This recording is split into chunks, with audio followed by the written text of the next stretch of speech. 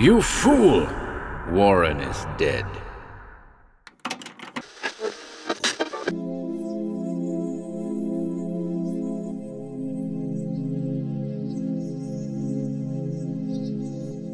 Cursed Curiosities, Volume 2. 10 more relics that shouldn't exist.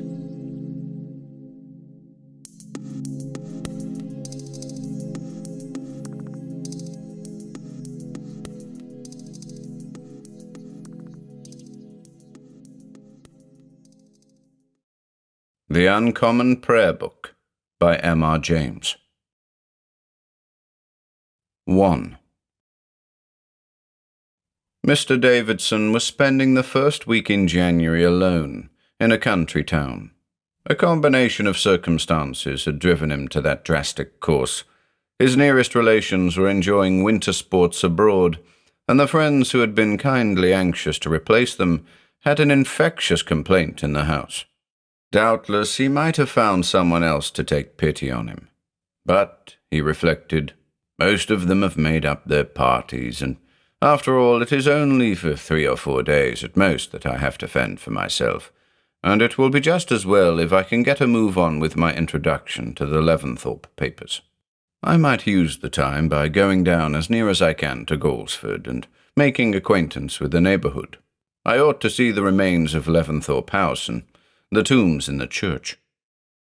The first day after his arrival at the Swan Hotel at Longbridge was so stormy that he got no farther than the tobacconist's. The next, comparatively bright, he used for his visit to Bousfield, which interested him more than a little, but had no ulterior consequences. The third, which was really a pearl of a day for early January, was too fine to be spent indoors.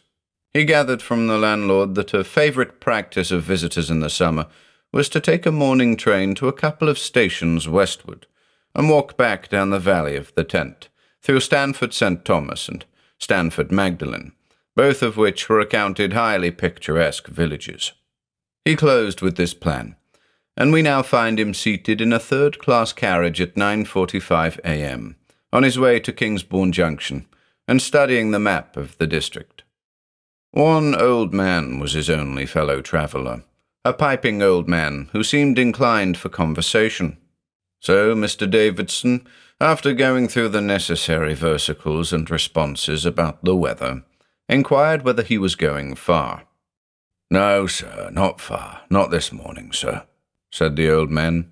"I ain't only going so far as what they call Kingsbourne Junction. There isn't but 2 stations betwixt here and there. Yes, they calls it Kingsbourne Junction."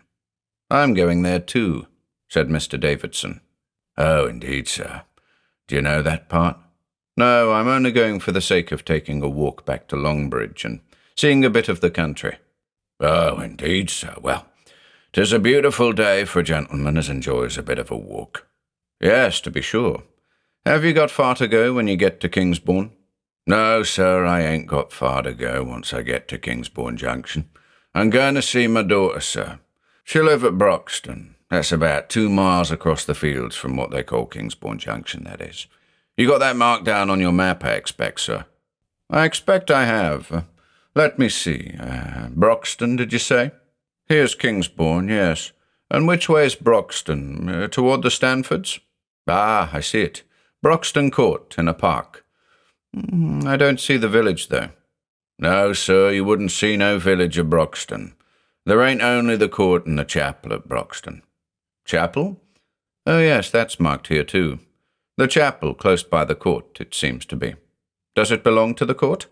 "Yes, sir, that's close up to the court, only a step. Yes, that belonged to the court. My daughter, you see, sir, she's the keeper's wife now, and she live at the court and look after things now the family's away." "No one living there now, then?" "No, sir, not for a number of years. The old gentleman, he lived there when I was a lad, and the lady, she lived on after him to very near upon 90 years of age. And then she died, and them that have it now, they've got this other place in Warwickshire, I believe it is, and they don't do nothing about letting the court out. But Colonel Wildman, he have the shooting, and young Mr. Clark, he's the agent, he come over once in so many weeks to see to things, and My daughter's husband, he's the keeper." "And who uses the chapel? Just the people round about, I suppose?" "Oh, no one don't use the chapel. Why, there ain't no one to go. All the people about, they go to Stanford St. Thomas Church. But my son-in-law, he go to Kingsbourne Church now, because the gentleman at Stanford, he have this Gregory sing in him. My son-in-law, he don't like that. He say he can hear the old donkey brain any day of the week, and he likes something a little cheerful on the Sunday." The old man drew his hand across his mouth and laughed. "That's what my son-in-law say. He say he can hear the old donkey," etc. Da capo.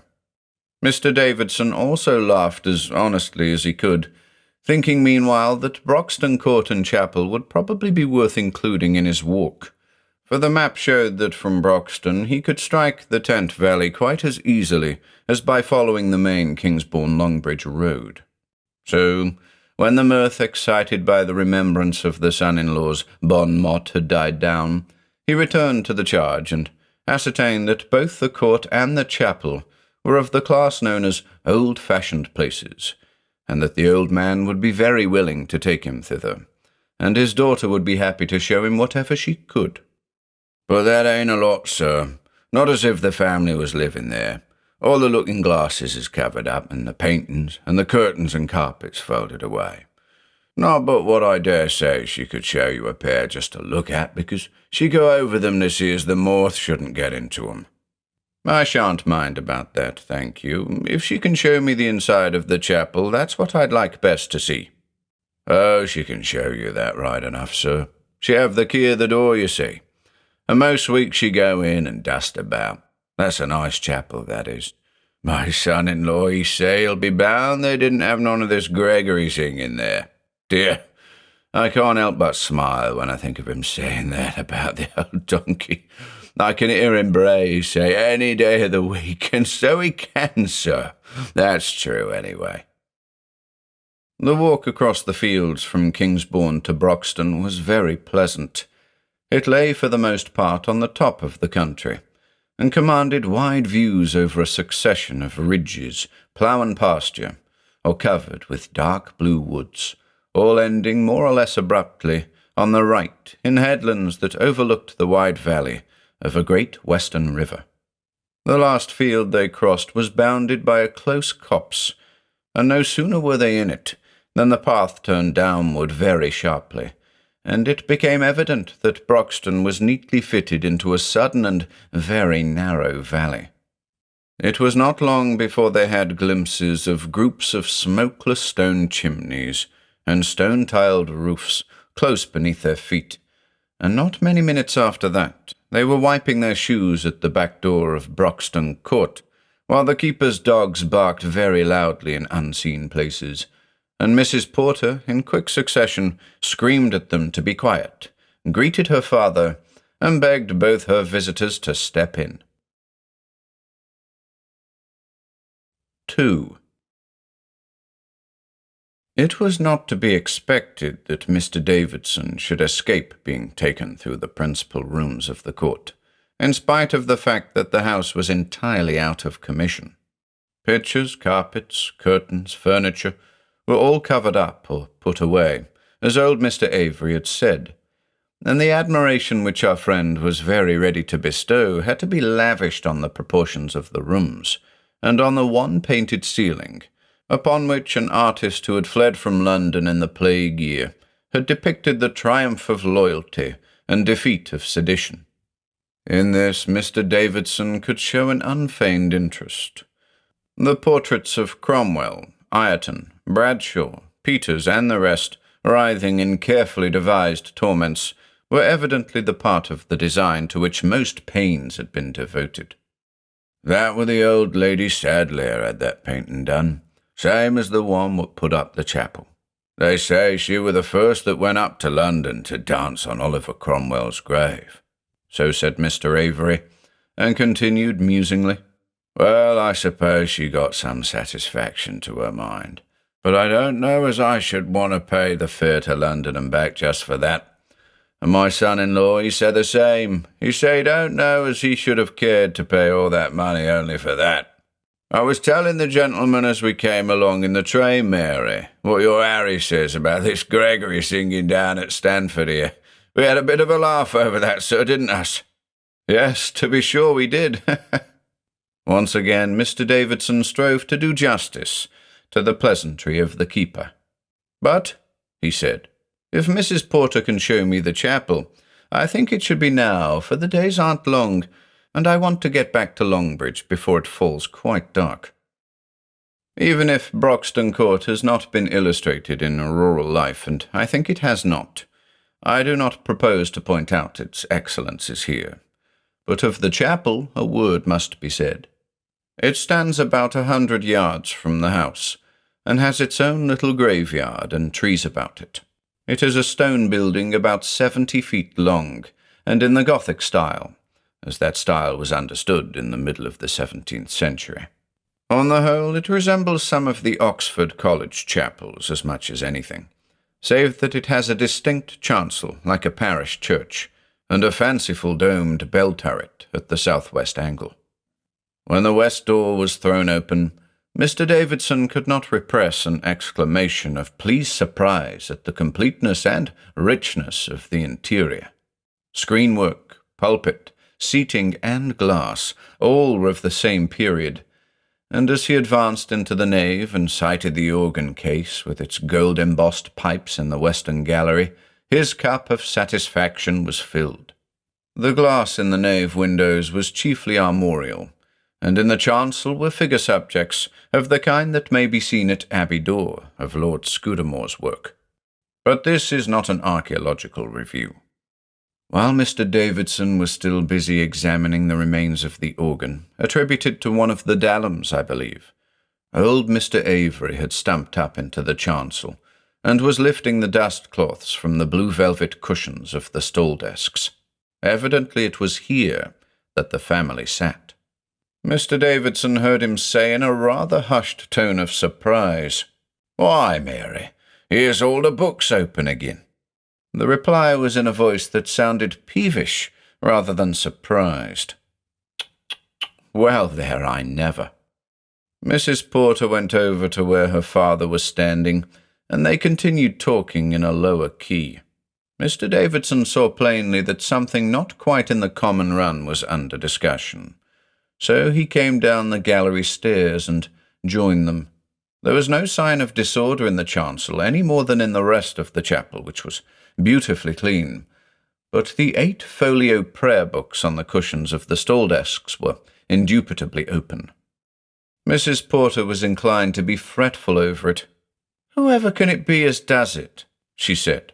"For there's no key but mine, nor yet door but the one we came in by, and the windows is barred, every one of 'em. I don't like it, father, that I don't." "What is it, Mrs. Porter? Anything wrong?" said Mr. Davidson. "No, sir, nothing really wrong, only these books. Every time, pretty near, that I come in to do up the place, I shuts 'em and spreads the cloths over 'em to keep off the dust, ever since Mr. Clark spoke about it when I first come. And yet there they are again, and always the same page. And as I says, whoever it can be as does it with the door and windows shut. And as I says, it makes anyone feel queer coming in here alone, as I have to do. Not as I'm given that way myself, not to be frightened easy, I mean to say. And there's not a rat in the place, not as no rat wouldn't trouble to do a thing like that, do you think, sir?"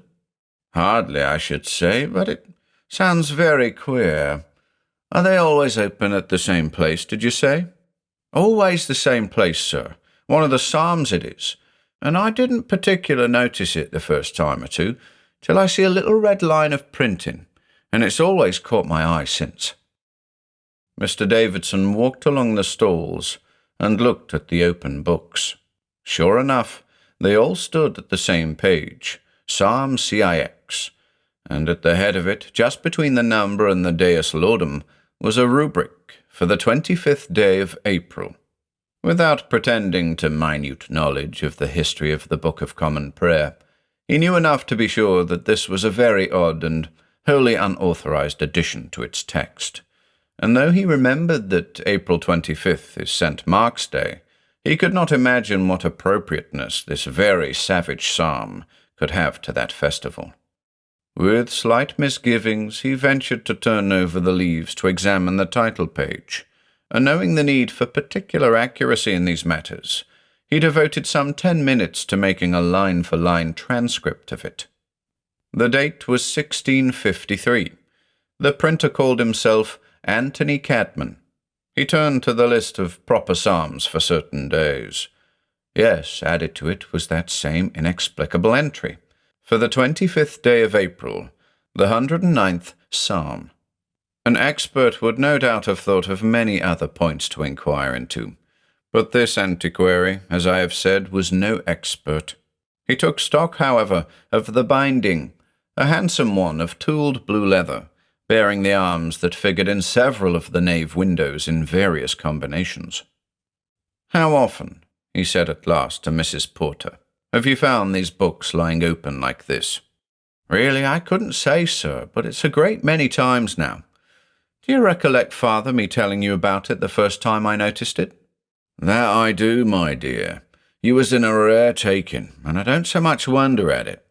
That was 5 year ago. I was paying you a visit at Michaelmas time, and you come in at tea time, and says you, 'Father, there's the books laying open under the cloths again.' And I didn't know what my daughter was speaking about, you see, sir, and I says, 'Books?' just like that, I says, and then it all came out. But as Harry says, that's my son-in-law, sir, whoever it can be, he says, as does it, because there ain't only the one door, and we keeps the key locked up, he says, and the windows is barred, every one of 'em. Well, he says, I lay once I could catch 'em at it, they wouldn't do it a second time, he says, and no more they wouldn't, I don't believe, sir. Well, that was 5 year ago, and it's been happening constant ever since by your account, my dear. Young Mr. Clark, he don't seem to think much to it. But then he don't live here, you see, and 'tisn't his business to come and clean up here of a dark afternoon, is it?" "I suppose you never notice anything else odd when you're at work here, Mrs. Porter?" said Mr. Davidson. "No, sir, I do not," said Mrs. Porter. "And it's a funny thing to me I don't, with the feeling I have as there's someone sitting there. No, it's the other side, just within the screen, and looking at me all the time I'm dusting in the gallery and pews. But I never yet see nothing worse than myself, as the saying goes, and I kindly hope I never may." 3. In the conversation that followed, there was not much of it. Nothing was added to the statement of the case. Having parted on good terms with Mr. Avery and his daughter, Mr. Davidson addressed himself to his 8-mile walk. The little valley of Broxton soon led him down into the broader one of the Tent, and on to Stanford St. Thomas, where he found refreshment. We need not accompany him all the way to Longbridge, but as he was changing his socks before dinner, he suddenly paused and said, half aloud, "By Jove, that is a rum thing." It had not occurred to him before how strange it was that any edition of the prayer book should have been issued in 1653, 7 years before the Restoration, 5 years before Cromwell's death, and when the use of the book, let alone the printing of it, was penal. He must have been a bold man who put his name and a date on that title page. Only, Mr. Davidson reflected, it probably was not his name at all, for the ways of printers in difficult times were devious. As he was in the front hall of the Swan that evening, making some investigations about trains, a small motor stopped in front of the door, and out of it came a small man in a fur coat, who stood on the steps and gave directions in a rather yapping foreign accent to his chauffeur. When he came into the hotel, he was seen to be black-haired and pale-faced, with a little pointed beard and gold pince-nez, altogether very neatly turned out. He went to his room, and Mr. Davidson saw no more of him till dinner-time. As they were the only two dining that night, it was not difficult for the newcomer to find an excuse for falling into talk. He was evidently wishing to make out what brought Mr. Davidson into that neighbourhood at that season. "Can you tell me how far it is from here to Arlingworth?" was one of his early questions, and it was one which threw some light on his own plans, for Mr. Davidson recollected having seen at the station an advertisement of a sale at Arlingworth Hall, comprising old furniture, pictures, and books. This, then, was a London dealer. "No," he said, "I've never been there. I believe it lies out by Kingsbourne. It can't be less than 12 miles. I see there's a sale there shortly." The other looked at him inquisitively, and he laughed. "No," he said, as if answering a question. "You needn't be afraid of my competing. I'm leaving this place tomorrow." This cleared the air, and the dealer, whose name was Homburger, admitted that he was interested in books, and thought there might be in these old country house libraries something to repay a journey. "For," said he, "we English have always this marvellous talent for accumulating rarities in the most unexpected places, ain't it?" And in the course of the evening he was most interesting on the subject of finds made by himself and others. "I shall take the occasion after this sale to look round the district a bit. Perhaps you could inform me of some likely spots, Mr. Davidson." But Mr. Davidson, though he had seen some very tempting locked-up bookcases at Broxton Court, kept his counsel. He did not really like Mr. Homburger. Next day, as he sat in the train, a little ray of light came to illuminate one of yesterday's puzzles. He happened to take out an almanac diary that he had bought for the new year, and it occurred to him to look at the remarkable events for April 25th. There it was, St. Mark, Oliver Cromwell born, 1599. That, coupled with the painted ceiling, seemed to explain a good deal. The figure of old Lady Sadleir became more substantial to his imagination, as of one in whom love for church and king had gradually given place to intense hate of the power that had silenced the one and slaughtered the other. What curious evil service was that which she and a few like her had been wont to celebrate year by year in that remote valley? And how in the world had she managed to elude authority? And again, did not this persistent opening of the books agree oddly with the other traits of her portrait known to him? It would be interesting for anyone who chanced to be near Broxton on the 25th of April to look in at the chapel and see if anything exceptional happened. When he came to think of it, there seemed to be no reason why he should not be that person himself, he, and if possible some congenial friend. He resolved that so it should be. Knowing that he knew really nothing about the printing of prayer books, he realized that he must make it his business to get the best light on the matter without divulging his reasons. I may say at once that his search was entirely fruitless. One writer of the early part of the 19th century, a writer of rather windy and rhapsodical chat about books, professed to have heard of a special anti-Cromwellian issue of the prayer book in the very midst of the Commonwealth period. But he did not claim to have seen a copy, and no one had believed him. Looking into this matter, Mr. Davidson found that the statement was based on letters from a correspondent who had lived near Longbridge, so he was inclined to think that the Broxton prayer books were at the bottom of it, and had excited a momentary interest. Months went on, and St. Mark's Day came near. Nothing interfered with Mr. Davidson's plans of visiting Broxton, or with those of the friend whom he had persuaded to go with him, and to whom alone he had confided the puzzle. The same 9:45 train, which had taken him in January, took them now to Kingsbourne. The same field path led them to Broxton. But today they stopped more than once to pick a cowslip. The distant woods and ploughed uplands were of another colour, and in the copse there was, as Mrs. Porter said, a regular charm of birds. Why, you couldn't hardly collect your mind sometimes with it.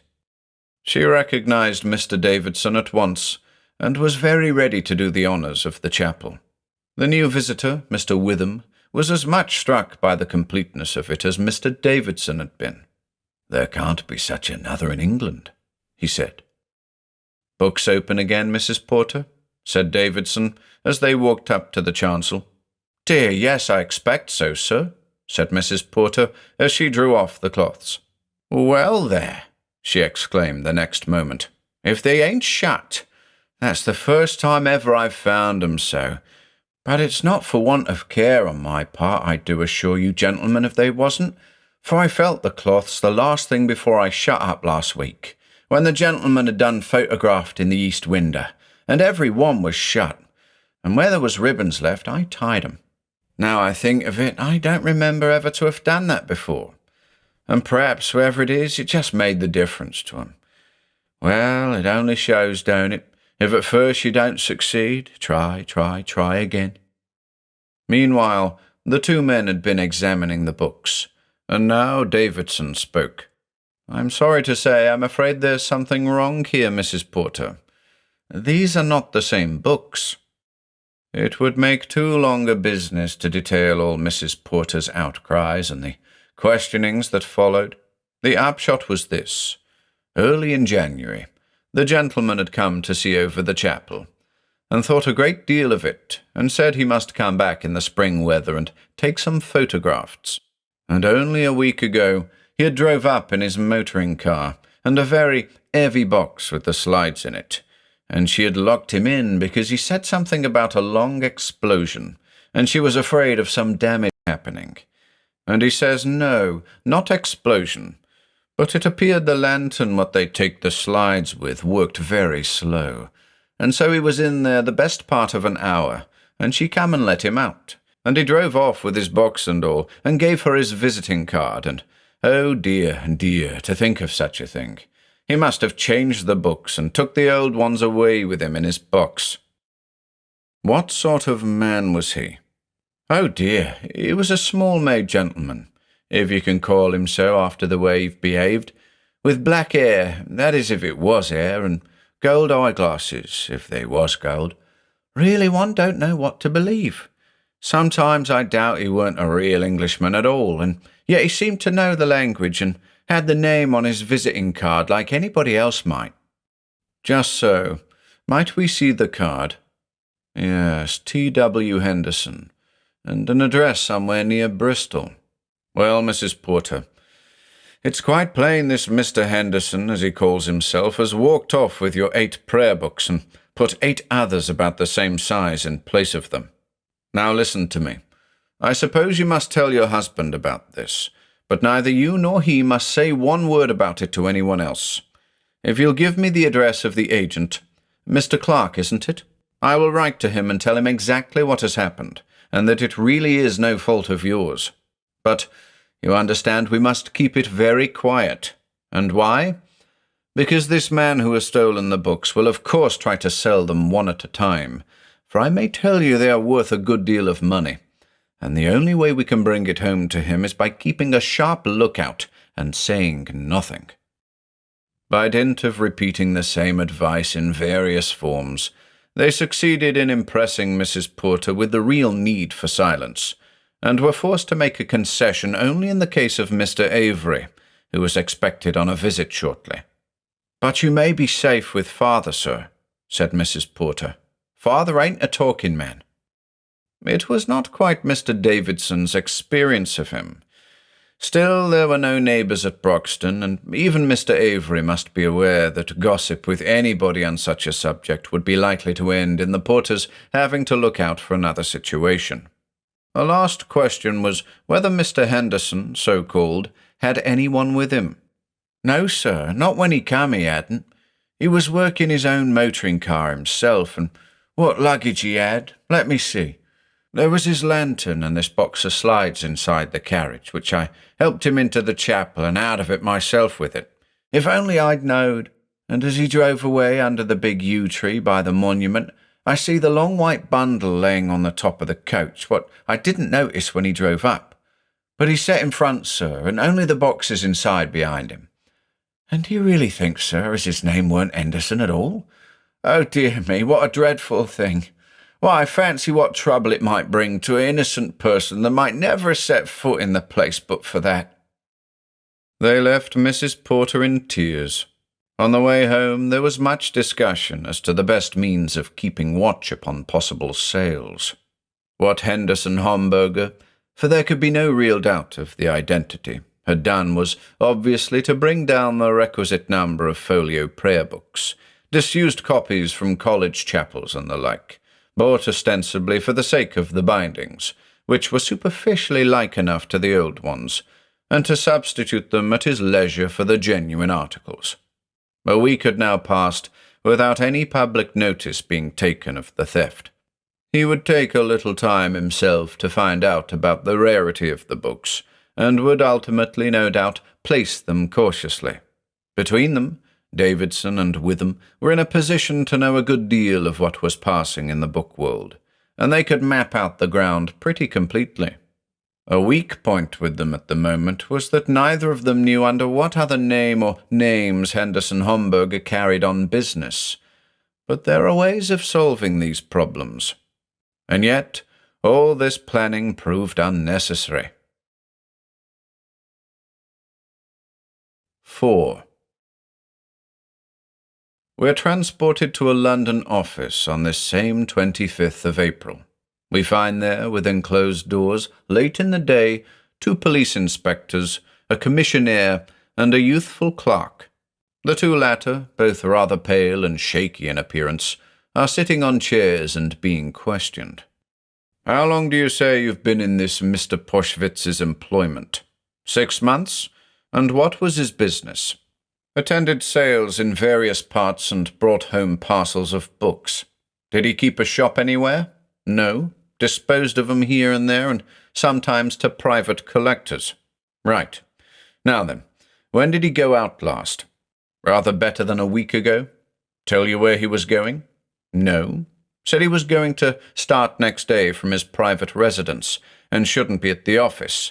That's here, eh? Before 2 days. You was to attend as usual." "Where is his private residence?" "Oh, that's the address. Norwood way. I see. Any family? Not in this country? Now then, what account do you give of what's happened since he came back?" "Came back on the Tuesday, did he? And this is the Saturday. Bring any books?" "1 package. Where is it?" "In the safe." "You got the key?" "No, to be sure. It's open, of course." "How did he seem when he got back?" "Cheerful." "Well, but how do you mean, curious?" "Thought he might be in for an illness. He said that, did he? Odd smell got in his nose. Couldn't get rid of it. Told you to let him know who wanted to see him before you let him in? That wasn't usual with him?" "Much the same all Wednesday, Thursday, Friday. Out a good deal. Said he was going to the British Museum. Often went there to make inquiries in the way of his business. Walked up and down a lot in the office when he was in. Anyone call in on those days? Mostly when he was out. Anyone find him in? Oh, Mr. Collinson. Who's Mr. Collinson? An old customer. Know his address? All right, give it us afterwards. Well now, what about this morning? You left Mr. Poschwitz's here at 12 and went home. Anybody see you? Commissionaire, you did? Remained at home till summoned here. Very well. Now, Commissionaire, we have your name. Watkins, eh? Very well. Make your statement. Don't go too quick, so as we can get it down. I was on duty here later than usual, Mr. Portwich having asked me to remain on and ordered his luncheon to be sent in, which came as ordered.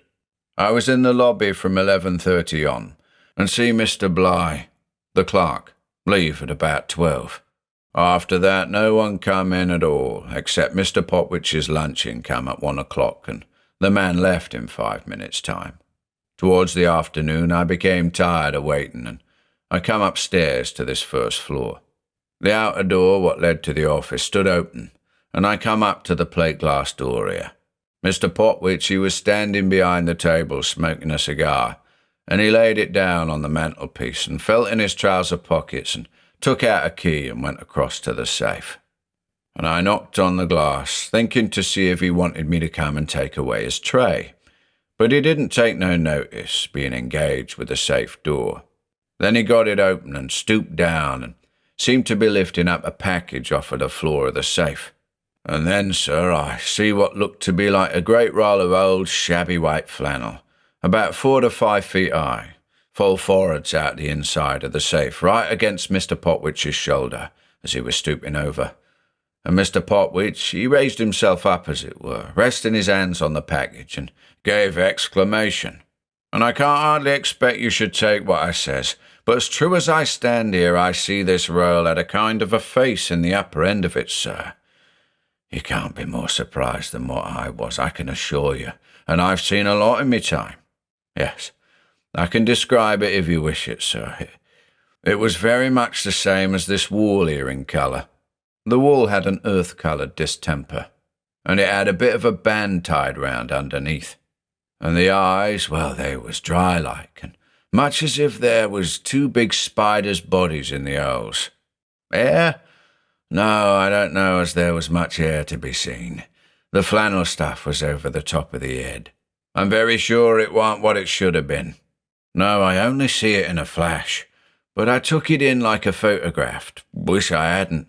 Yes, sir, it fell right over onto Mr. Potwitch's shoulder, and this face hid in his neck, yes, sir, about where the injury was. More like a ferret going for a rabbit than anything else.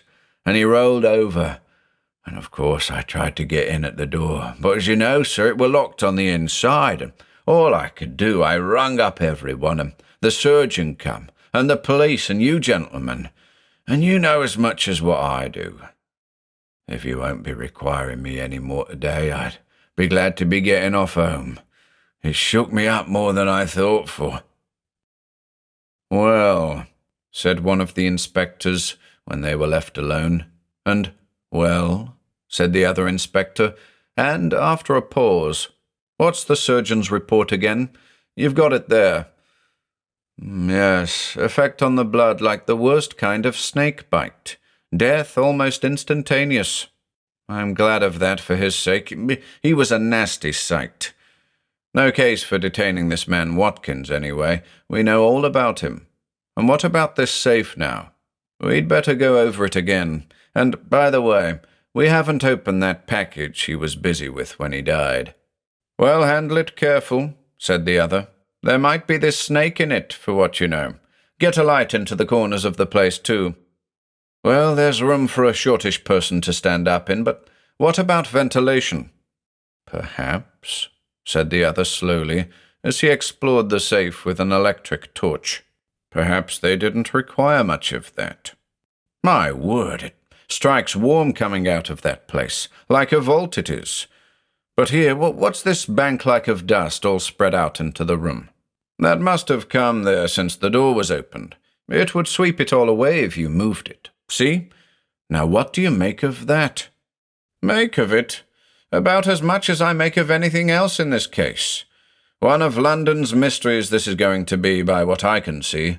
And I don't believe a photographer's box full of large-size old-fashioned prayer books is going to take us much further. For that's just what your package is. It was a natural but hasty utterance. The preceding narrative shows that there was in fact plenty of material for constructing a case, and when once Messrs. Davidson and Witham had brought their end to Scotland Yard, the join-up was soon made, and the circle completed. To the relief of Mrs. Porter, the owners of Broxton decided not to replace the books in the chapel. They repose, I believe, in a safe deposit in town. The police have their own methods of keeping certain matters out of the newspapers. Otherwise, it can hardly be supposed that Watkins's evidence about Mr. Poshwitz's death could have failed to furnish a good many headlines of a startling character to the press.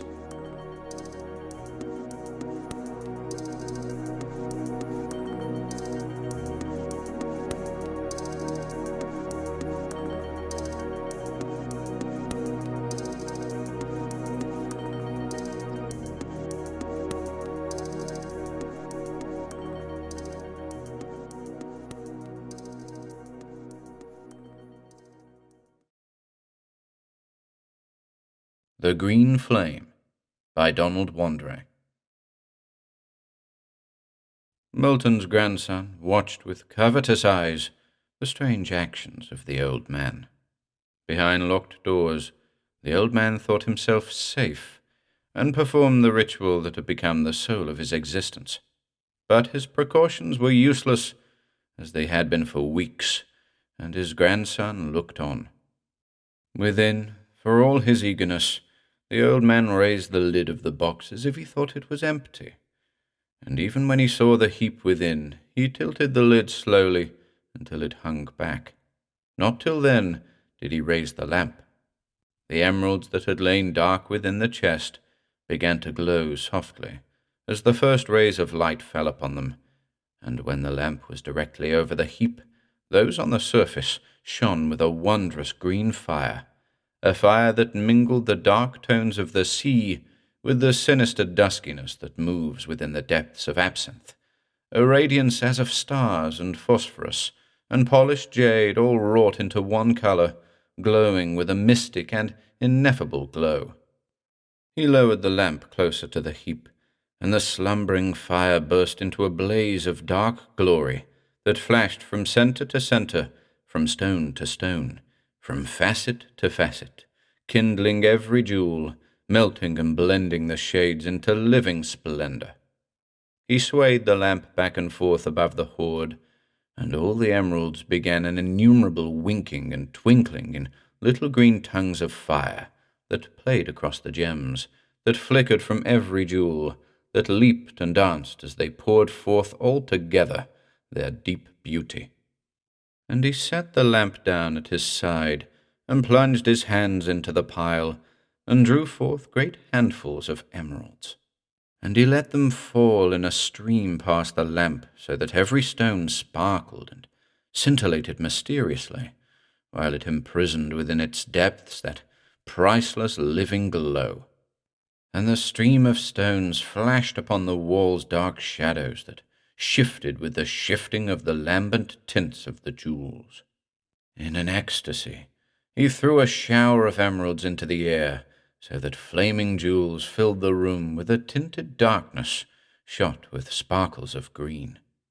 Again he lifted the lamp above the chest, and the emeralds shone with a multitudinous fire that swayed, oddly rhythmical, as if the gems were chanting an unknown music, could he but translate the colours into sound, into a symphony in green. His eyes were lighted, and his face shone with rapture.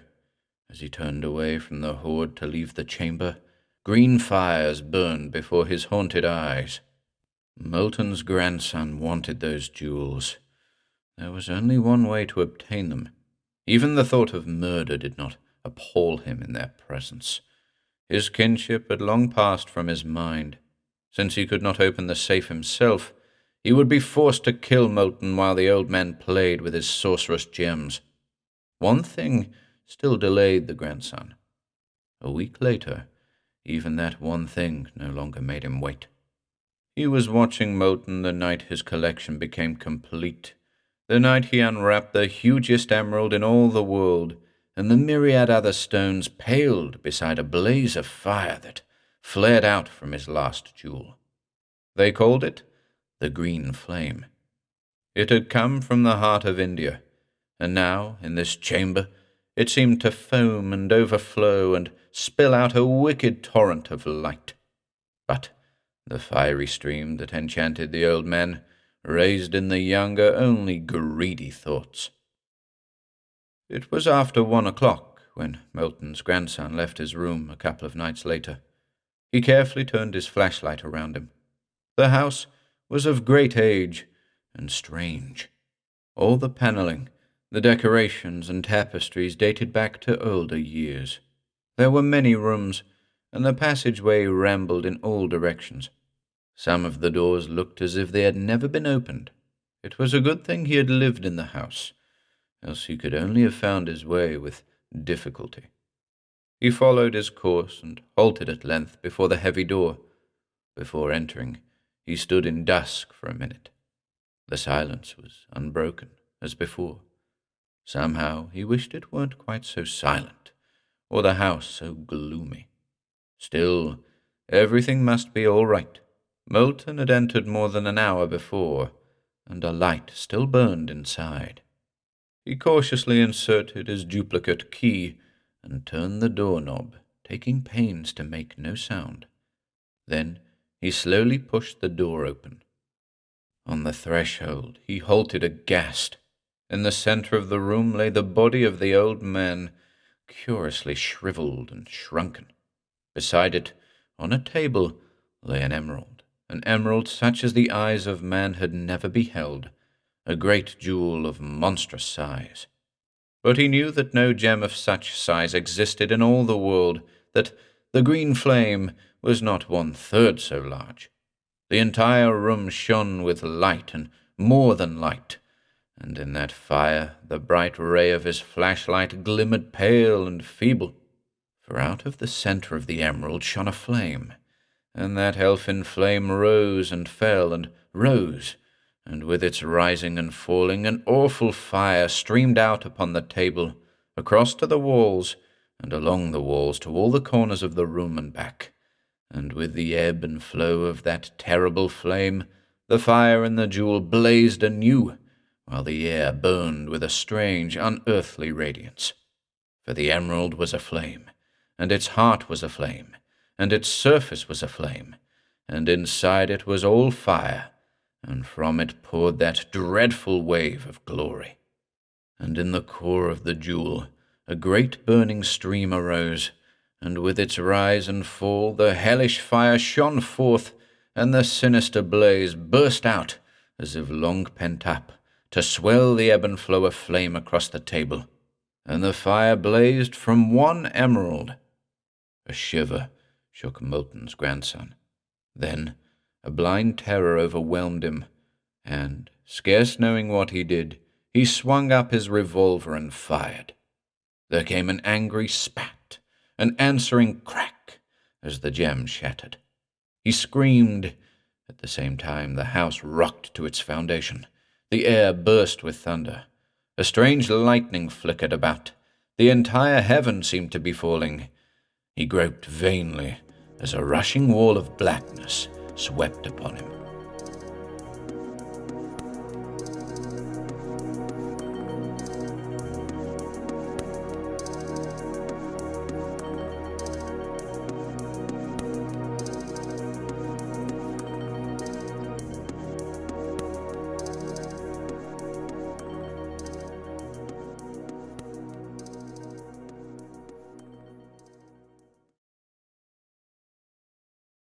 The Disinterment of Venus by Clark Ashton Smith.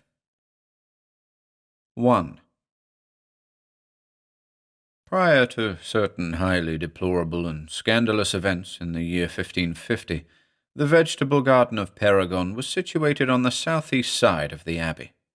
After these events it was removed to the northwest side, where it has remained ever since, and the former garden site was given to weeds and briars which, by strict order of the successive abbots, no one has ever tried to eradicate or curb. The happenings which compelled this removal of the Benedictines' turnip and carrot patches became a popular tale in Averoigne. It is hard to say how much or how little of the legend is apocryphal. One April morning, 3 monks were spading lustily in the garden. Their names were Paul, Pierre, and Hugues. The first was a man of ripe years, hale and robust. The second was in his early prime. The third was little more than a boy, and had but recently taken his final vows. Being moved with an especial ardour, in which the vernal stirring of youthful sap may have played its part, Hugues proceeded to dig the loamy soil even more diligently than his comrades. The ground was almost free of stones, owing to the careful tillage of many generations of monks, but anon, through the muscular zeal with which it was wielded, the spade of Hugues encountered a hard and well-buried object of indeterminate size. Hugues felt that this obstruction, which in all likelihood was a small boulder, should be removed for the honour of the monastery and the glory of God. Bending busily, he shovelled away the moist, blackish loam in an effort to uncover it. The task was more arduous than he had expected, and the supposed boulder began to reveal an amazing length and a quite singular formation as he bared it by degrees. Leaving their own toil, Pierre and Paul came to his assistance. Soon, through the zealous endeavours of the 3, the nature of the buried object became all too manifest. In the large pit they had now dug, the monks beheld the grimy head and torso of what was plainly a marble woman or goddess from antique years. The pale stone of shoulders and arms, tinged faintly as if with a living rose, had been scraped clean in places by their shovels, but the face and breasts were still black with heavily caked loam. The figure stood erect, as if on a hidden pedestal. One arm was raised, caressing with a shapely hand the ripe contour of shoulder and bosom. The other, hanging idly, was still plunged in the earth. Digging deeplier, the monks uncovered the full hips and rounded thighs, and, finally, taking turns in the pit, whose rim was now higher than their heads, they came to the sunken pedestal, which stood on a pavement of granite. During the course of their excavations, the brothers had felt a strange, powerful excitement whose cause they could hardly have explained, but which seemed to arise like some obscure contagion from the long-buried arms and bosom of the image. Mingled with a pious horror due to the infamous paganry and nudity of the statue, there was an unacknowledged pleasure, which the three would have rebuked in themselves as vile and shameful if they had recognized it. Fearful of chipping or scratching the marble, they wielded their spades with much chariness, and when the digging was completed and the comely feet were uncovered on their pedestal, Paul, the oldest, standing beside the image in the pit, began to wipe away with a handful of weeds and grass the maculations of dark loam that still clung to its lovely body. This task he performed with great thoroughness, and he ended by polishing the marble with the hem and sleeves of his black robe. He and his fellows, who were not without classic learning, now saw that the figure was evidently a statue of Venus, dating no doubt from the Roman occupation of Averoigne, when certain altars to this divinity had been established by the invaders. The vicissitudes of half-legendary time, the long dark years of inhumation, had harmed the Venus little, if at all. The slight mutilation of an ear-tip half hidden by rippling curls, and the partial fracture of a shapely middle toe merely served to add, if possible, a keener seduction to her languorous beauty. She was exquisite as the succubi of youthful dreams, but her perfection was touched with inenarrable evil. The lines of the mature figure were fraught with a maddening luxuriousness. The lips of the full Circean face were half pouting, half smiling, with ambiguous allure. It was the masterpiece of an unknown decadent sculptor, not the noble maternal Venus of heroic times, but the sly and cruelly voluptuous Cytherean of dark orgies, ready for her descent into the hollow hill. A forbidden enchantment, an unhallowed thraldom seemed to flow from the flesh-pale marble, and to weave itself like invisible hair about the hearts of the brothers. With a sudden, mutual feeling of shame, they recalled their monkhood and began to debate what should be done with the Venus, which, in a monastery garden, was somewhat misplaced. After brief discussion, Hugues went to report their find to the abbot and await his decision regarding its disposal. In the meanwhile, Paul and Pierre resumed with their garden labours, stealing, perhaps, occasional covert glances at the pagan goddess. 2. Augustine, the abbot, came presently into the garden, accompanied by those monks who were not, at that hour, engaged in some special task. With a severe mien, in silence, he proceeded to inspect the statue, and those with him waited reverently, not venturing to speak before their abbot had spoken. Even the saintly Augustine, however, in spite of his age and rigorous temper, was somewhat discomfited by the peculiar witchery which seemed to emanate from the marble. Of this he gave no sign, and the natural austerity of his demeanour deepened. Curtly, he ordered the bringing of ropes, and directed the raising of the Venus from her loamy bed to a standing position on the garden ground beside the hole. In this task, Paul, Pierre, and Hugues were assisted by 2 others. Many of the monks now pressed forward to examine the figure closely, and several were even prompted to touch it till rebuked for this unseemly action by their superior. Certain of the elder and more austere Benedictines urged its immediate destruction, arguing that the image was a heathen abomination that defiled the abbey garden by its presence. Others, the most practical, pointed out that the Venus, being a rare and beautiful example of Roman sculpture, might well be sold at a goodly price to some rich and impious art lover. Augustine, though he felt that the Venus should be destroyed as an impure pagan idol, was filled with a queer and peculiar hesitation which led him to defer the necessary orders for her demolishment. It was as if the subtly wanton loveliness of the marble were pleading for clemency like a living form, with a voice half human, half divine.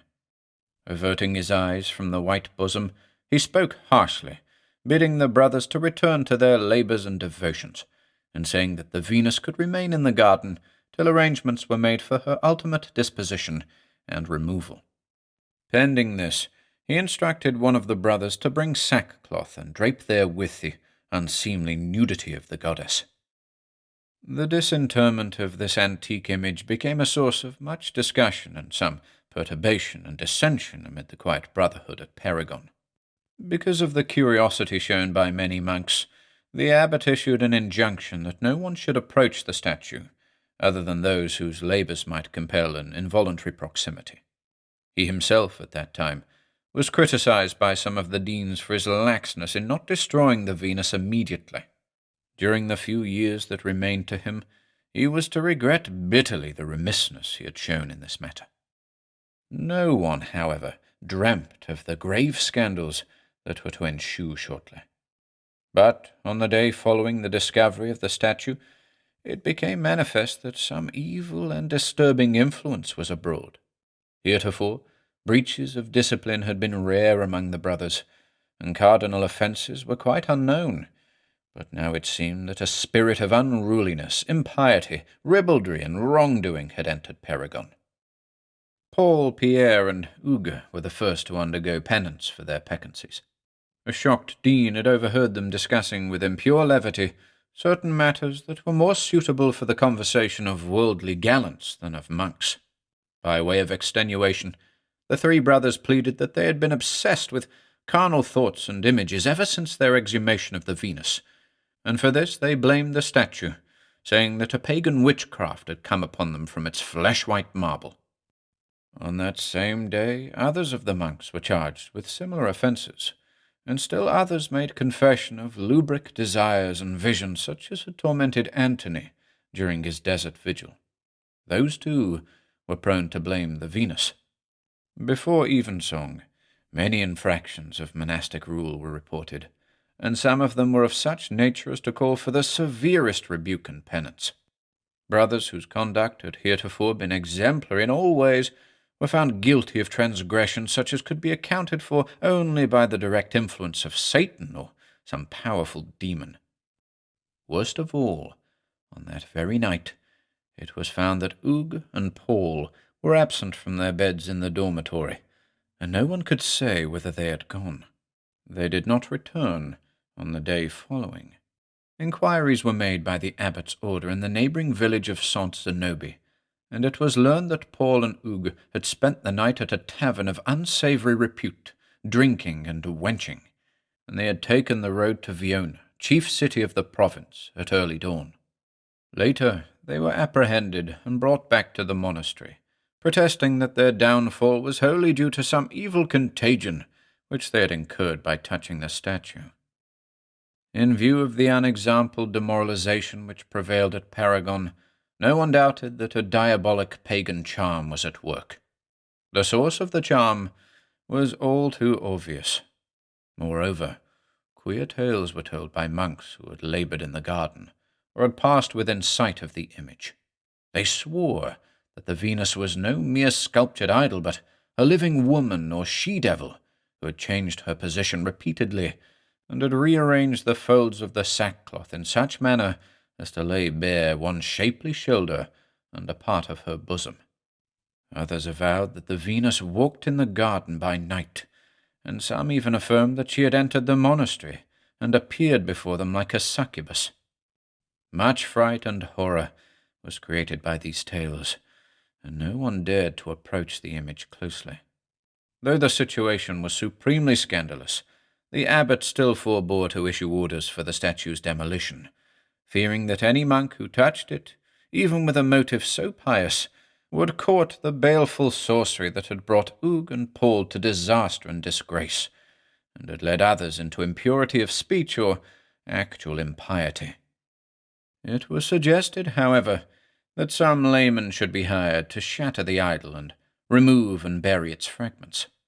This, no doubt, would have been accomplished in good time, if it had not been for the hasty and fanatic zeal of Brother Louis. 3. This brother, a youth of good family, was conspicuous among the Benedictines both for his comely face and his austere piety. Handsome as Adonis, he was given to ascetic vigils and prolonged devotions, outdoing in this regard the abbot and the deans. At the hour of the statue's disinterment, he was busily engaged in copying a Latin testament, and neither then nor at any later time had he cared to inspect a find which he considered more than dubious. He had expressed disapprobation on hearing from his fellows the details of the discovery, and feeling that the abbey garden was polluted by the presence of an obscene image, he had purposely avoided all windows through which the marble might have been visible to his chaste eyes. When the influence of heathen evil and corruption became manifest amid the brothers, he had shown great indignation, deeming it a most insufferable thing that virtuous, God-fearing monks should be brought to shame through the operation of some hellish pagan spell. He had reprobated openly the hesitation of Augustine and his delay in destroying the maleficent title. More mischief, he said, would ensue if it were left intact. In view of all this, extreme surprise and alarm were felt at Paragon when, on the 4th day after the exhumation of the statue, Brother Louis was discovered missing. His bed had not been occupied on the previous night, but it seemed impossible that he could have fled the monastery, yielding to such desires and impulsions as had caused the ruin of Paul and Hugues. The monks were strictly interrogated by their abbot, and it was revealed that Brother Louis, when last seen, had been loitering about the abbey workshop. Since, formerly, he had shown small interest in tools or manual labor, this was deemed a peculiar thing. Forthwith, a visit was made to the workshop, and the monk in charge of the smithy soon found that one of his heaviest hammers had been removed. The conclusion was obvious to all. Louis, impelled by virtuous ardor and holy wrath, had gone forth during the night to demolish the baleful image of Venus. Augustine and the brothers who were with him repaired immediately to the garden. There they were met by the gardeners, who, noticing from afar that the image no longer occupied its position beside the pit, were hurrying to report this matter to the abbot. They had not dared to investigate the mystery of its disappearance, believing firmly that the statue had come to life and was lurking somewhere about the garden. Made bold by their number and by the leadership of Augustine, the assembled monks approached the pit. Beside its rim, they beheld the missing hammer, lying on the clodded loam as if Louis had cast it aside. Nearby was the sacking that had clothed the image, but there were no fragments of broken marble such as they had thought to see. The footprints of Louis were clearly imprinted upon the pit's margin, and were discernible in strangely close proximity to the mark left by the pedestal of the statue. All this was very peculiar, and the monks felt that the mystery had begun to assume a more than sinister tinge. Then, peering into the hole itself, they beheld a thing that was explicable only through the machinations of Satan, or one of Satan's most pernicious and seductive she-demons. Somehow the Venus had been overturned and had fallen back into the broad, deep pit. The body of Brother Louis, with a shattered skull and lips bruised to a sanguine pulp, was lying crushed beneath her marble breasts. His arms were clasped about her in a desperate, lover-like embrace, to which death had now added its own rigidity. Even more horrible and inexplicable, however, was the fact that the stone arms of the Venus had changed their posture, and were now folded closely about the dead monk, as if she had been sculptured in the attitude of an amorous enlacement. The horror and consternation felt by the Benedictines were inexpressible. Some would have fled from the spot in panic after viewing this frightful and most abominable prodigy, but Augustine restrained them, his features stern with the religious ire of one who beholds the fresh handiwork of the adversary. He commanded the bringing of a cross, an aspergillus and holy water, together with a ladder for use in descending into the pit, saying that the body of Louis must be redeemed from the baleful and dolorous plight into which it had fallen. The iron hammer, lying beside the hole, was proof of the righteous intention with which Louis had gone forth, but it was all too plain that he had succumbed to the hellish charms of the statue. Nevertheless, the Church could not abandon its erring servant to the powers of evil. When the ladder was brought, Augustine himself led the descent, followed by 3 of the stoutest and most courageous brothers, who were willing to risk their own spiritual safety for the redemption of Louis. Regarding that which ensued, the legends vary slightly. Some say that the aspersions of holy water, made by Augustine on the statue and its victim, were without palpable effect, while others relate that the drops turned to infernal steam when they struck the recumbent Venus, and blackened the flesh of Louis like that of a month-old cadaver, thus proving him wholly claimed by perdition. But the tales agree in this, that the strength of the 3 stout brothers, labouring in unison at their abbot's direction, was impotent to loosen the marble clasp of the goddess from about her prey. So, by the order of Augustine, the pit was filled hastily to its rim with earth and stones, and the very spot where it had been, being left without mound or other mark, was quickly overgrown by grass and weeds, along with the rest of the abandoned garden.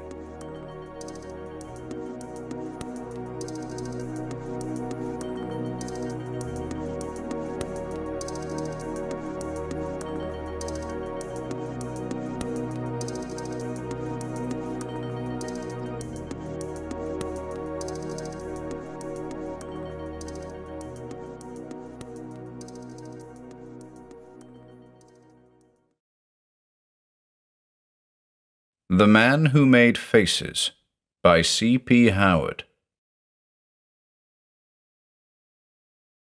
1. Deception is the game of the mask-maker, barked Nigel Jones, addressing the smattering of students before him. Keep this in mind as we move forward. The lecture hall was a modest one, but still his words echoed from wall to wall, emphasizing the failure of his cause. Jones was an artist, a man of passion and ambition, and yet there he was, straddling the void between poverty and the dream, incapable of sparking the imaginations of 12 heavy-lidded teenagers. In one hand, his dominant hand, he held a plain papier-mâché mask, its empty eyes staring at the floor. This, he continued, raising the mask after the fashion of an Olympic medal, is where your journey begins. The blank canvas, as it were. The face, a face, any face. The sound of his own voice irritated him, made him irrationally self-conscious. His cheeks burned with an uncharacteristic flush. Linda Wallace noticed the blush, and Jones saw that she noticed. This only intensified the sensation, his eyes remaining on the young lady a fraction of a second too long, a fraction of a second coloured by an expression not fit for a man in his position. Any face, Jones repeated, unaware that Mike Bennett had caught the awkward exchange and was silently fuming. After all, Wallace was Bennett's girl. There wasn't a chance in hell he was going to let a dumpy lecturer double his age, leer at her, and get away with it. So we skip ahead a couple of hours, to the unfortunate moment Nigel Jones is making his way across the school car park when he's accosted by an enraged Mike Bennett. Bennett's a big lad, with big arms and big hands, and has no trouble whatsoever in grabbing Jones by the shoulders and pushing him to the ground. Jones has barely opened his mouth in protest when Bennett's on top of him, a raging mass silhouetted by the harsh glare of the street lamp above. He's pummeling Jones, fists rising and falling like sledgehammers striking stone, pounding jaw, cheekbone, nose, and head with alarming brutality. "You fucking pervert," Bennett spits, kicking him now. "Don't you ever look at her like that again." But Jones is in no position to respond. He's bewildered, overwhelmed, throbbing from head to toe, his thoughts a jumble. He glimpses one final fist falling like a boulder from a cliff before he's knocked into oblivion. Mike Bennett stumbled out of a backstreet bar, drunk and disorderly. 5 years had passed following the attack on his former teacher, Nigel Jones, and life hadn't been good to him. Linda Wallace had long since abandoned him, as had his prospects for further education. He'd turned to booze at the tender age of 19, and by 23 was a hopeless alcoholic. Eruptions of violence were commonplace, often landing him behind bars for days at a time. Ironically, no punishment had followed his terrible assault on Jones. He'd left the hapless figure broken and bleeding on the cold ground, heedless of the extent of the wounds he'd inflicted, retreating to his lair in the basement of his parents' home, his heavy fists bruised and aching, stained with blood. And there he'd remain for some time, awaiting the inevitable knock at the door, a knock that, as luck would have it, never came. Clandestine inquiries were made, and it transpired that, of course, Jones had been admitted to hospital, and, as a result of his injuries, had fallen into a coma. The attack occurred outside of the range of closed-circuit television, and there were no witnesses, and so, in effect, Mike Bennett had got away with it, for the time being at least. He certainly wouldn't be turning himself in at the nearest police station. But he felt no joy, no reprieve, just a severe ramping up of latent rage, poorly restrained by drink and drugs. After a while, talk of Nigel Jones and his whereabouts disappeared from the rumour mill, but the thought of what might have become of him haunted Bennett. The big lad fell into a spiral of destructive behaviours, fueled by nightmare visions involving the collapsing face of Jones, a face once round and pudgy, now gaunt and deformed, nose broad and flat, oozing blood, eyes like slots, black and bulging, lips like dinghies, cheeks like pancakes. And it was such an image that filled his intoxicated brain as he staggered across the road, narrowly avoiding the late afternoon traffic, navigating the winding streets of the city, in search of the flat above MS News. Outside the flat, his home for the last 2 years, Mark Sugar, the proprietor of the newsagents over which his humble abode floated, popped his skinny head out of the shop and handed Bennett a package. "Parcel for you," Sugar said in his inimitable way, a voice at once dull and shrill. "Postie dropped it this morning." "Cheers," Bennett slurred, clutching the unexpected delivery. In the small living room of his flat, Bennett, his head spinning and unsteady on his feet, inspected the contents of the package. He paid no mind to the poorly handwritten address on the top of the small box, quickly discarding it, as his eyes fell on what lay within. It was a papier-mâché mask. In spite of his inebriation, Bennett recognized the crude depiction of his own face, squinted at it and scowled, the hairs on the back of his neck standing on end. The mask scowled back, the empty eye-holes bottomless pits, its lips downturned in mocking tragedy. His pock-marked complexion had been captured, the surface of the mask coarse and uneven, hideous to the touch.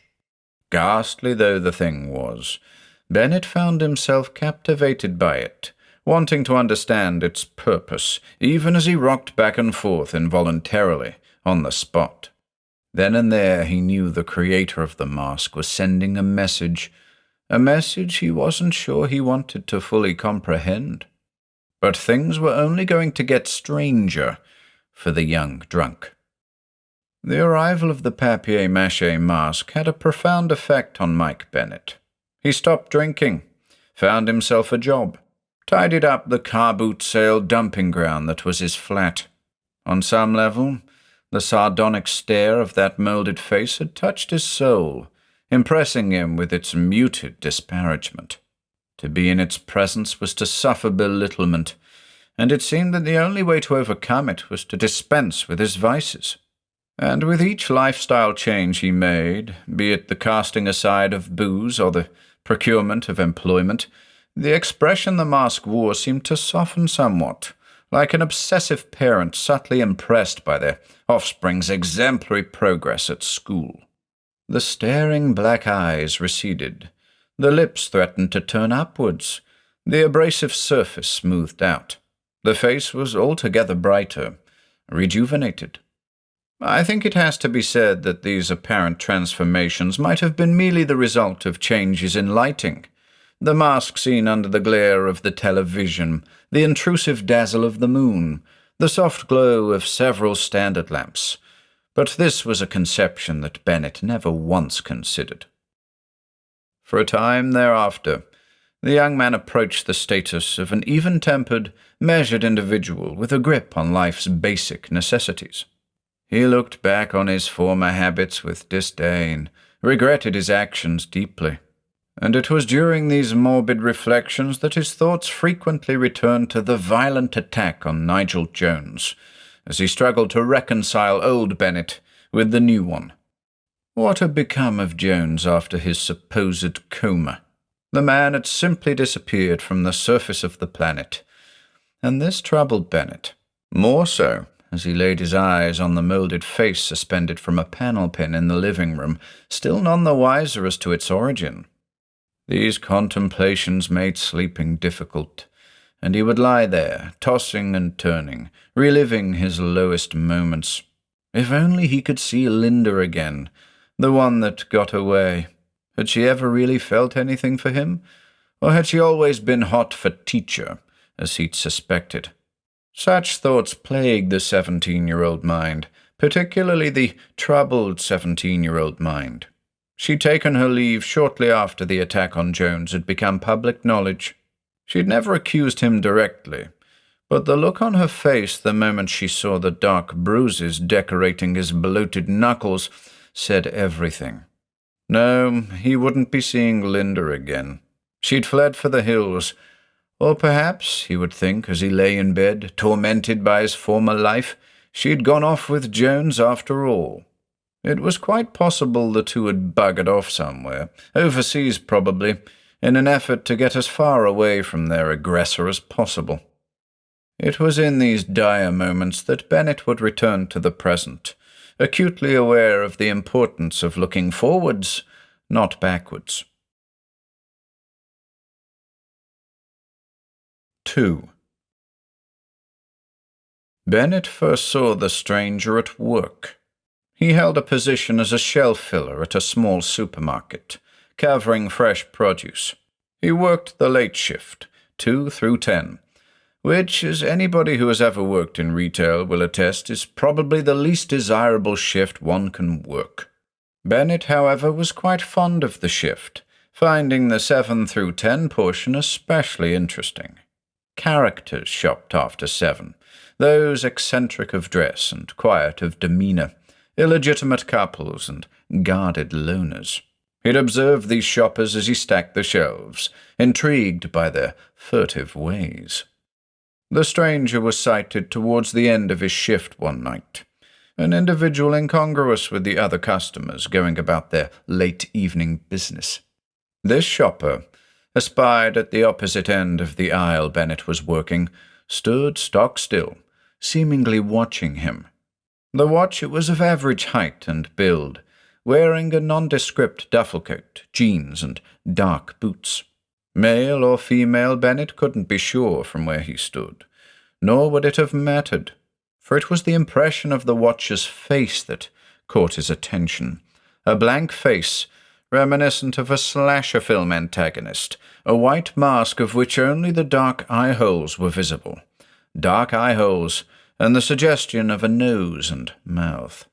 Dishevelled black hair tumbled from the crown, looking for all the world as unsettling and false as the face below it. Bennett twitched and shuffled on the spot, wanting to look away, but finding it impossible to do so. The watcher held his attention. There was something in that barely seen face that called to him, something of guile in those frozen features. He grinned, then winced, his own face betraying his befuddlement.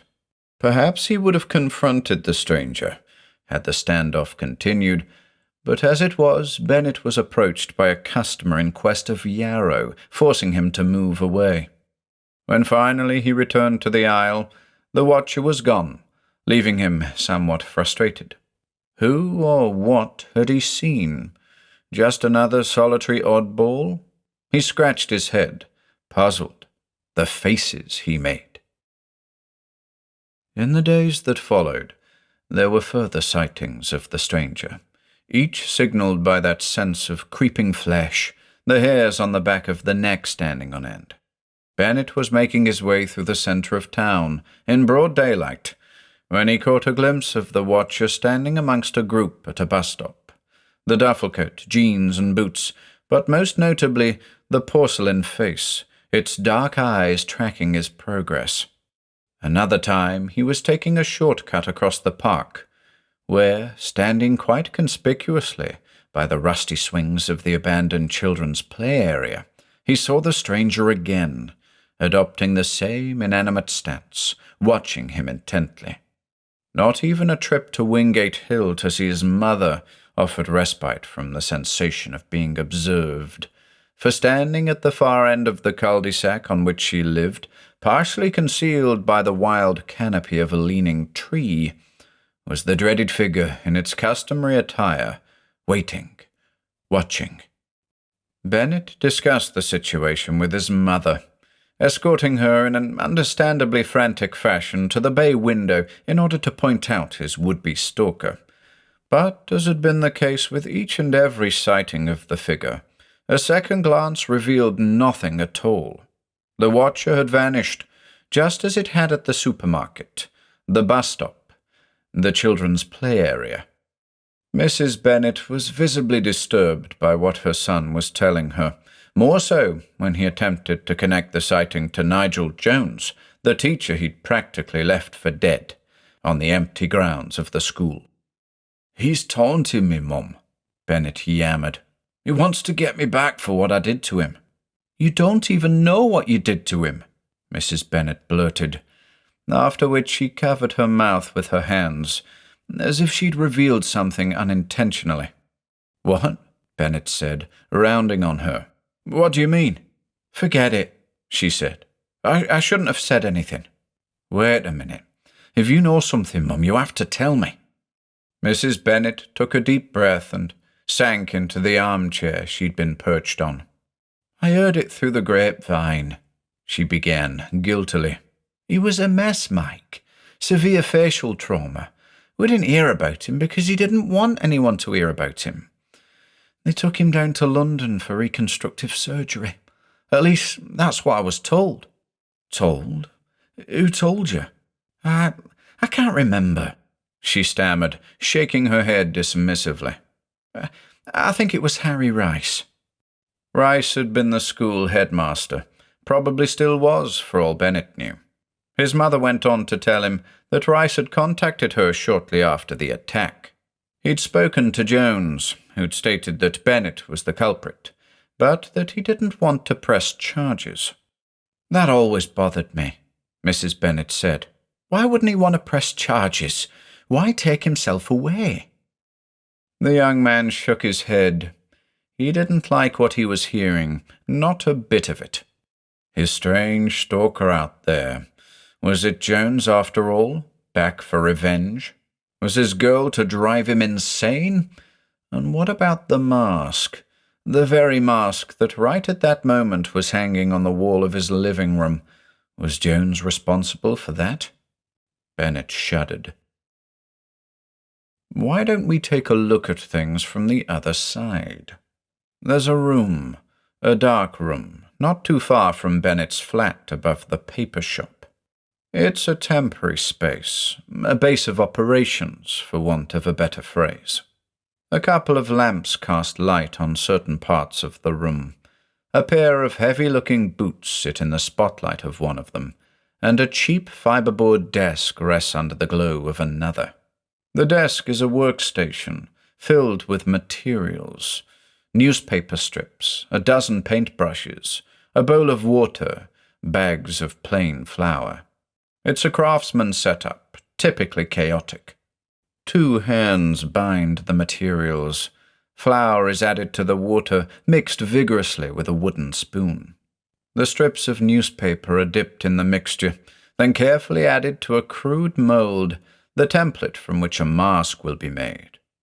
There are other masks in the dark room, many plain faces, some lost in shadow, others on the periphery of light. It's a strange place, a den born of obsession.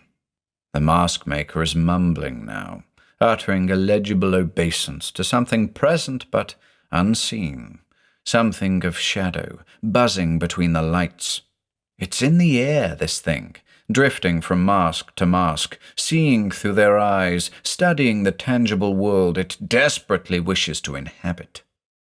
Bennett, we hear from lips that don't move. Bennett, it repeats, in a low voice impossible to describe. The figure at the desk completes the task at hand, suspending the wet creation from a line above the workstation. Admiring its work, the figure takes a step back, into the waiting moor of the bodiless thing in the shadows. The touch of the thing is a laudatory caress. It is very pleased with the figure's latest creation. Bennett, we hear once more, as our eyes are drawn to that glossy mask, the perfect likeness of a scowling, eyeless Mike Bennett. There isn't much more to tell. Mike Bennett's fate, it would seem, was determined by that violent outburst at the tender age of 17. And it was with thoughts of an indifferent universe, in whose galaxies, nebulae, stars, and planets continued their unconscious journeys, that Bennett returned to the confines of his little flat, his overwrought brain buzzing. The trip home had been arduous, a good 4-mile walk during which he felt eyes on him at regular intervals, black hollows that promised only annihilation. Waiting for him on the living-room wall was his papier-mâché likeness, its features contorted now by the glare of passing headlights, a seemingly endless stream of them. He saw the gamut of human emotions there, captured on paper. Anger, disgust, fear, happiness, sadness, and lastly surprise, an emotion he himself was now experiencing, owing to a glance out of the corner of his eye that had revealed the watcher outside, just across the street, looking up at him through the window, its blank gaze dazzling his senses. "Who are you?" he yelled at the glass, the sound absorbed by the double glazing. "What do you want from me?" And it smiled. The paper face of the watcher grinned, revealing a third cavernous void, in addition to the 2 eye-holes. It was a dreadful thing to behold, at once plain and abstract, setting Bennett's hair on end, like a charge of static.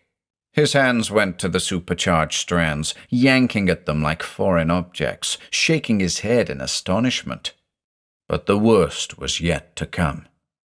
Bennett stumbled backwards, forcing himself to look away from the monstrosity outside, only to discover another grinning facade in his midst. The mask on the wall was leering at him now, in a crooked sneer that revealed teeth like his, but yellow and cracked, like the crumbling fangs of the elderly or disease-stricken. He tried to look away, but found that he couldn't. It was like looking into a mirror, forced to confront his imperfections, knowing full well that there was nothing he could do about them, trapped as he was by the mistakes he'd made, the risks he'd taken. "Mike," came a voice over his shoulder, a whisper like a breath of air. He spun around, coming face to face with the stranger standing there, a figure much smaller than himself, a figure possessing the unmistakable curves of a woman, curves somehow familiar to him. The duffel coat couldn't hide those lines, nor could the jeans. But try as he might, squinting and rubbing his eyes like a man drenched in pepper spray, he couldn't see the face of the stranger. It was a blur, a mass of achromatic shades, like the face of a criminal blurred out on television. Then up came the hands, the lithe, colourless hands, in a rapid groping at his face. They clawed at him, long nails scratching his skin, drawing blood almost instantly. He tried to defend himself, tried to stop the cat-like grazing, but he was powerless to prevent it. In a matter of seconds, the sharp claws had cut through the epidermis and dermis, and were making light work of the subcutaneous tissue, seeking muscle and bone. The scene was ghastly in the extreme, the walls of Bennett's living room fairly covered with blood, fats, and minerals. He wanted to scream, but found that he could only manage a strained groan, this due to the fact that his mouth was no longer a mouth, but a wide gash from ear to ear, from out of which flopped a lacerated tongue, split in two like the tongue of a lizard. But we needn't go on with the details of Bennett's awful defacement. Suffice it to say, his minutes were numbered. He slumped to the floor, his consciousness having retreated to minimum safe distance, watching the maniacal figure before his blood-smeared eyes from the end of a long and dark tunnel. As his last handful of breaths came and went, the face of his attacker was revealed. A mask was removed, the same blank face that had stalked him. But it wasn't Nigel Jones, nor was it a stranger. It was the clean, beautiful face of Linda Wallace. The faces she made. Mike Bennett's body was discovered 2 days later, after a number of calls placed by his mother and employer had gone unanswered. Police had found him in the living room of his flat, lying face down on the threadbare carpet. The cause of death was unable to be determined, as there was no evidence of physical injury, and, according to the medical examiner, Bennett had been a healthy young man, not suffering from any known disease, nor had he ingested anything that would have resulted in his untimely end. The only remarkable oddity in the room was the papier-mâché mask on the wall, a mask in Bennett's likeness, thoroughly shredded and hanging in tatters. A small penknife was found on the floor nearby.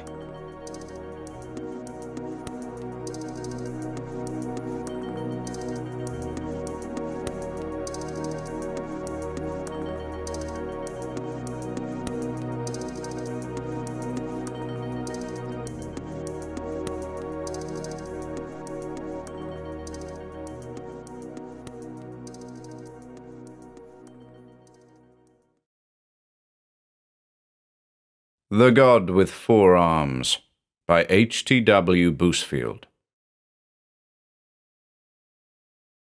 I have drawn on my own imagination just enough to turn my father's voluminous notes into a connected narrative, and no more. Indeed, there was little to add to them. My father was a careful man, in everything but money, as I discovered when he died a couple of years ago. He was a doctor, with rather a fashionable practice in West London, which was slightly handicapped by his insatiable curiosity. He spent an incredible amount of time in the slums, in the foreign quarters, down by the docks, getting into conversation with every type of every race. He was a brilliant linguist, so he missed few opportunities, and whenever he came upon something unusual, he carefully noted it down. In his later years, when Fortunately, a couple of capable partners did most of his work for him. He spent very little time indeed at his proper business. He even, I understand, established a sort of free surgery where a man could get expert medical attention in return for a good story. That description will identify him to anybody familiar with Rotherhithe. He was not known there by his real name. He called himself Dr. James. John Maxton was one of my less respectable acquaintances on London's seaboard. He was an interesting ruffian, however, and I tolerated him for the sake of his reminiscences. He had been to 1,000 places and seen 10,000 sights that I could never hope to see. Probably a good many police forces would have been glad to know his address, but in London he was extremely careful. The London police considered him not only harmless, but respectable. His ostensible business was a licensed grocery. He also owned a certain amount of house property dotted here and there, slum properties, of course, and 1 or 2 shops.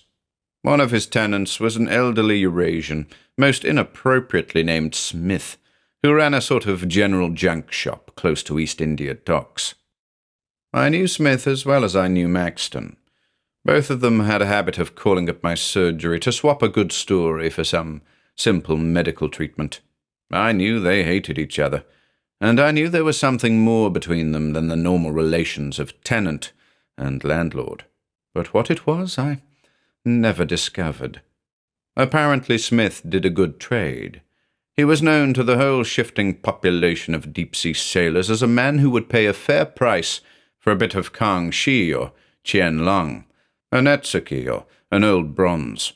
I know for a fact that he made some wonderful bargains, and his best finds ultimately gravitated to Bond Street and the collections of the respectably rich. It's impossible to find out all about those weird types, unless one can give one's whole time to them, and I have a practice that I cannot entirely neglect, since I live by it, although I have now got 2 most excellent fellows to help me. I must have missed 1,000 tales by the necessity of earning my living. In 1926, I was particularly busy throughout the summer. My most valuable patient really got ill and nearly died, and I neglected the wilderness for months at a time. At last, however, I got her safely out of the country, full of gratitude and a mild tonic, and I managed to spend a whole week undisturbed in my aromatic slum. I arrived unobtrusively enough, but I had not been back an hour before Maxton called. He accepted a cigarette and a drink. "No, doctor," he said. "I'm not here to do any cadging this time, just a friendly visit. We've missed you down here. Yes, you must have been making a lot of money out of the rich fools." "If I didn't," I said, "I should starve. You people consider it's a privilege for anyone to doctor you." "Well, sir, not a privilege, but sometimes amusing, not? You're going to be here some days. Good. Perhaps you haven't heard about poor Smith." "Why poor? Do you mean he's dead?" "No, not dead. Only Smith is a very foolish man. He has gone a little bit mad, I think. You know, he is a tenant of mine. Well, lately he has been gambling or betting or something. I do not know what." A curious Shishi accent always crept into Maxton's speech when he got excited. "But it is serious. He comes to me first to borrow money. I lend it. Then he comes to put off paying his rent. I put it off 1 week, then 2. After that, it is no good. I tell Smith it is no good. That man has a very fine business, I tell him. Everyone knows the pretty things he gets from the sailors and sells to Murasaki in Bond Street, who sells them to the rich people. Your friends, doctor." "Then why does he have to borrow?" Maxton shrugged his shoulders. "I don't know. He gambles, or his brother gambles, perhaps. Anyway, the money goes, and I have great trouble." He looked quite guilty and uneasy. "In the end," he said, "I sell him up. At least I take his shop and his stock as against what he owes me. Quite fair. I get it in law against his written promises. How can I wait forever? I'm a poor man." "How sick you'd be, Maxton," I remarked. if anybody else said that, and seriously. Maxton essayed an uneasy smile. "I'm taking over his stock this afternoon," he said, and paused. "And where's Smith?" I demanded. "He threw himself in front of a train at Aldgate Station," said Maxton, with his eyes on the floor. "But you said he wasn't dead." "Ah, maybe not then. That was a little time ago. But he is now. Yes, he was with me when it happened. I met him. That was bad luck. He asked me for more and yet more money. Me. And why? I acknowledge no reason why I should keep him, whether it is he or his brother who throws money away. So I say I will not, and Smith goes down on the line as a westbound train comes in. They drag him out, very bloody, and carry him away. He is conscious, and he calls most unpleasant things out at me." Maxton shuddered a little. "What did he say?" I asked. "Oh, I don't know. Some nonsense. Now, Doctor, will you come with me to Smith's shop? I have the order and the keys in my pocket. Maybe you will make me an offer for some of his pretty things." "You're frightened, Maxton," I said. "No, I shall expect some bargains if I pander to your superstitious fears and come with you. You're frightened because Smith cursed you, and probably you deserved it. I know you always hated him." Maxton was silent. "Did he leave any dependents? If so, and you're so scared, you'd better buy his ghost off by providing for them." "He left nobody. I do not know his brother, if he really had a brother. I don't know." "Very well," I said. "I'll come and protect you. But mind, I shall expect very special treatment if I see something I want to buy." Maxton beamed all over his ambiguous face. "You shall have it, Doctor," he said fervently. It was growing dusk when we arrived at Smith's little shop. Maxton unlocked the door with some difficulty and turned up the light. The place was empty. "The damn swine!" cried Maxton. "But what did he do with his money?" "He must have had other creditors besides you, my friend," I remarked. "They've got ahead of you, that's all." Maxton proceeded into the inner room. "Doctor," he called. I followed him. At first sight, the room appeared to be full of stuff, and indeed it was full, but of rubbish. All the cheap imitation curios of modern Japan that sell in Blackpool and Margate and Southend were heaped on the little table. £20 for the lot would have been a generous estimate. "I hope you didn't finance him to any great extent," I remarked, "because if you did, this is the best fulfillment of his curse that you need expect." "The damn swine," said Maxton again. "We have adopted a Latin proverb," I said, "which, translated, states that one should not speak ill of the dead. Look the stuff over. It can't all be utter rubbish." I poked into the confusion as I spoke. "Look at this," I said. Under a heap of fake ivories, I unearthed a most perfect little gilded bronze. It was plainly of southern India, a four-armed figure holding spears and thunderbolts, a typical Indra. "Look at this," I said. "The best Indra I've ever seen. Any collector would give you 25 for this. He must have forgotten it." 25! cried Maxton, now thoroughly infuriated. 25! And he owed me 200. Yes, and much more beside. He laughed bitterly. "I know nothing of these Indian things, Doctor," he said. "Porcelain, yes. Carpets, yes, and perhaps Orpheum, though no doubt I ought not to mention that." He steadily regarded the bronze. "Would you care for this, Doctor? I might let you have it cheap." But I, too, had been regarding it. I am not an unnecessarily superstitious man, but I did not care for the appearance of that image. According to some authorities, Indra is the greatest of the gods, and there are other aspects of his personality. In the curious confusion that prevails in that holy college, Indra has certain aspects that are demoniacal. I did not want the bronze. "No, thank you, Maxton," I said. Indian bronzes are not in my line. Now, if you could produce, let us say, a shoe and tea altar cup, that would be a different thing. I didn't know Smith ever bothered about Indian or Persian art." "That man," said Maxton, still furiously rummaging in the rubbish, bothered with anything that could be made to lose money for other people. I'm afraid I laughed. "Well," I said, "it's getting late. Why not go over this stuff tomorrow? Nothing here for anybody to steal except that Indra." "I take that," said Maxton. "Shaitan," he muttered ferociously, and picked it up and actually slapped it. "I shouldn't do that," I said. "After all, Indra has done you no harm, and he is the greatest of the gods, when he is not also, incognito, a demon." It was no longer getting late, it had got late. I went home. And that was the last I saw of Maxton. What follows I laboriously pieced together from the report of the police and the missionary and the prison doctor, amplified by notes taken down in shorthand from Maxton in the prison infirmary. After I left, Maxton stayed in the shop for perhaps another hour, exhaustively going through what remained of the stock in hopes of finding enough to reimburse him for what he claimed he had lent to Smith. Apparently nothing so good as the bronze Indra could be found, so he picked it up and, carrying it under his arm, walked to his own place.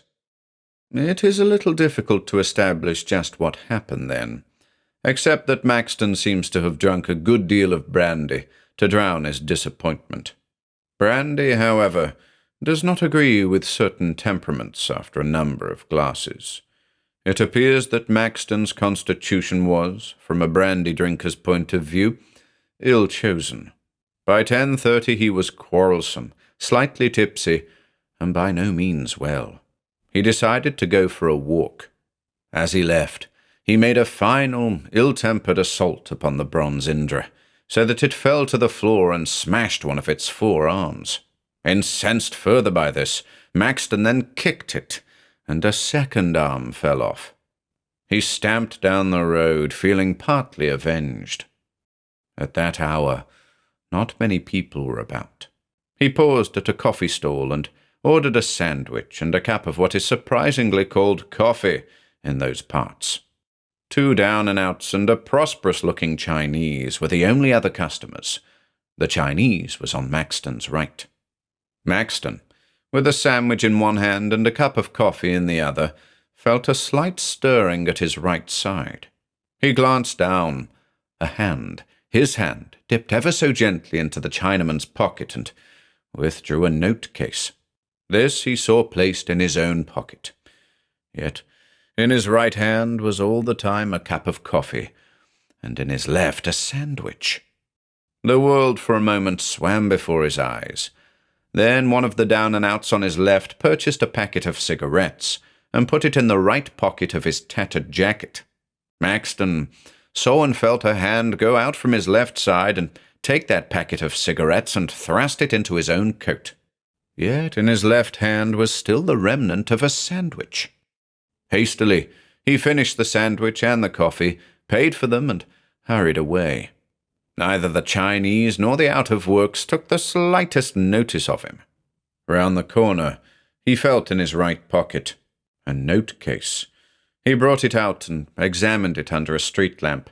Not his. A handsome note-case with £20 inside it. In his left-hand pocket was a packet of cheap cigarettes. Maxton nearly fainted. Indeed, he staggered. He clutched at the lamp-post to steady himself.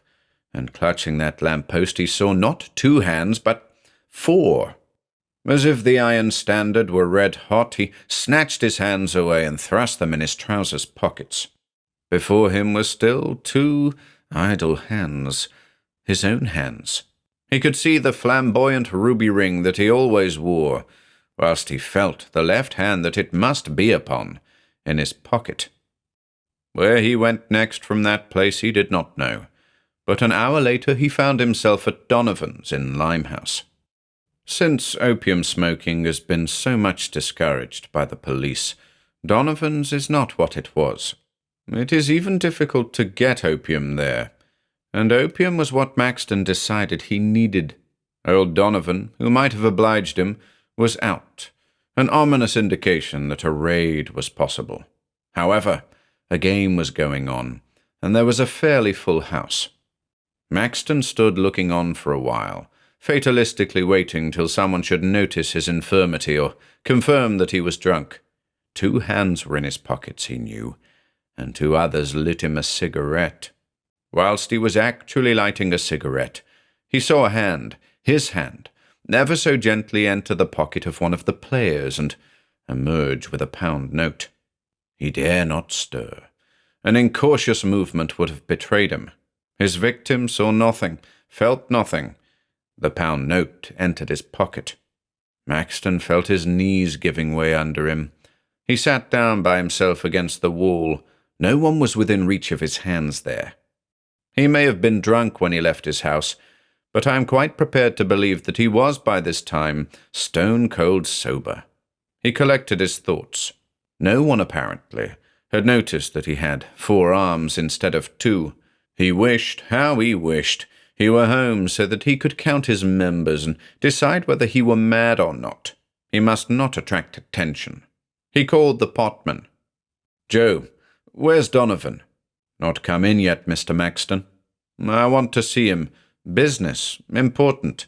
Guess you better let me sit in his room till he comes. I'll wait there." "Yes, Mr. Maxton." Maxton was well known.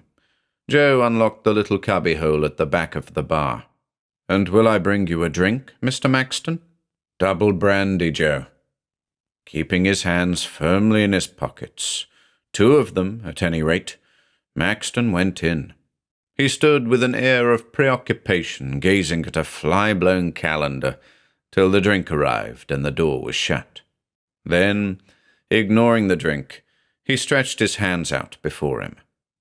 Although everything else in the room was as clear-cut and certain as if he had never had a drink in his life, he could not ever be quite sure about his hands.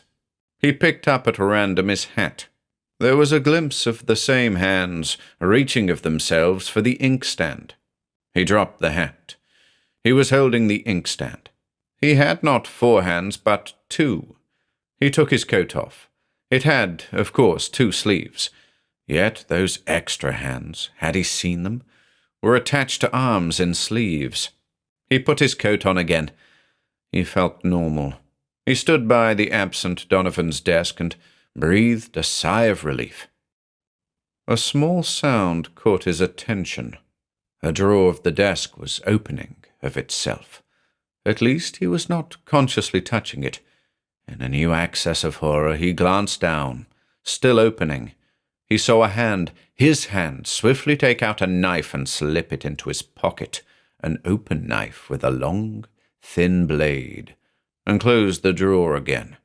Yet all the time his own hands, his real hands, were clutching his head.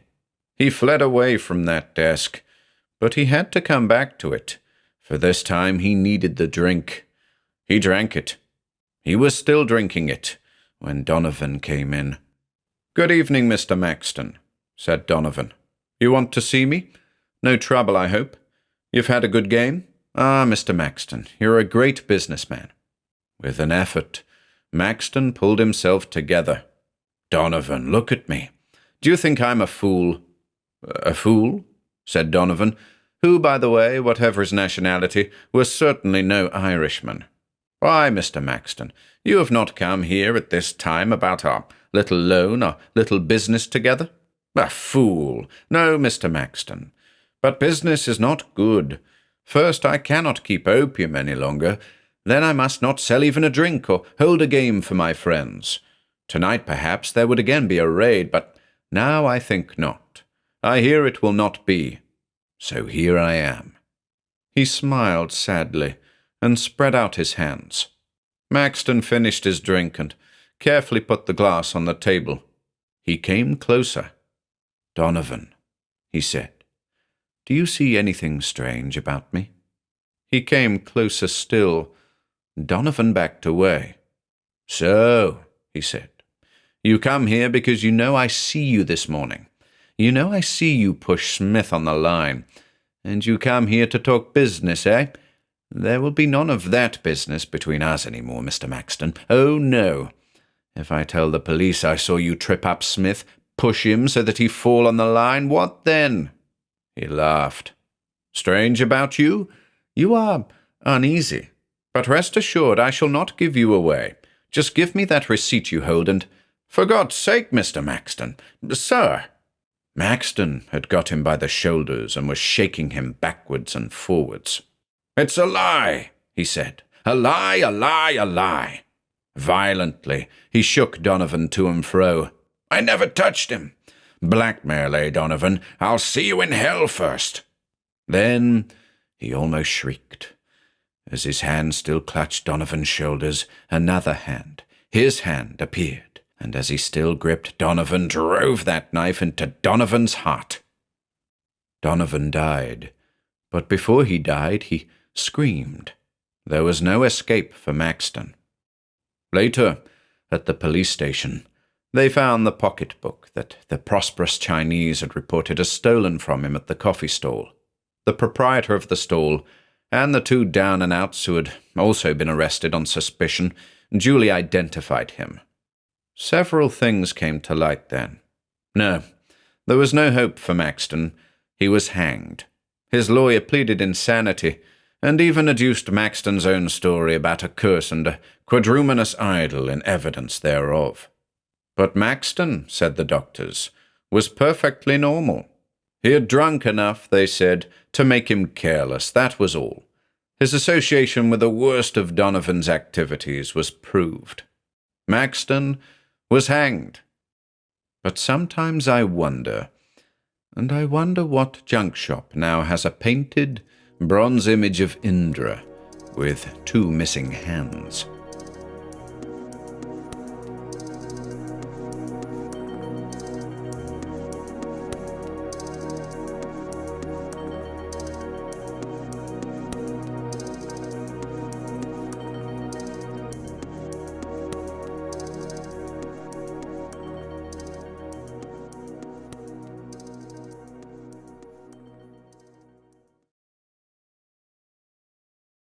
The Ebony Frame by Edith Nesbit. To be rich is a luxurious sensation, the more so when you have plumbed the depths of hard-upness as a Fleet Street hack, a picker-up of unconsidered pars, a reporter, an unappreciated journalist, all callings utterly inconsistent with one's family feeling and one's direct descent from the Dukes of Picardy. When my Aunt Dorcas died and left me $700 a year and a furnished house in Chelsea, I felt that life had nothing left to offer except immediate possession of the legacy. Even Mildred Mayhew, whom I had hitherto regarded as my life's light, became less luminous. I was not engaged to Mildred, but I lodged with her mother, and I sang duets with Mildred, and gave her gloves when it would run to it, which was seldom. She was a dear good girl, and I meant to marry her some day. It is very nice to feel that a good little woman is thinking of you. It helps you in your work, and it is pleasant to know she will say yes when you say, "Will you?" But, as I say, my legacy almost put Mildred out of my head, especially as she was staying with friends in the country just then. Before the first gloss was off my new mourning, I was seated in my aunt's own armchair in front of the fire in the dining room of my own house. My own house. It was grand, but rather lonely. I did think of Mildred just then. The room was comfortably furnished with oak and leather. On the walls hung a few fairly good oil paintings, but the space above the mantelpiece was disfigured by an exceedingly bad print. The Trial of Lord William Russell, framed in a dark frame. I got up to look at it. I had visited my aunt with dutiful regularity, but I never remembered seeing this frame before. It was not intended for a print, but for an oil painting. It was of fine ebony, beautifully and curiously carved. I looked at it with growing interest, and when my aunt's housemaid, I had retained her modest staff of servants, came in with a lamp, I asked her how long the print had been there. Mistress only bought it 2 days afore she was took ill, she said. But the frame, she didn't want to buy a new one, so she got this out of the attic. There's lots of curious old things there, sir. Had my aunt had this frame long? Oh, yes, sir. It came long afore I did, and I've been here 7 years come Christmas. There was a picture in it. That's upstairs too, but it's that black and ugly, it might as well be a chimney back. I felt a desire to see this picture. What if it were some priceless old master in which my aunt's eyes had only seen rubbish? Directly after breakfast next morning, I paid a visit to the lumber room. It was crammed with old furniture, enough to stock a curiosity shop. All the house was furnished solidly in the early Victorian style, and in this room, everything not in keeping with the drawing-room suite ideal was stowed away. Tables of papier-mâché and mother-of-pearl, straight-backed chairs with twisted feet and faded needlework cushions, fire screens of old-world design, oak bureau with brass handles, a little work table with its faded moth-eaten silk flutings hanging in disconsolate shreds. On these, and the dust that covered them, blazed the full daylight as I drew up the blinds. I promised myself a good time in re-enshrining these household gods in my parlour and promoting the Victorian suite to the attic. But at present, my business was to find the picture as black as the chimney back, and presently, behind a heap of hideous still-life studies, I found it. Jane, the housemaid, identified it at once. I took it downstairs carefully and examined it. No subject, no colour were distinguishable. There was a splodge of a darker tint in the middle, but whether it was figure or tree or house, no man could have told. It seemed to be painted on a very thick panel bound with leather. I decided to send it to one of those persons who pour on rotting family portraits the water of eternal youth. Mere soap and water, Mr. Besant tells us it is. But even as I did so, the thought occurred to me to try my own restorative hand at a corner of it. My bath sponge, soap, and nail brush, vigorously applied for a few seconds, showed me that there was no picture to clean. Bare oak presented itself to my persevering brush. I tried the other side, Jane watching me with indulgent interest. The same result. Then, the truth dawned on me. Why was the panel so thick? I tore off the leather binding, and the panel divided and fell to the ground in a cloud of dust. There were 2 pictures. They had been nailed face to face. I leaned them against the wall, and the next moment, I was leaning against it myself. For one of the pictures was myself, a perfect portrait, no shade of expression or turn of feature wanting. Myself, in a cavalier dress, love locks and all. When had this been done? And how, without my knowledge? Was this some whim of my aunt's? "Lor, sir!" The shrill surprise of Jane at my elbow. "What a lovely photo it is! Was it a fancy ball, sir?" "Yes," I stammered. I don't think I want anything more now. You can go." She went, and I turned, still with my heart beating violently, to the other picture. This was a woman of the type of beauty beloved of Burne-Jones and Rossetti. Straight nose, low brows, full lips, thin hands, large, deep, luminous eyes. She wore a black velvet gown. It was a full-length portrait. Her arms rested on a table beside her, and her head on her hands. But her face was turned full forward, and her eyes met those of the spectator bewilderingly. On the table by her were compasses and instruments whose uses I did not know, books, a goblet, and a miscellaneous heap of papers and pens. I saw all this afterwards. I believe it was a quarter of an hour before I could turn my eyes away from hers. I have never seen any other eyes like hers. They appealed as a child's or a dog's do. They commanded as might those of an empress. "Shall I sweep up the dust, sir?" Curiosity had brought Jane back. I acceded. I turned from her my portrait. I kept between her and the woman in the black velvet. When I was alone again, I tore down the Trial of Lord William Russell, and I put the picture of the woman in its strong ebony frame. Then I wrote to a frame maker for a frame for my portrait. It had so long lived face to face with this beautiful witch that I had not the heart to banish it from her presence, from which it will be perceived that I am by nature a somewhat sentimental person. The new frame came home, and I hung it opposite the fireplace. An exhaustive search among my aunt's papers showed no explanation of the portrait of myself, no history of the portrait of the woman with the wonderful eyes. I only learned that all the old furniture together had come to my aunt at the death of my great-uncle, the head of the family, and I should have concluded that the resemblance was only a family one, if everyone who came in had not exclaimed at the speaking likeness. I adopted Jane's fancy ball explanation. And there, one might suppose, the matter of the portraits ended. One might suppose it, that is, if there were not evidently a good deal more written here about it. However, to me, then, the matter seemed ended. I went to see Mildred. I invited her and her mother to come and stay with me. I rather avoided glancing at the picture in the ebony frame.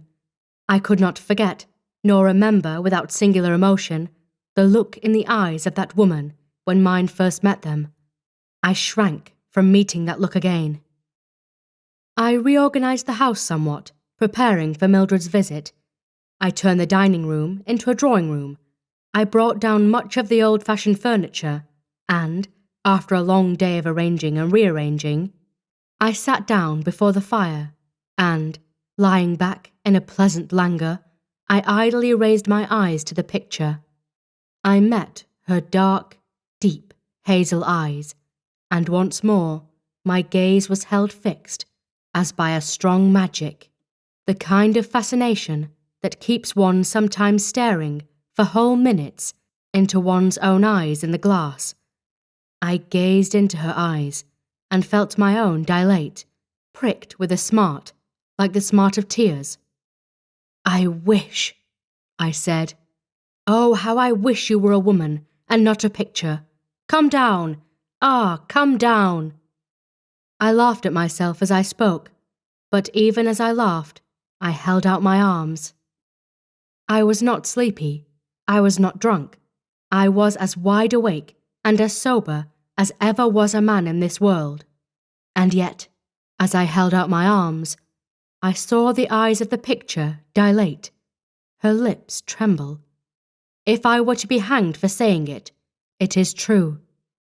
Her hands moved slightly, and a sort of flicker of a smile passed over her face. I sprang to my feet. "This won't do," I said, still aloud. "Firelight does play strange tricks. I'll have the lamp." I pulled myself together and made for the bell. My hand was on it, when I heard a sound behind me, and turned, the bell still unrung. The fire had burned low, and the corners of the room were deeply shadowed, but surely there, behind the tall work chair, was something darker than a shadow. "I must face this out," I said, "or I shall never be able to face myself again." I left the bell. I seized the poker and battered the dull coals to a blaze. Then I stepped back resolutely and looked up at the picture. The ebony frame was empty. From the shadow of the work chair came a silken rustle, and out of the shadow the woman of the picture was coming towards me. I hope I shall never again know a moment of terror so blank and absolute. I could not have moved or spoken to save my life. Either all the known laws of nature were nothing, or I was mad. I stood trembling, but, I am thankful to remember, I stood still, while the black velvet gown swept across the hearthrug towards me. Next moment, a hand touched me, a hand soft, warm, and human, and a low voice said, "You called me." I am here. At that touch and that voice, the world seemed to give a sort of bewildering half-turn. I hardly know how to express it, but at once it seemed not awful, not even unusual, for portraits to become flesh, only most natural, most right, most unspeakably fortunate. I laid my hand on hers. I looked from her to my portrait. I could not see it in the firelight. "We are not strangers," I said. "Oh no, not strangers." Those luminous eyes were looking up into mine. Those red lips were near me. With a passionate cry, a sense of having suddenly recovered life's one great good that had seemed wholly lost, I clasped her in my arms. She was no ghost. She was a woman, the only woman in the world. "How long?" I said. "Oh, love, how long since I lost you?" She leaned back, hanging her full weight on the hands that were clasped behind my head. "How can I tell how long? There is no time in hell," she answered. It was not a dream. Ah, no, there are no such dreams. I wish to God there could be.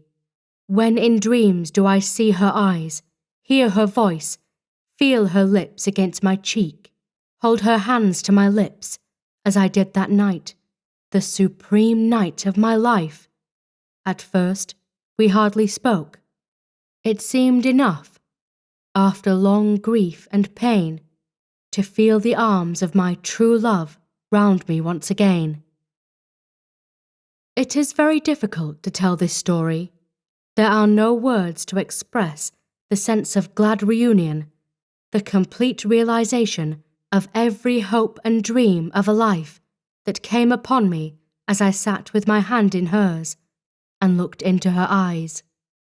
How could it have been a dream when I left her sitting in the straight-backed chair and went down to the kitchen to tell the maids I should want nothing more, that I was busy and did not wish to be disturbed, when I fetched wood for the fire with my own hands and, bringing it in, found her still sitting there, saw the little brown head turn as I entered, saw the love in her dear eyes, when I threw myself at her feet and blessed the day I was born, since life had given me this. Not a thought of Mildred. All the other things in my life were a dream. This, its one splendid reality. "I am wondering," she said after a while, when we had made such cheer each of the other as true lovers may after long parting, "I am wondering how much you remember of our past." "I remember nothing," I said. "Oh, my dear lady, my dear sweetheart, I remember nothing but that I love you, that I have loved you all my life." "You remember nothing? Really nothing?" "Only that I am yours, that we have both suffered, that. Tell me, my mistress dear, all that you remember. Explain it all to me, make me understand.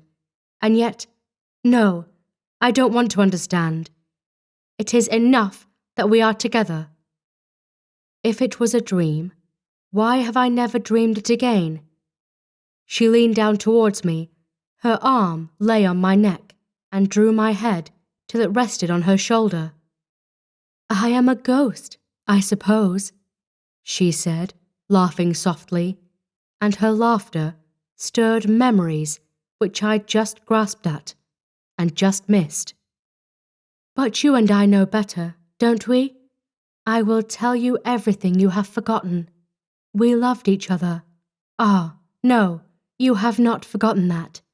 And when you came back from the war, we were to be married. Our pictures were painted before you went away. You know I was more learned than women of that day. Dear one, when you were gone, they said I was a witch. They tried me. They said I should be burned, just because I had looked at the stars and had gained more knowledge than they. They must needs bind me to a stake and let me be eaten by the fire. And you, far away. Her whole body trembled and shrank. Oh, love, what dream would have told me that my kisses would soothe even that memory? The night before, she went on, the devil did come to me. I was innocent before. You know it, don't you? And even then, my sin was for you. For you. Because of the exceeding love I bore you, the devil came, and I sold my soul to eternal flame. But I got a good price.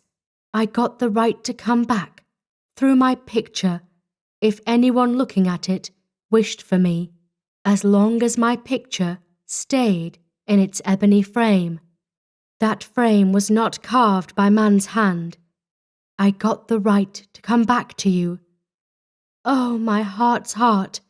And another thing I won, which you shall hear anon. They burned me for a witch. They made me suffer hell on earth. Those faces, all crowding round, the crackling wood and the smell of the smoke. Oh, love, no more, no more!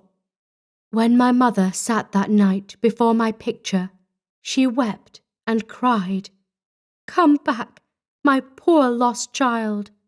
And I went to her, with glad leaps of heart. Dear, she shrank from me, she fled, she shrieked and moaned of ghosts. She had our pictures covered from sight, and put again in the ebony frame. She had promised me my picture should stay always there. Ah, through all these years, your face was against mine. She paused. But the man you loved? You came home. My picture was gone. They lied to you, and you married another woman. But someday, I knew you would walk the world again, and that I should find you. The other gain? I asked. The other gain, she said slowly, I gave my soul for. It is this: if you also will give up your hopes of heaven, I can remain a woman. I can move in your world. I can be your wife. Oh, my dear, after all these years, at last, at last.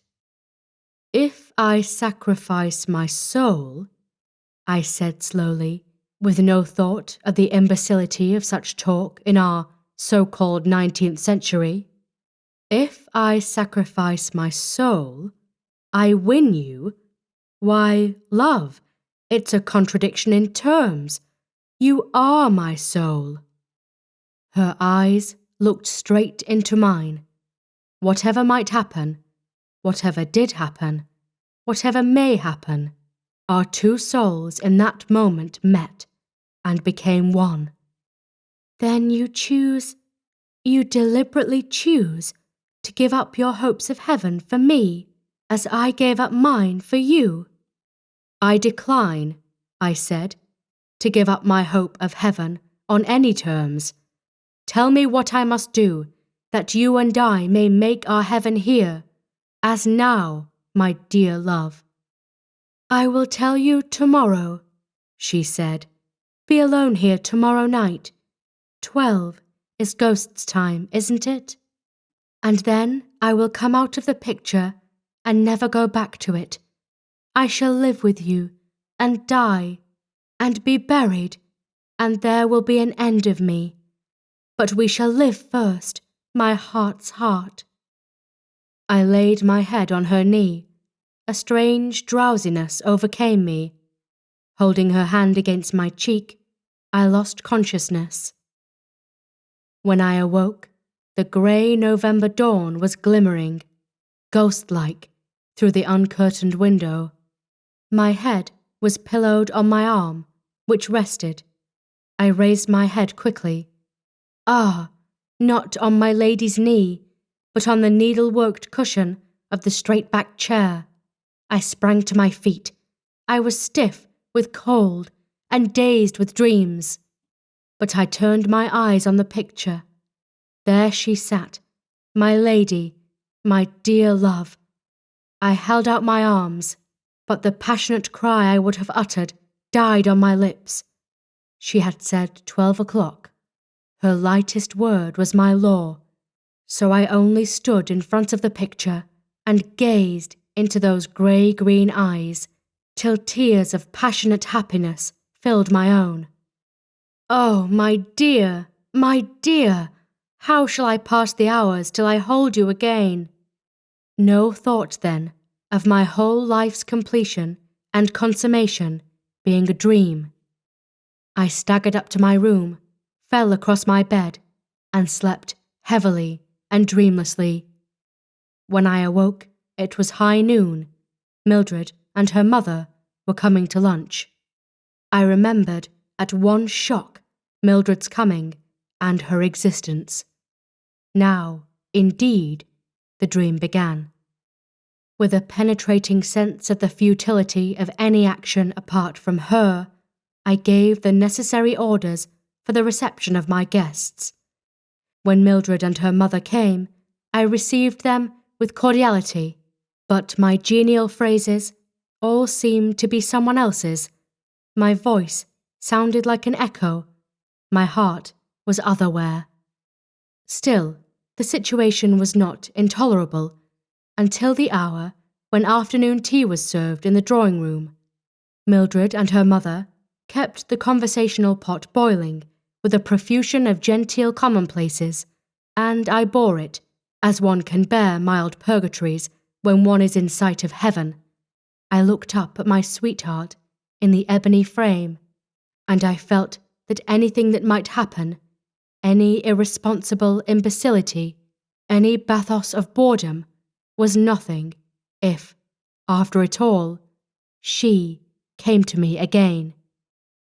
And yet, when Mildred too looked at the portrait and said, "What a fine lady, one of your flames, Mr. Devine," I had a sickening sense of impotent irritation, which became absolute torture when Mildred, how could I ever have admired that chocolate box barmaid style of prettiness, threw herself into the high-backed chair, covering the needlework with her ridiculous flounces, and added, "Silence gives consent. Who is it, Mr. Devine? Tell us all about her. I am sure she has a story." Poor little Mildred, sitting there smiling, serene in her confidence that her every word charmed me, sitting there with her rather pinched waist, her rather tight boots, her rather vulgar voice, sitting in the chair where my dear lady had sat when she told me her story. I could not bear it. "Don't sit there," I said. "It's not comfortable." But the girl would not be warned. With a laugh that set every nerve in my body vibrating with annoyance, she said, "Oh dear, mustn't I even sit in the same chair as your black velvet woman?" I looked at the chair in the picture. It was the same, and in her chair Mildred was sitting. Then a horrible sense of the reality of Mildred came upon me. Was all this a reality after all? But for fortunate chance, might Mildred have occupied not only her chair, but her place in my life? I rose. "I hope you won't think me very rude," I said, "but I am obliged to go out." I forget what appointment I alleged. The lie came readily enough. I faced Mildred's pouts with the hope that she and her mother would not wait dinner for me. I fled. In another minute, I was safe, alone, under the chill, cloudy autumn sky, free to think of my dear lady. I walked for hours along streets and squares. I lived over again and again every look, word, and hand touch, every kiss. I was completely, unspeakably happy. Mildred was utterly forgotten. My lady of the ebony frame filled my heart and soul and spirit. As I heard 11 boom through the fog, I turned and went home. When I got to my street, I found a crowd surging through it. a strong red light filling the air. A house was on fire. Mine. I elbowed my way through the crowd. The picture of my lady, that at least I could save. As I sprang up the steps, I saw, as in a dream, yes, all this was really dreamlike. I saw Mildred leaning out of the first-floor window, wringing her hands. "Come back, sir," cried a fireman. "We'll get the young lady out right enough." But my lady. I went on up the stairs, cracking, smoking, and as hot as hell, to the room where her picture was. Strange to say, I only felt that the picture was a thing we should like to look on through the long, glad, wedded life that was to be ours. I never thought of it as being one with her. As I reached the first floor, I felt arms around my neck. The smoke was too thick for me to distinguish features. "Save me," a voice whispered. I clasped a figure in my arms and, with a strange dis-ease, bore it down the shaking stairs and out into safety. It was Mildred. I knew that directly I clasped her. "Stand back," cried the crowd. "Everyone's safe," cried a fireman.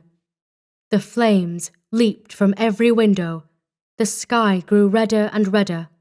I sprang from the hands that would have held me. I leaped up the steps. I crawled up the stairs. Suddenly, the whole horror of the situation came on me. As long as my picture remained in the ebony frame, what if picture and frame perished together? I fought with the fire and with my own choking inability to fight with it.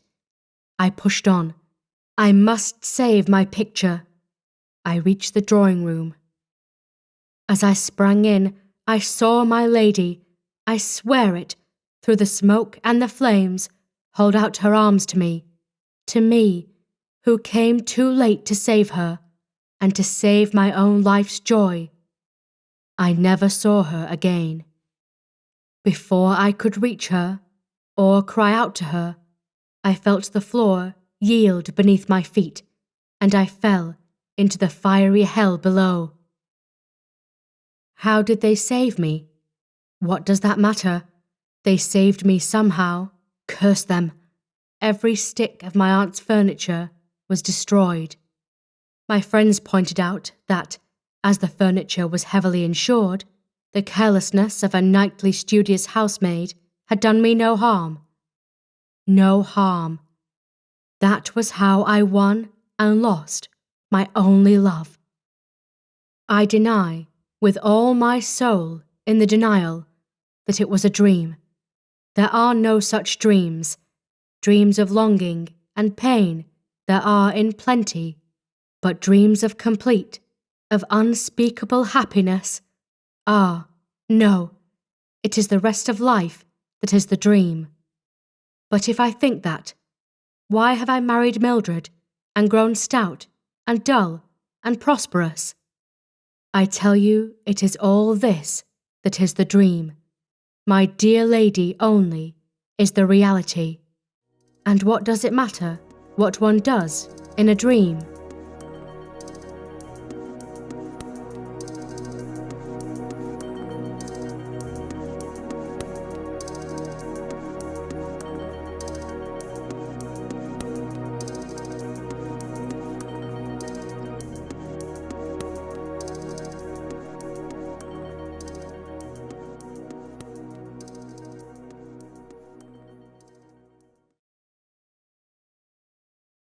The Meerschaum Pipe by L.A. Lewis. November 17th. Never having tried keeping a diary before, it will be amusing to see whether I have enough mental energy to go on with it. At all events, my newfound leisure will not give me the excuse of being too busy. The only question about it is, shall I find anything worth recording in this quiet country existence? Well, it pleases me to begin with such a trifle as my own enjoyment in this property I have bought. And, after all, I am writing for myself and not for others. My ability to retire and settle down at the early age of 40 is a cause of gratitude to the gods of chance, who gave me such rapid commercial success in the slump years when so many others were feeling the pinch. I just happened to strike the right propositions all the time, and now I can play the squire in my new domain and look forward to the idyllic life which next summer will bring, fishing and pottering about these beautiful, unspoilt backwaters.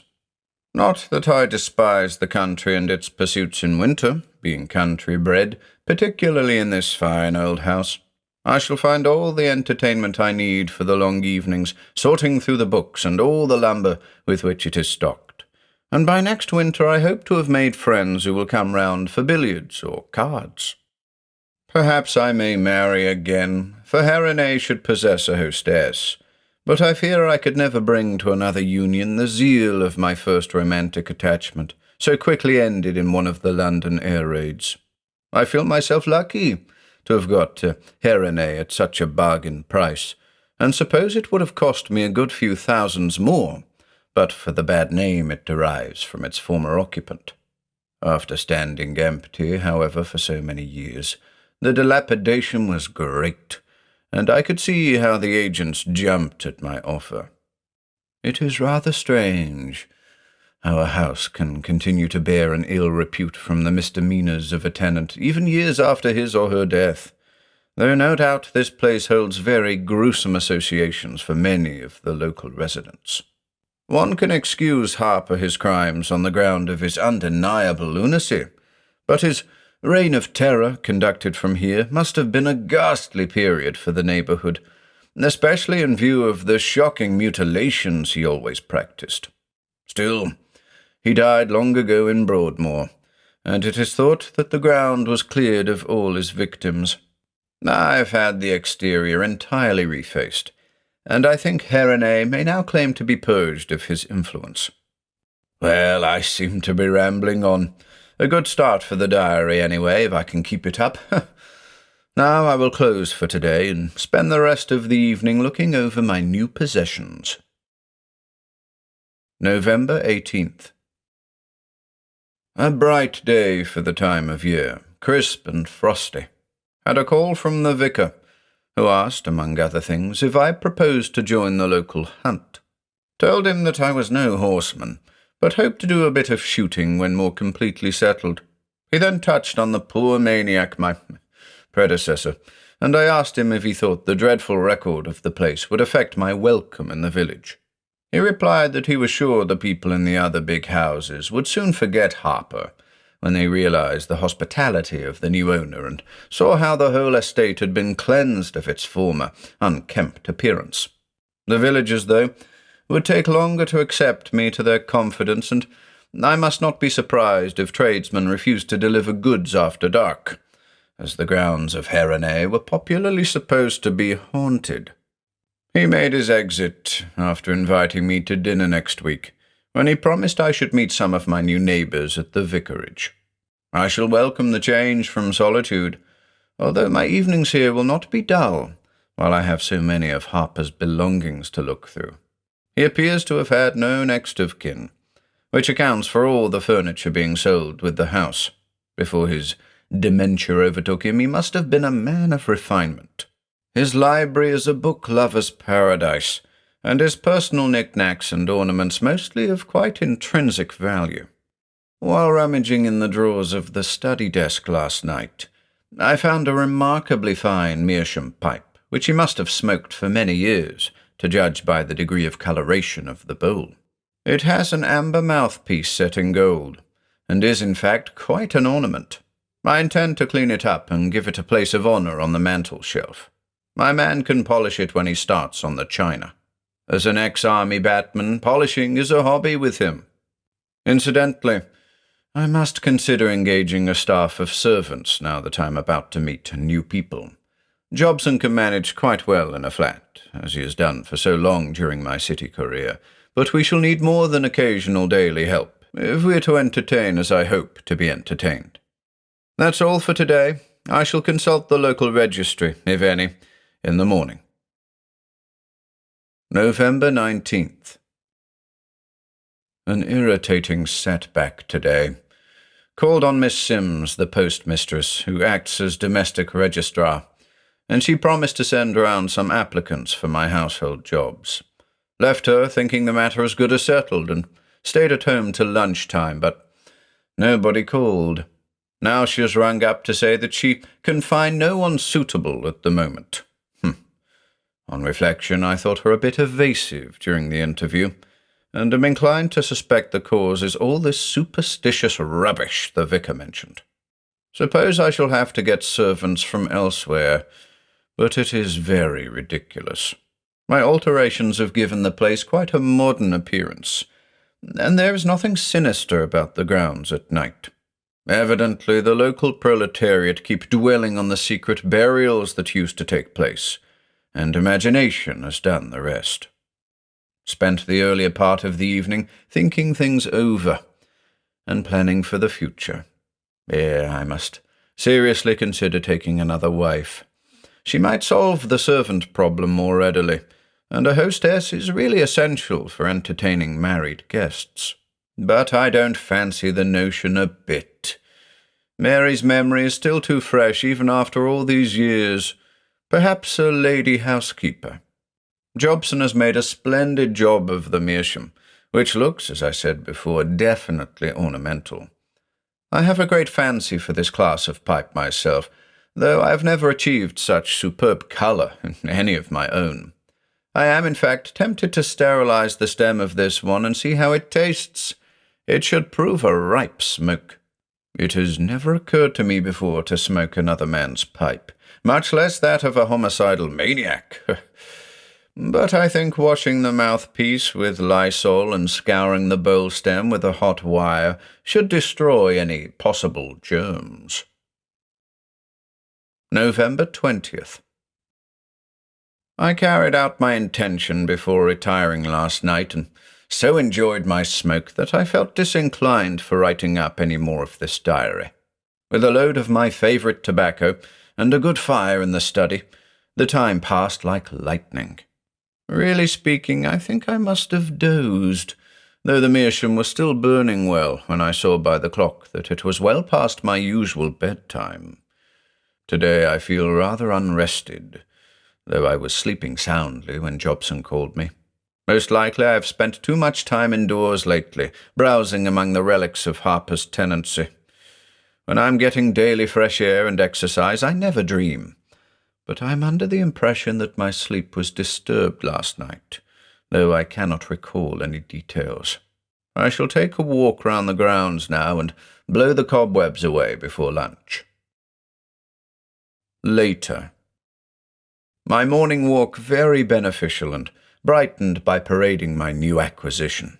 Saw the vicar and Dr. Corbett, the local GP, passing my drive gates, and they complimented me on the colour of it. As they made no reference to Harper, I took it they did not recognize it as his, and I did not choose to enlighten them. My ramble took me to a strip of waste ground enclosed by a shrubbery, and a walk where, I am told, 2 of Harper's victims were buried. Their trunks, at least. It seemed an ideal spot for a murder, and I could almost enter into his distorted point of view, at least as far as the spice of secrecy was concerned. There must be a grim fascination in committing a crime that rouses the countryside and then watching the police go off on false scents. Harper went about his butchery for months without attracting the least suspicion. Evidently he can have shown no outward symptom of insanity between the attacks, and must have exercised amazing caution in executing his horrible tasks. Yet his dementia was of an extreme kind, as was shown by the distorted artistry of his mutilations. Employed the afternoon and evening in a fruitless journey to the county town, 20 miles away, in search of domestics. Interviewed several candidates who happened to be at the registry office, but as soon as I mentioned my address, they made various excuses not to accept service with me. The popular aversion to Heronay is very widespread, it seems, and it looks as if I shall have to engage my staff in London. Most annoying.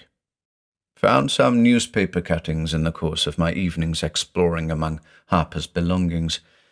They all related to his criminal career, and I could picture him gloating over the horror which his monstrous recreation was instilling in the public mind. Having been abroad at the time, I was not well up in the history of this butcher, and so took the trouble to read the cuttings through. Apparently, he was actuated by no personal motives, but from a general lust to kill, and his victims were invariably women.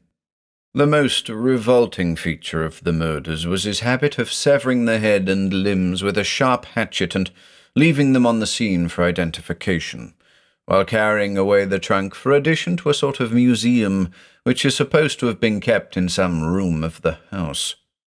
The subsequent interring seems only to have been effected when decomposition rendered it necessary, as the police deduced from the remains. November 21st. Another disturbed night, judging by the morning's lassitude, though again I have no clear recollection of my dreams beyond the feeling that they were of a distressing and even frightening nature. Also, I am convinced that I did, for me, quite an unprecedented thing. I noticed earth stains on my feet when getting into my bath, and Jobson found more of them on the bed linen, from which it is clear that I must have walked in my sleep. I've always regarded this as a sign of mental unbalance, so told Jobson I had gone down to the garden, fancying I heard an intruder. He must have wondered why I did not wear my slippers, but is too well trained to offer such criticism. I have never had a day's illness in my life, and I do not like this symptom of nerve trouble, especially as I spent most of yesterday out of doors. I shall spend today on the links and get my lunch at the clubhouse. Later. A splendid game of golf with a member to whom the secretary introduced me, and another round by myself in the afternoon. I should sleep well tonight. Meanwhile, a sensation has arisen in the village by the discovery of a dead body in Arningham Woods. It appears to be a case of murder, the victim being a young girl from a gypsy encampment nearby. The postman told me that her throat had been cut, and that one of the hands, severed at the wrist, was missing. The last I take to be a piece of village gossip, originating in Harper's dismembering proclivities. I understand the affair is regarded as probably a crime of jealousy, and that the police are looking for a young basket-maker who left the camp this morning. Enough diary for today. Just half an hour's smoke, and I shall not want any rocking. November 22nd. Once more a shockingly restless night, this time caused by definite nightmares. Though I fell asleep at once and do not remember awakening until Jobson brought my tea, I feel as if I had been on the tiles. Most of the time I seemed to be pacing endless corridors and clambering up and down stairs, burdened by some weighty object which I was trying to conceal. What it was I cannot remember, except that it seemed both precious and repulsive simultaneously, and that I was in a panic in case anyone find me with it. I examined my feet on rising for any traces of sleepwalking, but could find no such evidence. One thing, however, puzzled me, namely that I appeared to be wearing different pyjamas from those in which I went to bed. Still, most of my sleeping suits resemble each other, being all black silk and varying only in the braiding, so I may have been mistaken. Somnambulism apart, though, if these exhausting dreams continue, I must ask Corbett for a tonic. It will be a good opportunity to mention the matter if I can persuade him to a round of golf this afternoon. Later. I was wrong, it would seem, to start this diary wondering if I should find enough to write about in so rural a spot. The murder of the gypsy girl has now been followed by the mysterious disappearance of a cottager's daughter. By a coincidence, she is one of the prospective maids I interviewed 2 days ago, and although in service in the county town, was spending the weekend here with her family. Apparently she went out for a solitary walk late last evening, and she has not been seen since, nor has she returned to her employer's residence. The discovery of bloodstains in a little-used lane near the village has, of course, given rise to a crop of ugly rumours, but as none of the girl's clothing or belongings has come to light, I see no reason to connect the two facts. Quite probably a case of elopement. I was about to close my diary for the day when Jobson entered my study in a great state of agitation. He had been taking a moonlight walk in the grounds near one of the boundary walls when he noticed some unusual object in a tussock of grass. Stooping to examine it, he saw to his horror that it was a human hand. As he finished describing the finding of it, he produced the horrible thing from a roll of newspaper and laid it on my desk. When, overcoming my natural revulsion, I inspected it under a powerful reading lamp. Though no student of anatomy, I judged it to be the hand of a woman, partly, I dare say, on account of the cheap and gaudy rings which adorned two of the fingers. These baubles seemed in a vague way familiar, and I supposed that I had seen their wearer at some time in the village. Naturally, I rang up the police without loss of time, and have spent the last hour talking with the inspector, a very capable man who, as a young member of the force, was instrumental in Harper's arrest. He not only confirmed the rumour of the gypsy's hand having been cut off, but positively identified it with Jobson's grim find. He thinks that the basket-maker, an unsuccessful suitor, must have taken the hand as a keepsake, and then, fearing to keep so terrible a reminder, have thrown it over my wall in his flight. This theory gives them a clue to the direction in which he was travelling, and the inspector spoke hopefully of an early arrest. November 26th. The events of the past few days have occupied my mind to the exclusion of all other matters. My diary has been neglected, and I must recapitulate. So far from rustic uneventfulness, I seem to have landed myself in the middle of a grand guignol play. A fresh series of crimes, identical with those of my perverted predecessor, has broken out in the neighbourhood, and the surrounding country is teeming with police, pressmen, and morbid sightseers. By having the gates locked, I have been able to keep most of them off this property, but I caught two reporters astride the wall near Harper's Cemetery yesterday, and had Jobson turn them away. The village is in a state of siege, as no woman will venture out after dark, and even by daylight they go in 2s and 3s. A rumour that Harper had not died at Broadmoor but had escaped rapidly gained ground, and I found myself wondering if this were the case. The police, however, assure me that he died years ago, and that so far from any such escape being hushed up, a warning would be broadcast to all districts. Hard upon the heels of Jobson's discovery of the hand came news of a second mutilation during the ensuing night. The head, arms and legs of Dr. Corbett's cook were found lying on a tombstone in the churchyard. The torso was missing. The night after, another woman's head and limbs were left neatly piled by the roadside, not far from the assembly rooms. They must have been placed there in the early morning hours, as a local dance held there was not over till well after midnight. It is very disturbing to have this dangerous lunatic on one's doorstep, apart from the noisy crowd of sightseers who came to pry around and even picnic on the sites of his crimes. To add to all this discord, and perhaps resulting from it, my own health is causing me serious anxiety.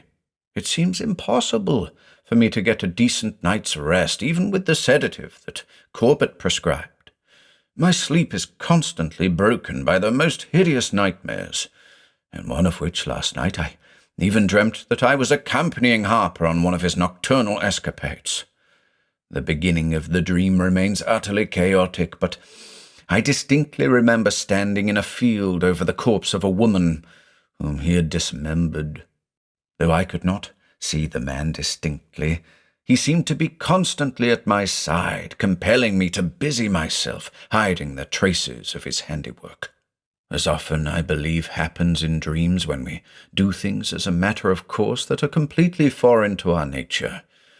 I felt myself lacking all volition to resist Harper's influence and, in fact, quite entering into the spirit of his requirements. I buried the woman's clothes in a ditch, covering them carefully with earth and dead bracken, and arranged parts of the body on a gate, balancing the head on one post and hanging the limbs in a row on the bars. The rest of the nightmare is like a fogged photographic plate, save that I repeated my former impression of tramping great distances with a heavy burden, in this instance a nude female torso. Such ghastly dreams must indicate some kind of ill health, and if Corbett cannot stop them, I shall consult a specialist. Later. Jobson has just come back from the village with fresh news which, to me at any rate, appears horribly significant. Another woman's head and limbs have been found, balanced on a gate dividing two nearby pastures. Jobson's description corresponds unpleasantly with my dream. Is it possible that I am somehow spiritually en rapport with Harper's ghost, through the medium of a common dwelling place? I have never imagined myself in the least psychic.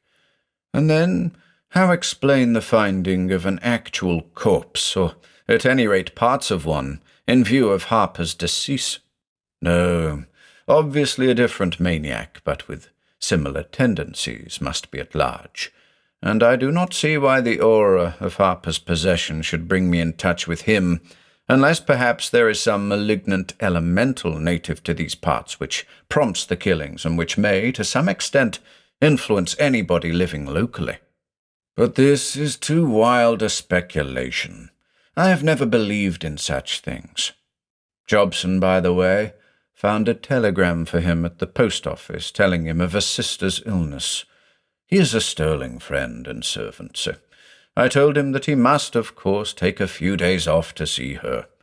He demurred at first on the ground that I should be unable to get local help, but I could see he really wanted to go. He has accordingly left to catch a late train, and I have the house to myself. November 27th. Another outrage last night, and another nightmare for me. This time it is Miss Sims, the postmistress, whose remains were found on her own counter by her daily help, who arrives to make early tea at 7 o'clock. The unfortunate woman can have had no chance to resist her attackeress. Though she had neighbours on both sides, no outcry was heard. The trunk, as usual, had been carried off. Whether my nightmare had, again, any connection with this crime, I cannot recall. I am only aware of the sensation, to which I have now grown accustomed, of carrying things about and of being a fugitive. Towards morning, however, I had an amazingly vivid dream to the effect that I came down the stairs from an upper floor at present disused, entered the bathroom, and carefully washed my hands and feet, without, for some reason, turning on the light. This recollection came back as soon as I opened my eyes, and, being convinced that I had been guilty of actual sleepwalking on at least one previous occasion, I went at once to the bathroom to look for traces of my suspected earlier visit. But nothing turned out to be disarranged, and I was left in doubt until, after preparing and eating a light breakfast, I decided to explore the upstairs rooms.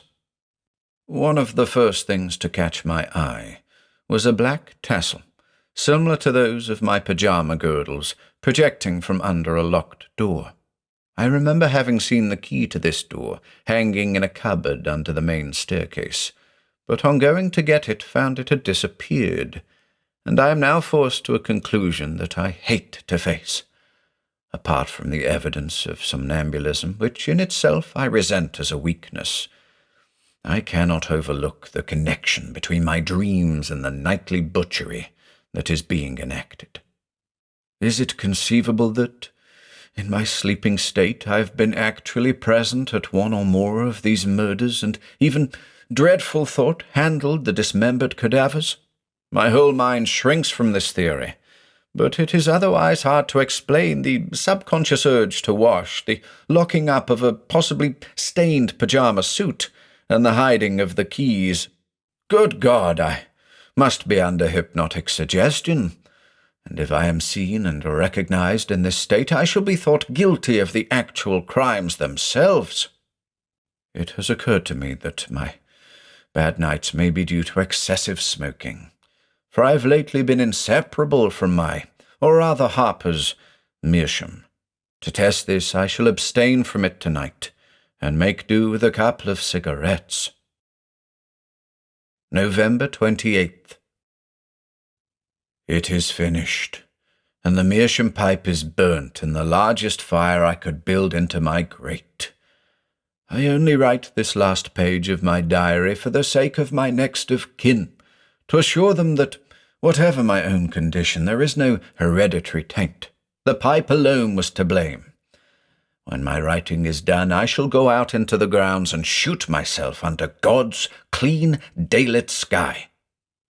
I stuck to my intention of smoking nothing stronger than cigarettes, and for the first time in a week passed the early hours of the night in untroubled repose. Later, however, the restlessness must have returned, for a falling log awoke me to find myself sitting by the study fire, smoking the Meerschaum. As I came to full consciousness, I experienced the sudden waning of an abstract horror, indefinable but intense. It passed so quickly, though, that within a few seconds I doubted its very existence. Everything seemed normal. The room was still comfortably warm, and I felt too wide awake to seek my bed at once. Instead, I said aloud and quite cheerfully, "Well, if my sleepwalking only brings me down here for a smoke, there's no great harm done." And as the Meerschaum was drawing satisfactorily, I decided to sit up and finish it.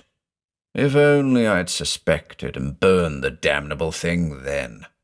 An habitual smoker always derives a soothing effect from puffing at a pipe, and it was the marked superiority of the Meerschaum in this respect that had attached me to it so strongly. Now, within a few moments, so pleasant a drowsiness crept over me that I heaped more logs on the fire, determined to finish the night where I sat, rather than risk finally arousing myself by a journey back to bed. But if sleep came back, and it did heavily, it was not the revitalizing, dreamless slumber that I wanted, but a fantastic string of the disjointed nightmare scenes in which I was constantly hunted from place to place by unseen pursuers and carrying in my arms a naked torso. At length these visions gave way to a sort of silent, oppressive darkness, and that in turn to pictures of my own earlier life, so that I shook off the menace of the former and looked happily at sane and wholesome things. I forgot that Mary had long been dead, and thought that she lay beside me in our old room at Hampstead. She was asleep, to judge by her quietness, and I had just awakened, but she lay very still in my arms. I bent my head forward and tried to touch her face with my lips, but it eluded me, and with an effort I opened my eyes. I was back in my own bed at Heronay, and of course there was no face on the pillow beside me. Yet I did indeed hold something in my arms, down under the bedclothes, something that felt like the body of a woman, but was very cold and still. I slid my feet out of the bed, sideways, without turning back the sheet. The missing bunch of keys lay on my pedestal cupboard, but I shall not belatedly explore that upper room. I know too well what it contains.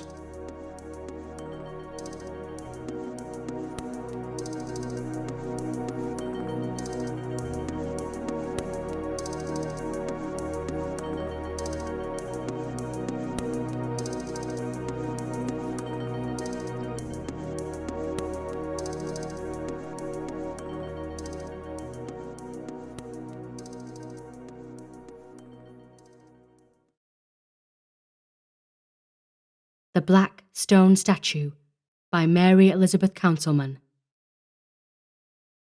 Directors, Museum of Fine Arts, Boston, Massachusetts. Gentlemen, today I have just received aboard the SS Madrigal your most kind cable praising my work and asking, humbly as one might ask it of a true genius, if I would do a statue of myself to be placed among the great in your illustrious museum. Ah, gentlemen, that cablegram was to me the last turn of the screw. I despise myself for what I have done in the name of art. Greed for money and acclaim, weariness with poverty and the contempt of my inferiors, hatred for a world that refused to see any merit in my work. These things have driven me to commit a series of strange and terrible crimes. In these days, I have thought often of suicide as a way out, a coward's way, leaving me the fame I do not deserve. But since receiving your cablegram, lauding me for what I am not and never could be, I am determined to write this letter for the world to read.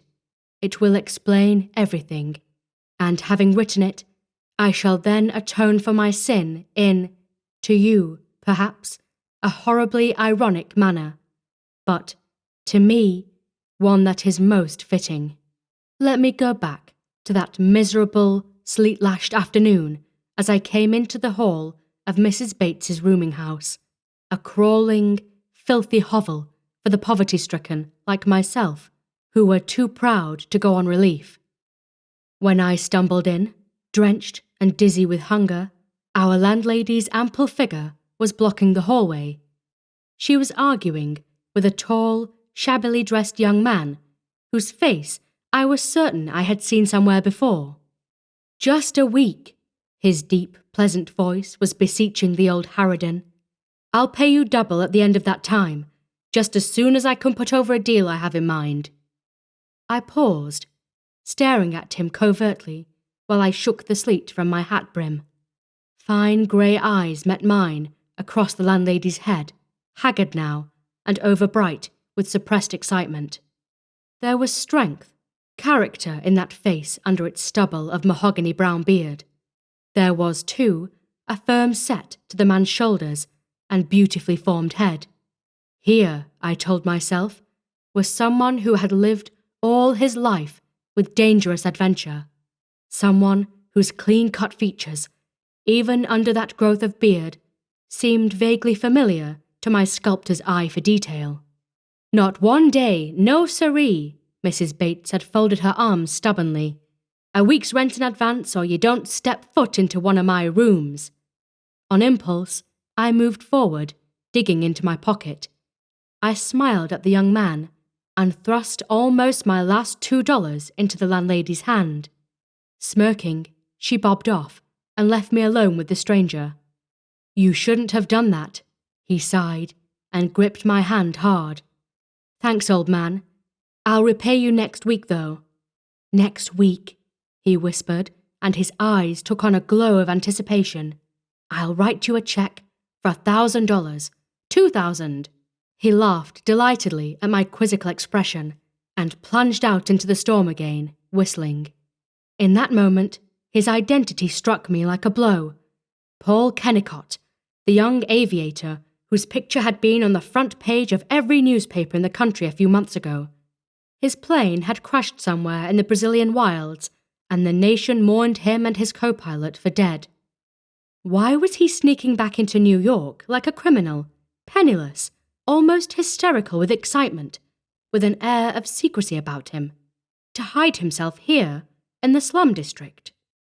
I climbed the rickety stairs to my shabby room and was plying the chisel half-heartedly on my dancing group, when suddenly I became aware of a peculiar buzzing sound, like an angry bee shut up in a jar.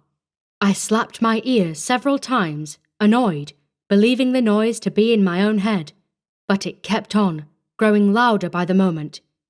It seemed to come from the hall, and, simultaneously, I heard the stair-steps creak just outside my room. Striding to the door, I jerked it open, to see Paul Kennicott tiptoeing up the stairs in stealthy haste. He started violently at the sight of me and attempted to hide under his coat an odd black box he was carrying. But it was too large, almost 2 feet square, roughly fashioned of wood and the canvas off an airplane wing. But this was not immediately apparent, for the whole thing seemed to be covered with a coat of shiny black enamel. When it bumped against the balustrade, however, it gave a solid, metallic sound, unlike cloth-covered wood. That humming noise, I was sharply aware, came from inside the box. I stepped out into the hall and stood blocking the passage rather grimly. "Look here," I snapped. "I know who you are, Kennicott, but I don't know why you're hiding out like this. What's it all about? You tell me, or I'll turn you over to the police." Panic leaped into his eyes. They pleaded with me silently for an instant, and then we heard the plodding footsteps of Mrs. Bates come upstairs. "Who's got that radio?" her querulous voice preceded her. "I hear it humming. Get it right out of here if you don't want to pay me extra for the electricity it's burning." "Oh, ye gods," Kennicott groaned frantically. "Stall her. Don't let that gabby old fool find out about this. It'll ruin everything. Help me, and I'll tell you the whole story." He darted past me without waiting for my answer, and slammed the door after him. The droning noise subsided, and then was swiftly muffled, so that it was no longer audible. Mrs. Bates puffed up the stairs and eyed me accusingly. "So it's you that's got that radio. I told you the day you come." "All right," I said, pretending annoyance. "I've turned it off, and anyhow, it goes out tomorrow. I was just keeping it for a friend." "Eh? Well," she eyed me sourly, then sniffed and went on back downstairs, muttering under her breath. I strode to Kennicott's door and rapped softly. A key grated in the lock, and I was admitted by my wild-eyed neighbour. On the bed, muffled by pillows, lay the black box, humming softly on a shrill note.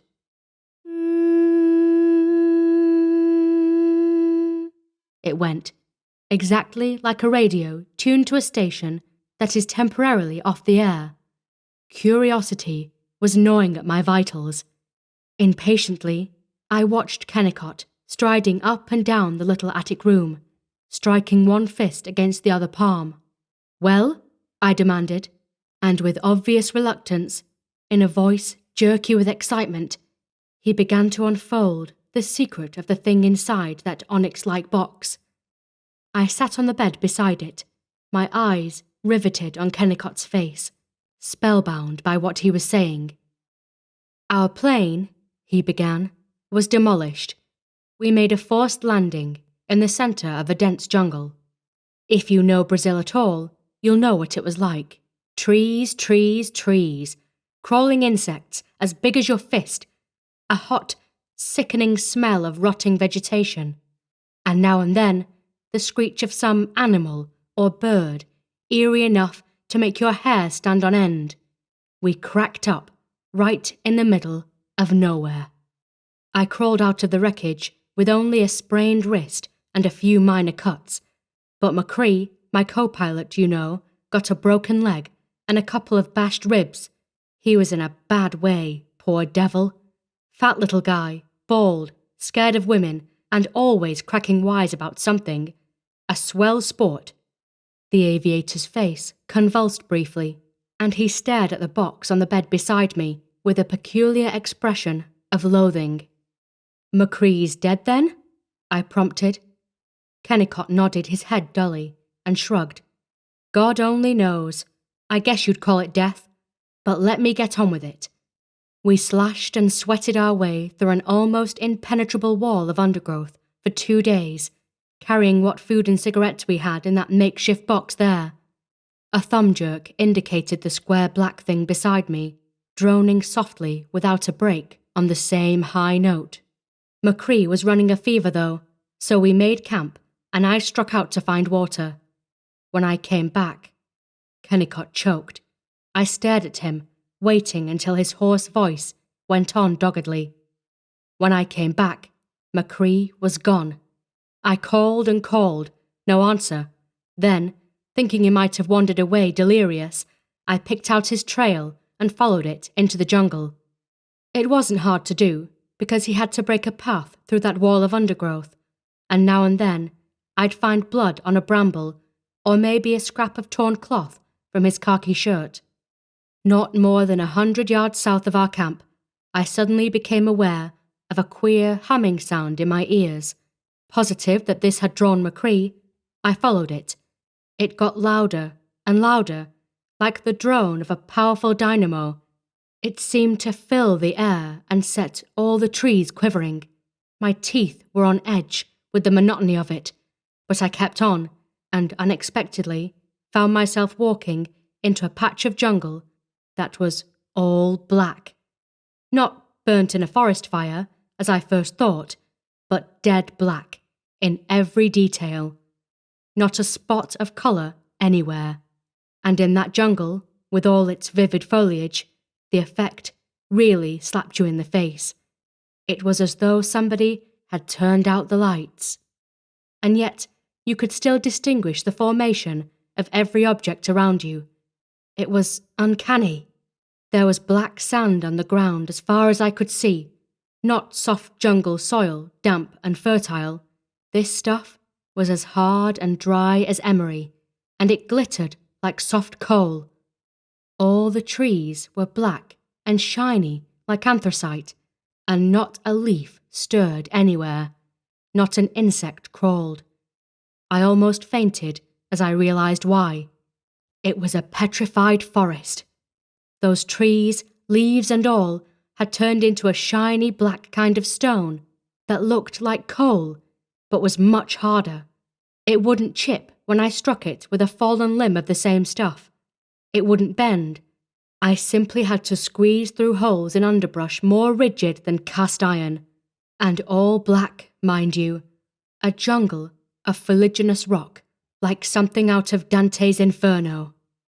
Once I stumbled over an object and stopped to pick it up.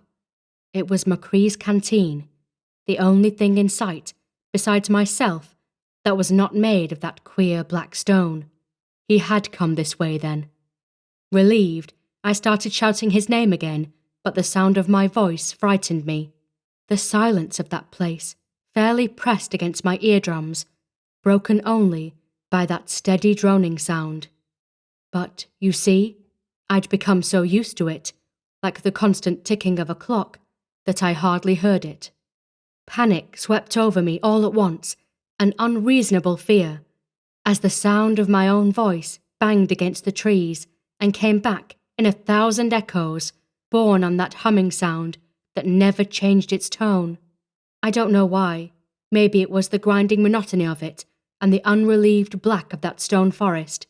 But my nerve snapped, and I bolted back along the way I had come, sobbing like a kid. I must have run in a circle, though, tripping and cutting myself on that rock underbrush. In my terror, I forgot the direction of our camp. I was lost. Abruptly, I realized it. Lost in that hell of coal-black stone. Without food, or any chance of getting it, with Mercury's empty canteen in my hand, and no idea where he had wandered in his fever. For hours I plunged on, forgetting to backtrack, and cursing aloud because Mercury wouldn't answer me. That humming noise had got on my nerves now, droning on that one shrill note until I thought I would go mad. Exhausted, I sank down on that emery sand, crouched against the trunk of a black stone tree. Mercury had deserted me, I thought crazily. Someone had rescued him, and he had left me here to die, which should give you an idea of my state of mind. I huddled there, letting my eyes rove in a sort of helpless stupor. On the sand beside me was a tiny rock that resembled a butterfly delicately carved out of onyx. I picked it up, dazedly, staring at its hard little legs and feelers like wire that would neither bend nor break off, and then my gaze started wandering again. It fastened on something a few dozen paces to my right, and I was sure then that I had gone mad. At first, it seemed to be a stump of that same dark mineral, but it wasn't a stump. I crawled over to it and sat there, gaping at it with my senses reeling, while that humming noise rang louder and louder in my ears. It was a black stone statue of Mercury, perfect in every detail. He was depicted stooping over, with one hand holding out his automatic, gripped by the barrel. His stocky figure, aviator's helmet, his makeshift crutch, and even the splints on his broken leg were shiny black stone, and his face, to the last hair of his eyelashes, was a perfect mask of black rock set in an expression of puzzled curiosity. I got to my feet and walked around the figure, then gave it a push. It toppled over, just like a statue, and the sound of its fall was deafening in that silent forest. Hefting it, I was amazed to find that it weighed less than 20 pounds. I hacked at it with a file we had brought from the plane in lieu of a machete, but only succeeded in snapping the tool in half. Not a chip flew off the statue. Not a dent appeared in its polished surface. The thing was so unspeakably weird that I did not even try to explain it to myself, but started calling Mercury again. If it was a gag of some kind, he could explain it, but there was no answer to my shouts, other than the monotonous hum of that unseen dynamo. Instead of frightening me more, this weird discovery seemed to jerk me up short. Collecting my scattered wits, I started back-trailing myself to the camp, thinking Mercury might have returned in my absence. The droning noise was so loud now, it pained my eardrums unless I kept my hands over my ears.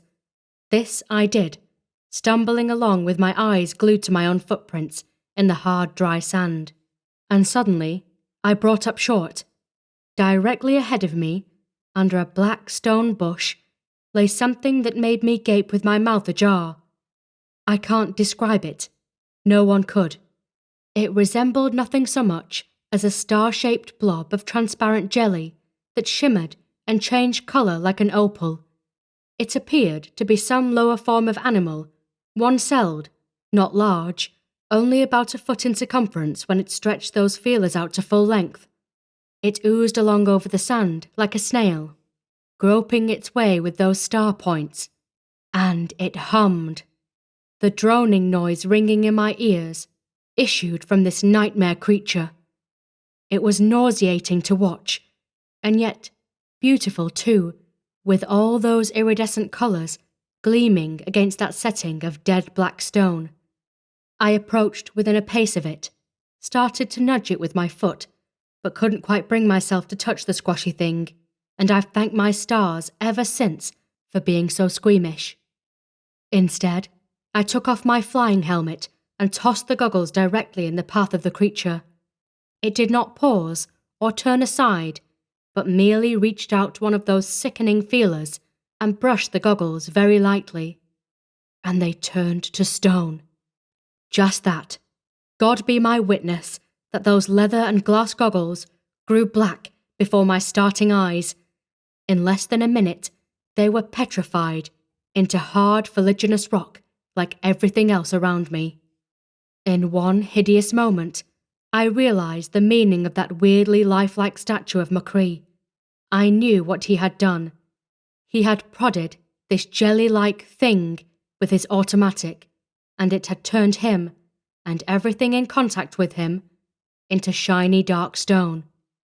Nausea overcame me. I wanted to run, to escape the sight of that oozing horror, but reason came to my rescue. I reminded myself that I was Paul Kennicott, intrepid explorer. Through a horrible experience, Mercury and I had stumbled upon something in the Brazilian wilds which would revolutionize the civilized world. Mercury was dead, or in some ghastly suspended form of life, through his efforts to solve the mystery. I owed it to him and to myself not to lose my head now, for the practical possibilities of the thing struck me like a blow. That black stone the creature's touch created from any earth substance, by rays from its body, by a secretion of its glands, by God knows what strange metamorphosis, was indestructible. Bridges, houses, buildings, roads could be built of ordinary material, and then petrified by the touch of this jelly-like thing, which had surely tumbled from some planet with life forces diametrically opposed to our own. Millions of dollars squandered on construction each year could be diverted to other phases of life, for no cyclone or flood could damage a city built of this hard black rock. I said a little prayer for my martyred co-pilot, and then and there resolved to take the creature back to civilization with me. It could be trapped, I was sure, though the prospect appealed to me far less than that of caging a hungry leopard. I did not venture to try it until I had studied the problem from every angle, however, and made certain deductions through experiment. I found that any substance already petrified was insulated against the thing's power. I tossed my belt on it, saw it freeze into black rock, then put my wristwatch in contact with the rock belt. My watch remained as it was. Another phenomenon I discovered was that petrifaction also occurred in things in direct contact with something the creature touched, if that something was not already petrified. Dropping my glove, fastened to my signet ring, I let the creature touch only the glove, but both objects were petrified. I tried it again with a chain of 3 objects, and discovered that the touched object and the one in contact with it turned into black rock, while the third on the chain remained unaffected. It took me about 3 days to trap the thing, although it gave no more actual resistance, of course, than a large snail. Mercury, poor devil, had blundered into the business, but I went at it in a scientific manner, knowing what danger I faced from the creature. I found my way again to our camp and brought back our provision box. Yes, the one there on the bed beside you. When the thing's touch had turned it into a perfect stone cage for itself, I scooped it inside with petrified branches. But, Lord, how the sweat stood out on my face at the prospect of a slip that might make me touch the horrible little organism. The trip out of that jungle was a nightmare. I spent almost all I had hiring scared natives to guide me a mile or so before they'd bolt with terror of my humming box. On board a tramp steamer bound for the States, I nearly lost my captive. The first mate thought it was an infernal machine and tried to throw it overboard. My last cent went to shut him up, so I landed in New York, flat broke. Paul Kennicott laughed and spread his hands. But here I am.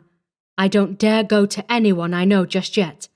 Reporters will run me ragged, and I want plenty of time to make the right contacts.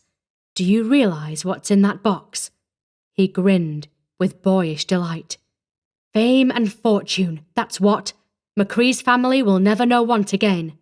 Science will remember our names, along with Edison and Bell and all the rest. We've discovered a new force that will rock the world with its possibilities. That's why, he explained, I've sneaked into the country like an alien. If the wrong people heard of this first, my life wouldn't be worth a dime, understand? There are millions involved in this thing. Billions, don't you see? He stopped, eyeing me anxiously. I stared at him and rose slowly from the bed. Thoughts were seething in my mind, dark, ugly thoughts, ebbing and flowing to the sound of that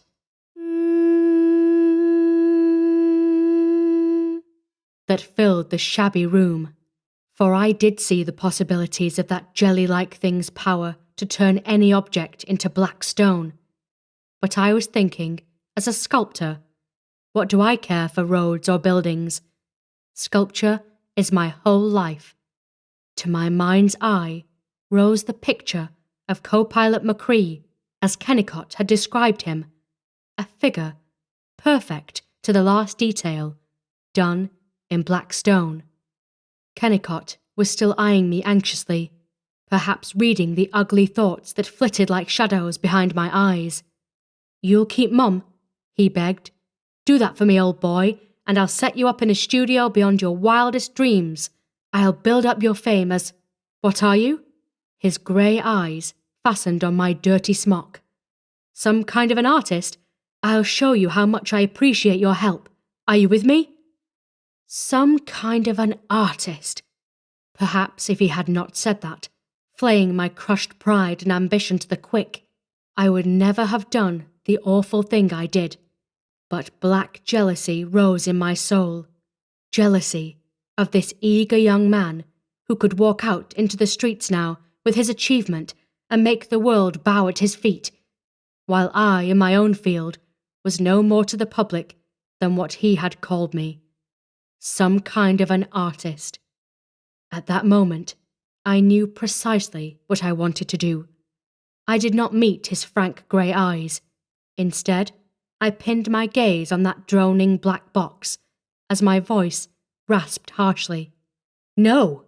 Do you really imagine that I believe this idiotic story of yours? You're insane. I'm going to call the police. They'll find out what really happened to Mercury out there in the jungle. There's nothing in that box. It's just a trick." Kennicott's mouth fell open, then closed in an angry line. The next moment, he shrugged and laughed. "Of course you don't believe me," he nodded. "Who could, unless they had seen what I've seen with my own eyes? Here," he said briskly, "I'll take this book and drop it in the box for you. You'll see the creature, and you'll see this book turned into black stone." I stepped back, heart pounding, eyes narrowed. Kennicott leaned over the bed, unfastened the box gingerly with a wary expression on his face, and motioned me to approach. Briefly, I glanced over his shoulder as he dropped the book inside the open box. I saw horror, a jelly-like opalescent thing, like a 5-pointed star. It pulsed and quivered for an instant, and the room fairly rocked to the unmuffled sound of that vibrant humming. I also saw the small cloth-bound book Kennicott had dropped inside. It lay half on top of the squirming creature, a book carved out of black stone. "There, you see?" Kennicott pointed. And those were the last words he ever uttered. Remembering what he had said about the power of the creature being unable to penetrate to a third object, I snatched at Kennicott's sleeve-covered arm, gave him a violent shove, and saw his muscular hand plunge for an instant deep into the black box. The sleeve hardened beneath my fingers. I cowered back, sickened at what I had done. Paul Kennicott, his arms thrown out and horror stamped on his fine young face, had frozen into a statue of black shiny stone. Then, footsteps were clumping up the stairs again. I realized that Mrs. Bates would surely have heard the violent droning that issued from the open box. I shut it swiftly, muffled it, and shoved it under the bed. I was at my own doorway when the landlady came puffing up the stairs. My face was calm, my voice contained, and no one but me could hear the furious pounding of my heart. "Now you look a-here," Mrs. Bates burst out. "I told you to turn that radio off. You take it right out of my room this minute, running up my bill for electricity." I apologized meekly, and with a great show carried out a tool case of mine, saying it was the portable radio I had been testing for a friend. It satisfied her for the moment, but later, as I was carrying the black stone figure of Paul Kennicott to my own room, she caught me at it. "Why," the old snoop exclaimed, "if that ain't the spittin' image of our new roomer. Friend of yours, is he?" I thought swiftly and lied jauntily. "A model of mine. I've been working on this statue at night, the reason you haven't seen him going in and out. I thought I would have to rent a room for him here, but as the statue is finished now, it won't be necessary after all. You may keep the rent money, though," I added, "and get me a taxi to haul my masterpiece to the express station. I am ready to submit it to the Museum of Fine Arts." And that is my story, gentlemen. The black stone statue, which, ironically, I chose to call Fear of the Unknown, is not a product of my skill. Small wonder several people have noticed its resemblance to the lost explorer Paul Kennicott. Nor did I do the group of soldiers commissioned by the Anti-War Association. None of my so-called symphonies in black were wrought by my hand. But I can tell you what became of the models who were unfortunate enough to pose for me. My real work is perhaps no better than that of a rank novice, although, up to that fatal afternoon, I had honestly believed myself capable of great work as a sculptor some day. But I am an impostor. You want a statue of me, you say, in your cablegram, done in the mysterious black stone which has made me so famous? Ah, gentlemen, you shall have that statue. I am writing this confession aboard the SS Madrigal, and I shall leave it with a steward to be mailed to you at our next port of call. Tonight, I shall take out of my stateroom the hideous thing in its black box which has never left my side.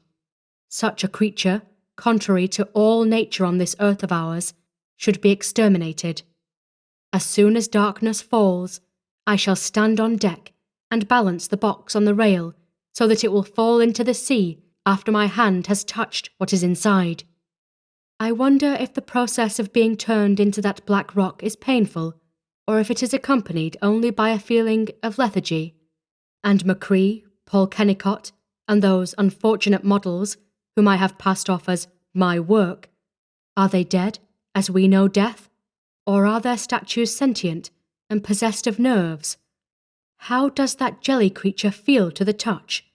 Does it impart a violent electrical shock, or a subtle emanation of some force beyond our ken, changing the atomic structure of the flesh it turns into stone? Many such questions have occurred to me often in the small hours when I lie awake, tortured by remorse for what I have done. But tonight, gentlemen, I shall know all the answers.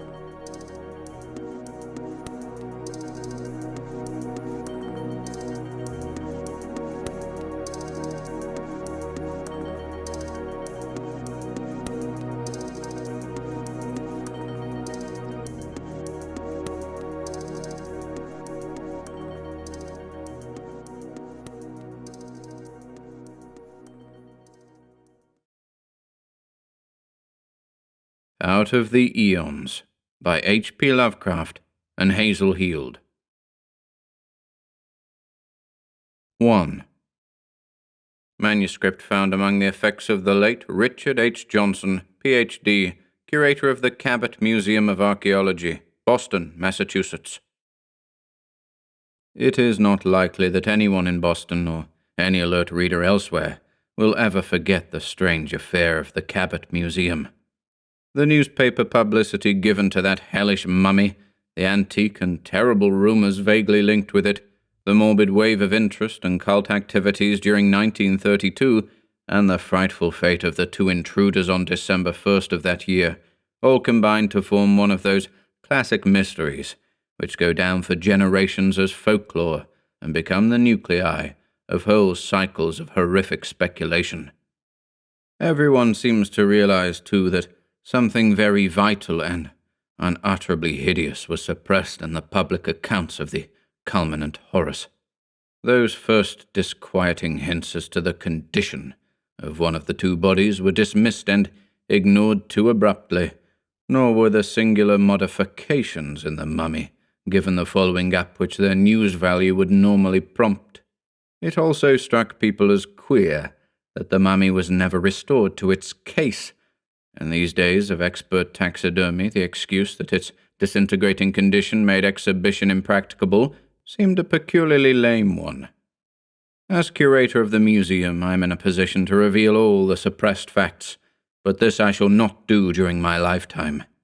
There are things about the world and universe which it is better for the majority not to know, and I have not departed from the opinion in which all of us, museum staff, physicians, reporters, and police, concurred at the period of the horror itself.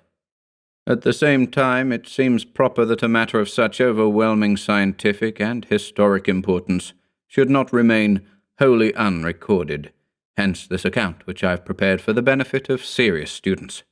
I shall place it among various papers to be examined after my death, leaving its fate to the discretion of my executors. Certain threats and unusual events during the past weeks have led me to believe that my life, as well as that of other museum officials, is in some peril through the enmity of several widespread secret cults of Asiatics, Polynesians, and heterogeneous mystical devotees. Hence it is possible that the work of the executors may not be long postponed. Executor's note: Dr. Johnson died suddenly and rather mysteriously of heart failure on April 22, 1933. Wentworth Moore, taxidermist of the museum, disappeared around the middle of the preceding month. On February 18th of the same year, Dr. William Minot, who superintended a dissection connected with the case, was stabbed in the back, dying the following day. The real beginning of the horror, I suppose, was in 1879, long before my term as curator, when the museum acquired that ghastly, inexplicable mummy from the Orient Shipping Company. Its very discovery was monstrous and menacing, for it came from a crypt of unknown origin and fabulous antiquity on a bit of land suddenly upheaved from the Pacific's floor. On May 11th, 1878, Captain Charles Weatherby of the freighter Eridanus, bound from Wellington, New Zealand to Valparaiso, Chile, had sighted a new island unmarked on any chart and evidently of volcanic origin. It projected quite boldly out of the sea in the form of a truncated cone. A landing party under Captain Weatherby noted evidences of long submersion on the rugged slopes which they climbed, while at the summit there were signs of recent destruction, as by an earthquake. Among the scattered rubble were massive stones of manifestly artificial shaping, and a little examination disclosed the presence of some of that prehistoric cyclopean masonry found on certain Pacific islands and forming a perpetual archaeological puzzle.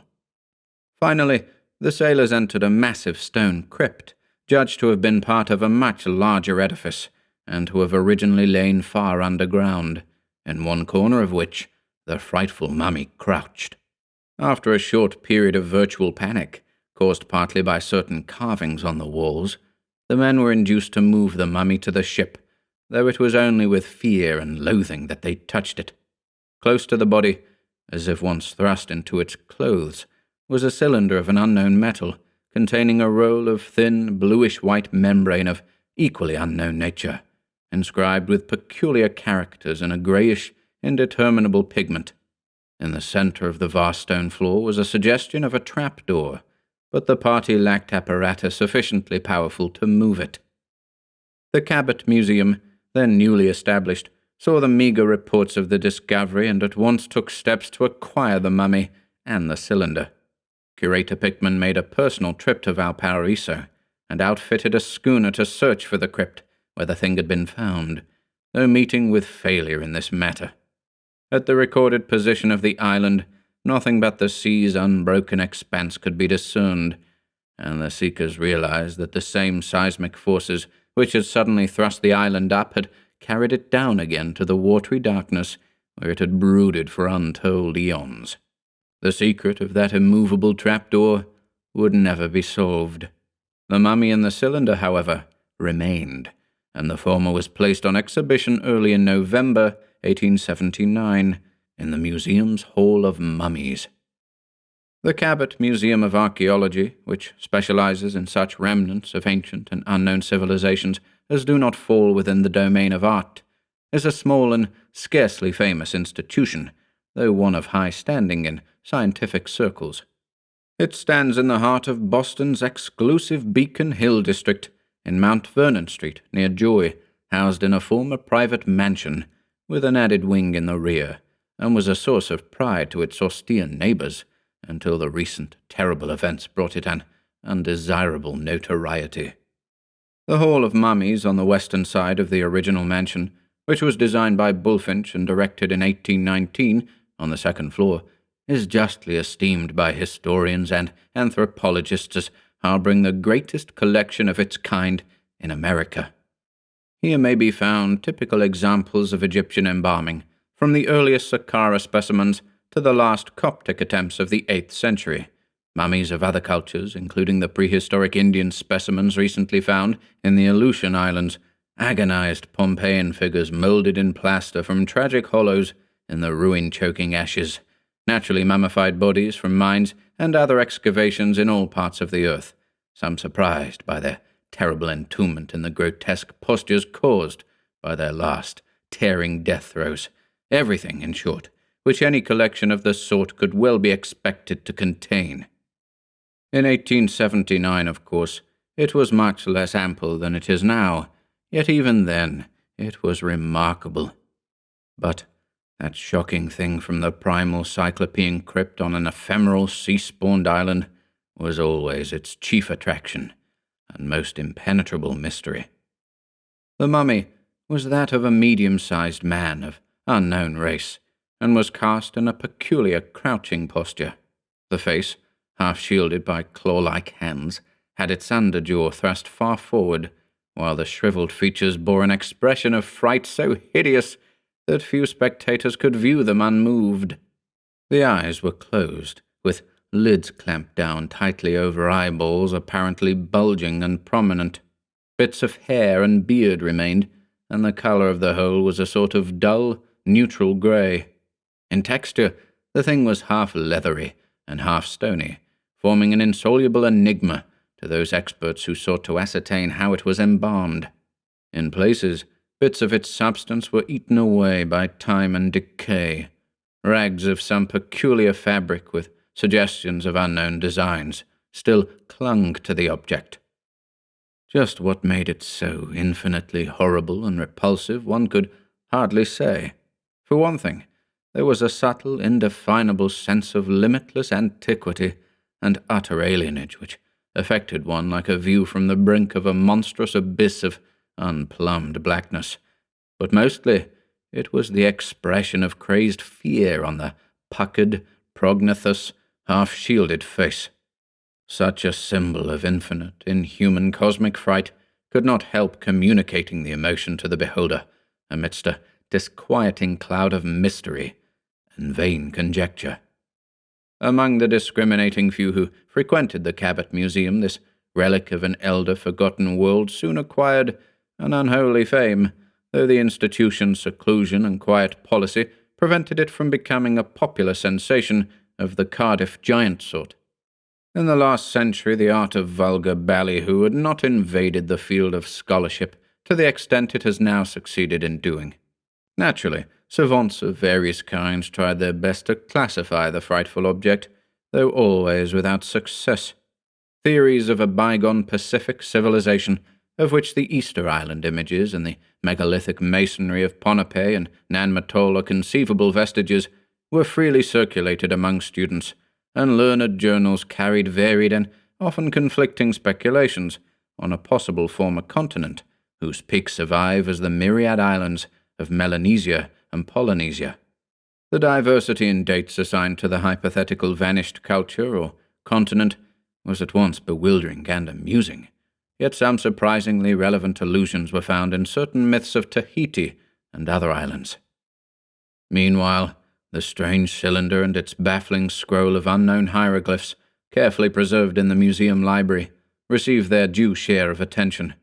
No question could exist as to their association with the mummy, hence all realized that in the unravelling of their mystery, the mystery of the shriveled horror would in all probability be unravelled as well. The cylinder, about 4 inches long by 7/8 of an inch in diameter, was of a queerly iridescent metal, utterly defying chemical analysis and seemingly impervious to all reagents. It was tightly fitted with a cap of the same substance, and bore engraved figurings of an evidently decorative and possibly symbolic nature, conventional designs which seemed to follow a peculiarly alien, paradoxical, and doubtfully describable system of geometry.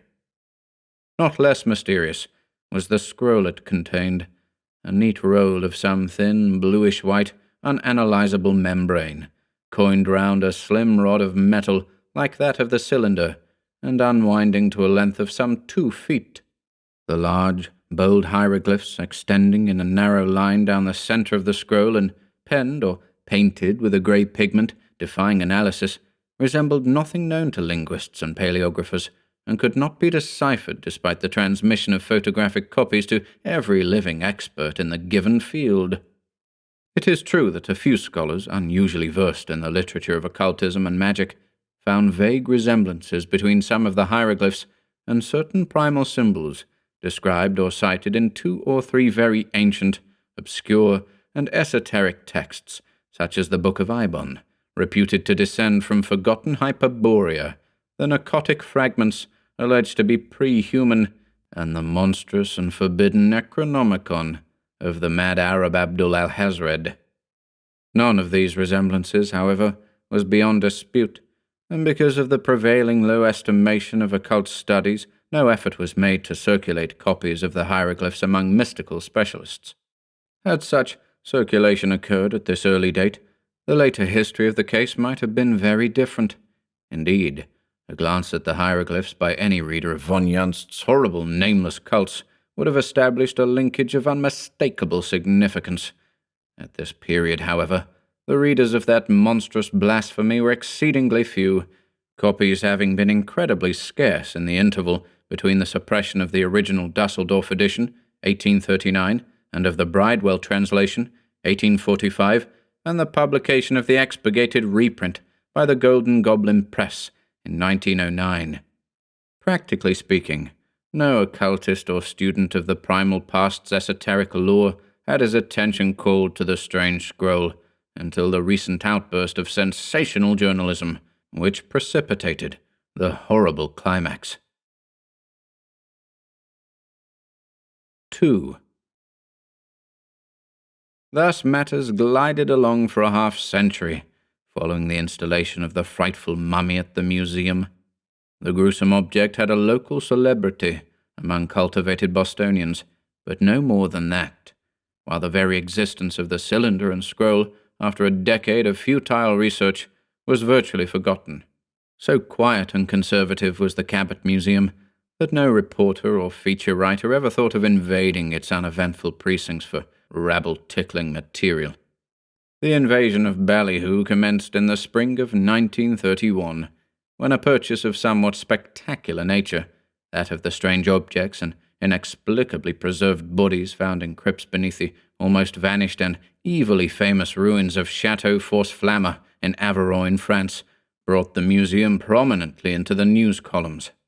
True to its hustling policy, the Boston Pillar sent a Sunday feature writer to cover the incident and pad it with an exaggerated general account of the institution itself, and this young man, Stuart Reynolds by name, hit upon the nameless mummy as a potential sensation, far surpassing the recent acquisitions nominally forming his chief assignment.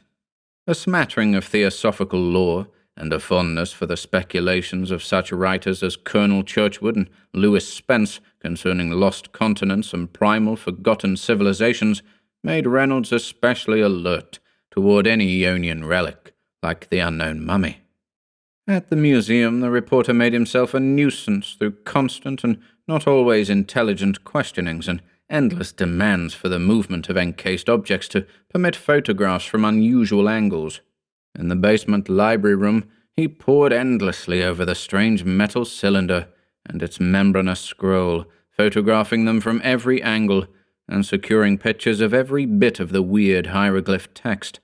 He likewise asked to see all books with any bearing whatever on the subject of primal cultures and sunken continents, sitting for 3 hours taking notes, and leaving only in order to hasten to Cambridge for a sight, if permission were granted, of the abhorred and forbidden Necronomicon at the Widener Library. On April 5th, the article appeared in the Sunday Pillar, smothered in photographs of mummy, cylinder, and hieroglyphed scroll, and couched in the peculiarly simpering, infantile style which the Pillar affects for the benefit of its vast and mentally immature clientele. Full of inaccuracies, exaggerations, and sensationalism, it was precisely the sort of thing to stir the brainless and fickle interest of the herd, and as a result the once quiet museum began to be swarmed with chattering and vacuously staring throngs such as its stately corridors had never known before. There were scholarly and intelligent visitors, too, despite the puerility of the article. The pictures had spoken for themselves, and many persons of mature attainments sometimes see the Pillar by accident.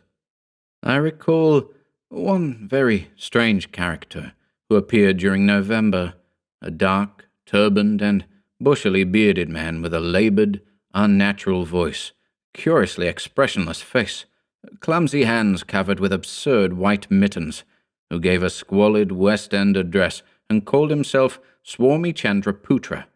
This fellow was unbelievably erudite in occult lore, and seemed profoundly and solemnly moved by the resemblance of the hieroglyphs on the scroll to certain signs and symbols of a forgotten elder world about which he professed vast, intuitive knowledge. By June, the fame of the mummy and scroll had leaked far beyond Boston, and the museum had inquiries and requests for photographs from occultists and students of arcana all over the world.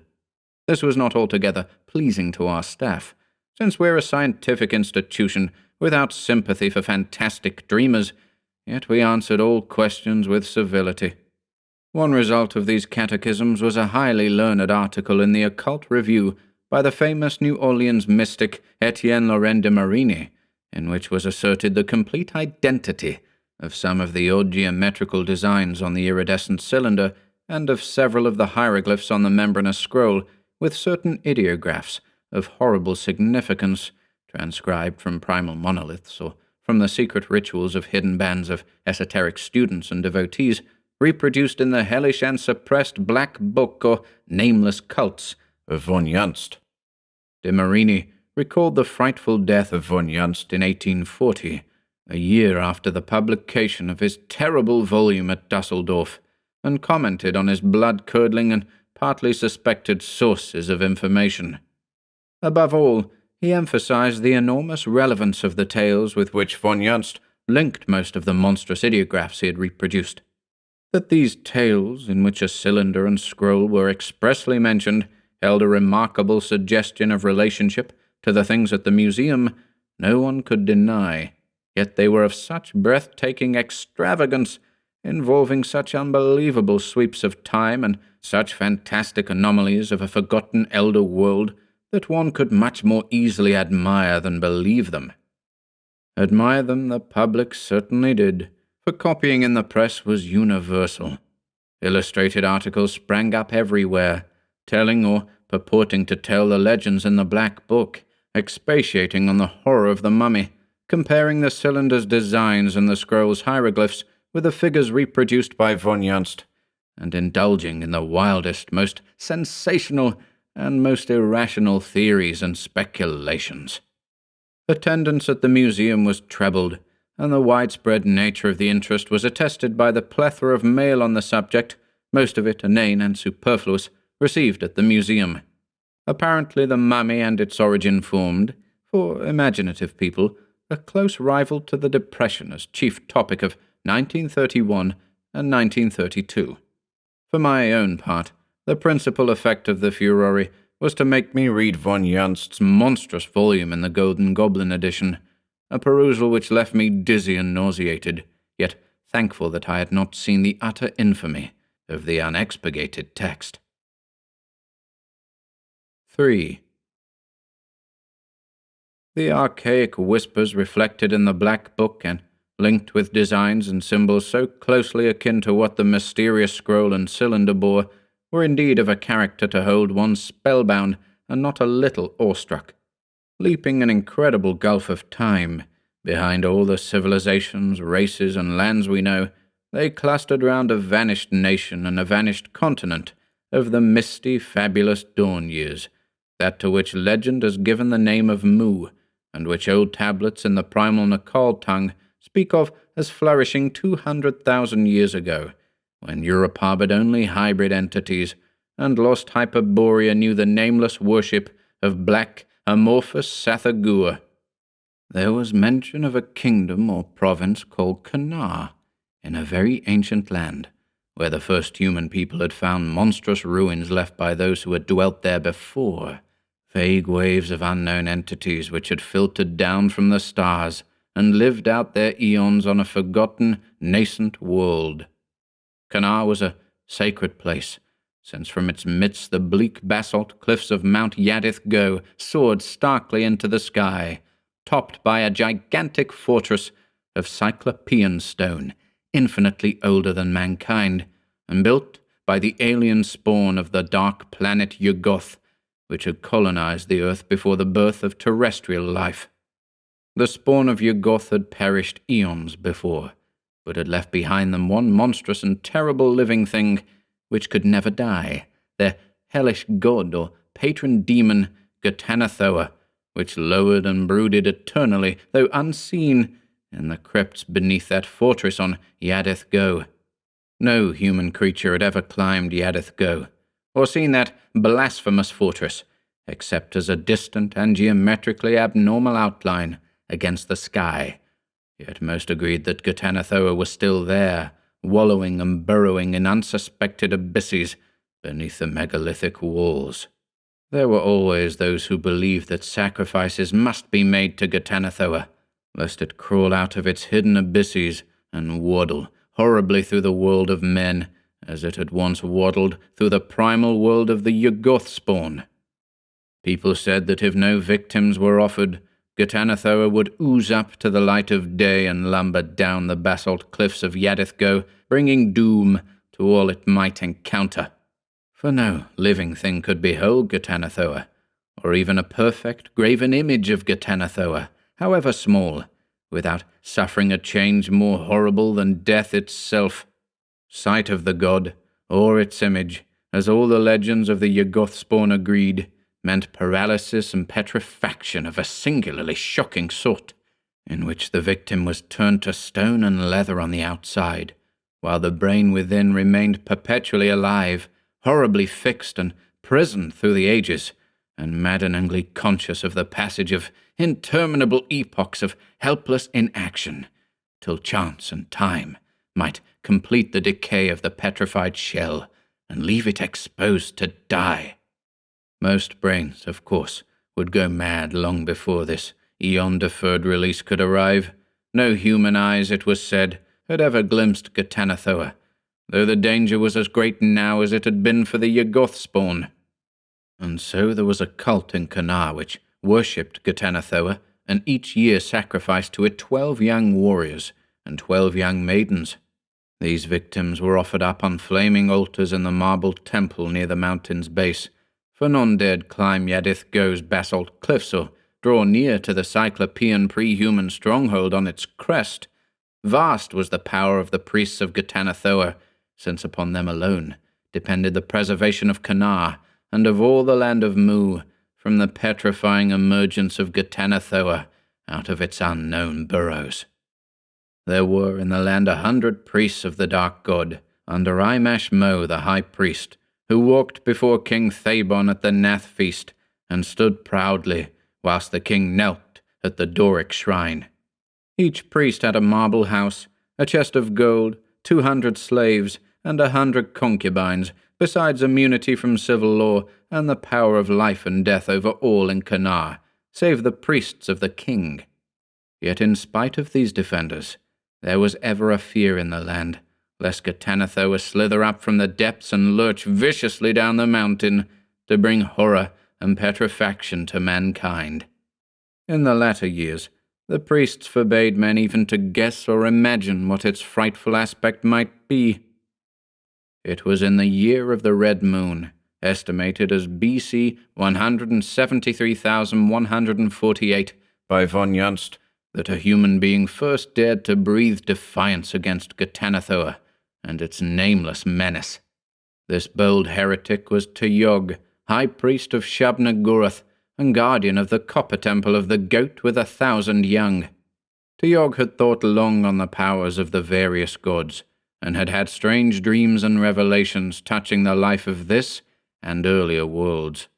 In the end, he felt sure that the gods friendly to man could be arrayed against the hostile gods, and believed that Shab-Niggurath, Nag and Yeb, as well as Yig, the serpent god, were ready to take sides with man against the tyranny and presumption of Ghatanothoa.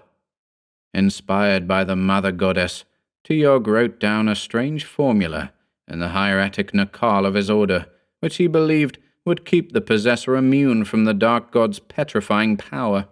With this protection, he reflected, it might be possible for a bold man to climb the dreaded basalt cliffs and, first of all human beings, enter the Cyclopean fortress beneath which Ghatanothoa reputedly brooded.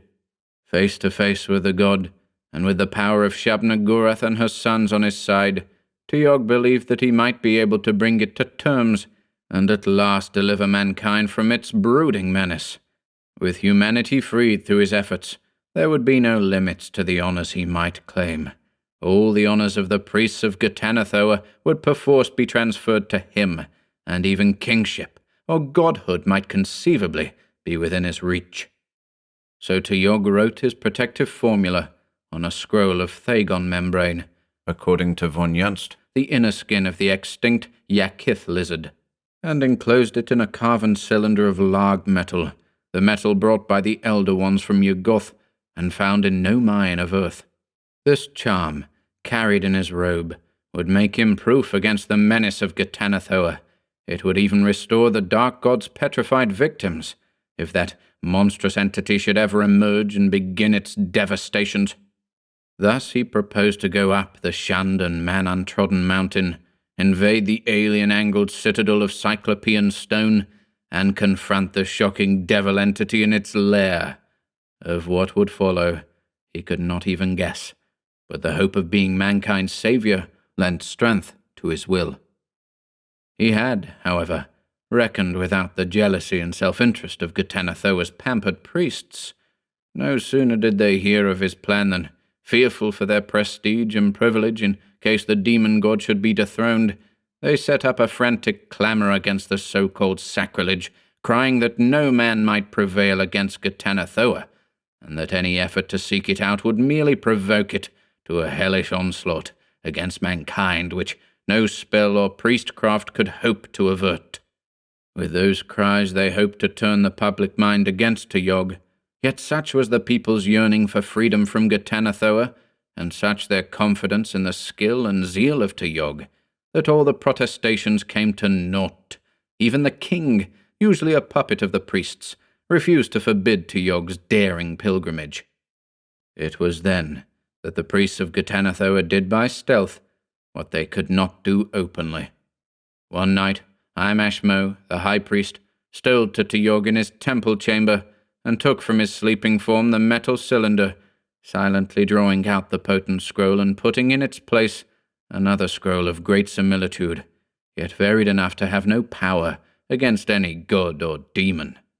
When the cylinder was slipped back into the sleeper's cloak, Imashmo was content, for he knew Teyog was little likely to study that cylinder's contents again.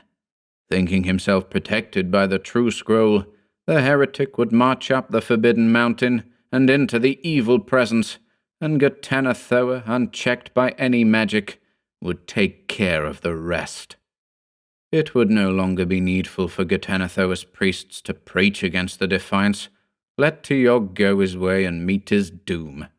And secretly, the priest would always cherish the stolen scroll, the true and potent charm, handing it down from one high priest to another for use in any dim future, when it might be needful to contravene the devil god's will.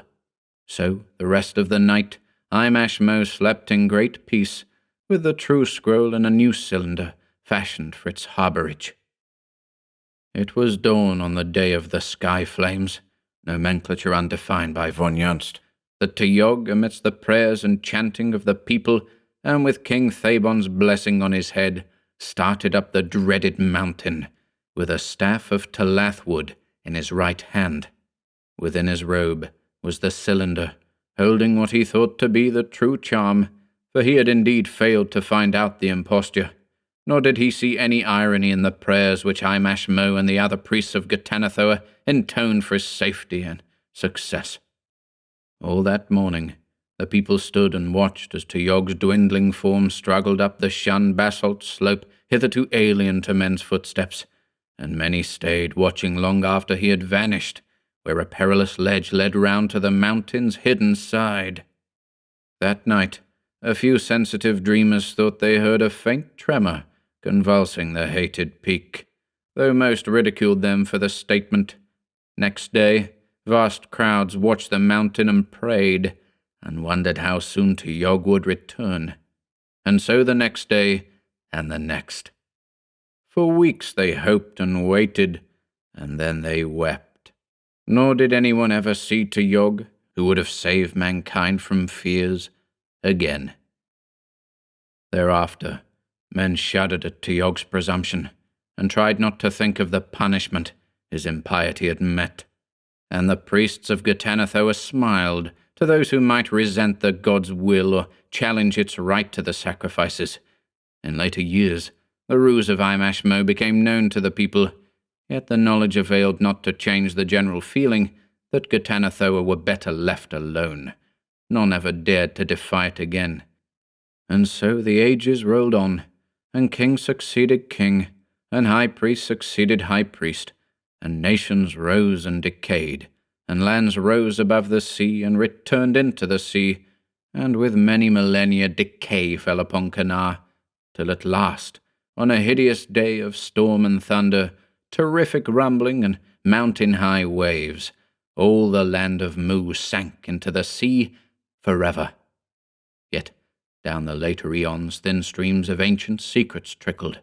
In distant lands there met together grey-faced fugitives who had survived the sea fiend's rage, and strange skies drank the smoke of altars reared to vanished gods and demons.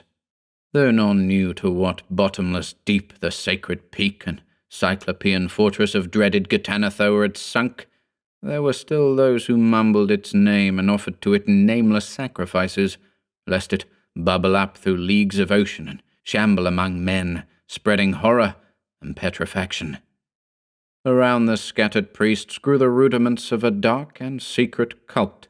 Secret because the people of the new lands had other gods and devils, and thought only evil of elder and alien ones, and within that cult many hideous things were done, and many strange objects cherished.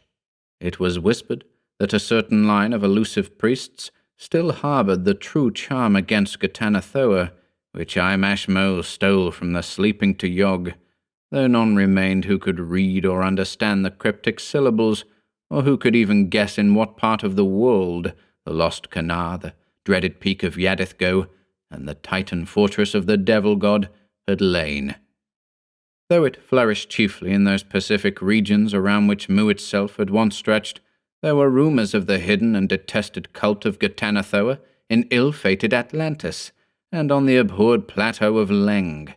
Von Junst implied its presence in the fabled subterrene kingdom of Kunyan, and gave clear evidence that it had penetrated Egypt, Chaldea, Persia, China, the forgotten Semite empires of Africa, and Mexico and Peru in the New World. That it had a strong connection with the witchcraft movement in Europe, against which the bulls of popes were vainly directed, he more than strongly hinted. The West, however, was never favourable to its growth, and public indignation, aroused by glimpses of hideous rites and nameless sacrifices, wholly stamped out many of its branches. In the end it became a hunted, doubly furtive underground affair, yet never could its nucleus be quite exterminated. It always survived somehow, chiefly in the Far East and on the Pacific Islands, where its teachings became merged into the esoteric lore of the Polynesian Arioi. Von Junst gave subtle and disquieting hints of actual contact with the cult, so that as I read I shuddered at what was rumoured about his death. He spoke of the growth of certain ideas regarding the appearance of the devil god, a creature which no human being, unless it were the too daring Tyog who had never returned, had ever seen, and contrasted this habit of speculation with the taboo prevailing in ancient Mu against any attempt to imagine what the horror looked like.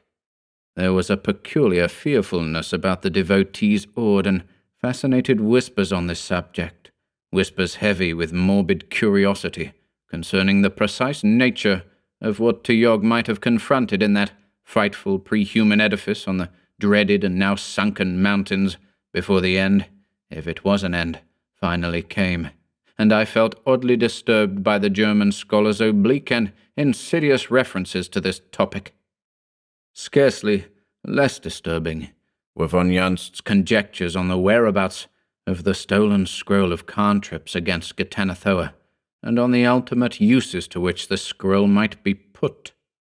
Despite all my assurance that the whole matter was purely mythical, I could not help shivering at the notion of a latter-day emergence of the monstrous god, and at the picture of a humanity turned suddenly to a race of abnormal statues, each encasing a living brain doomed to inert and helpless consciousness for untold eons of futurity. The old Dusseldorf savant had a poisonous way of suggesting more than he stated, and I could understand why his damnable book was suppressed in so many countries as blasphemous, dangerous, and unclean. I writhed with repulsion, yet the thing exerted an unholy fascination, and I could not lay it down till I had finished it. The alleged reproductions of designs and ideographs from Mu were marvellously and startlingly like the markings on the strange cylinder and the characters on the scroll, and the whole account teemed with details having vague, irritating suggestions of resemblance to things connected with the hideous mummy. The cylinder and scroll, the Pacific setting, the persistent notion of old Captain Weatherby that the Cyclopean crypt where the mummy was found had once lain under a vast building.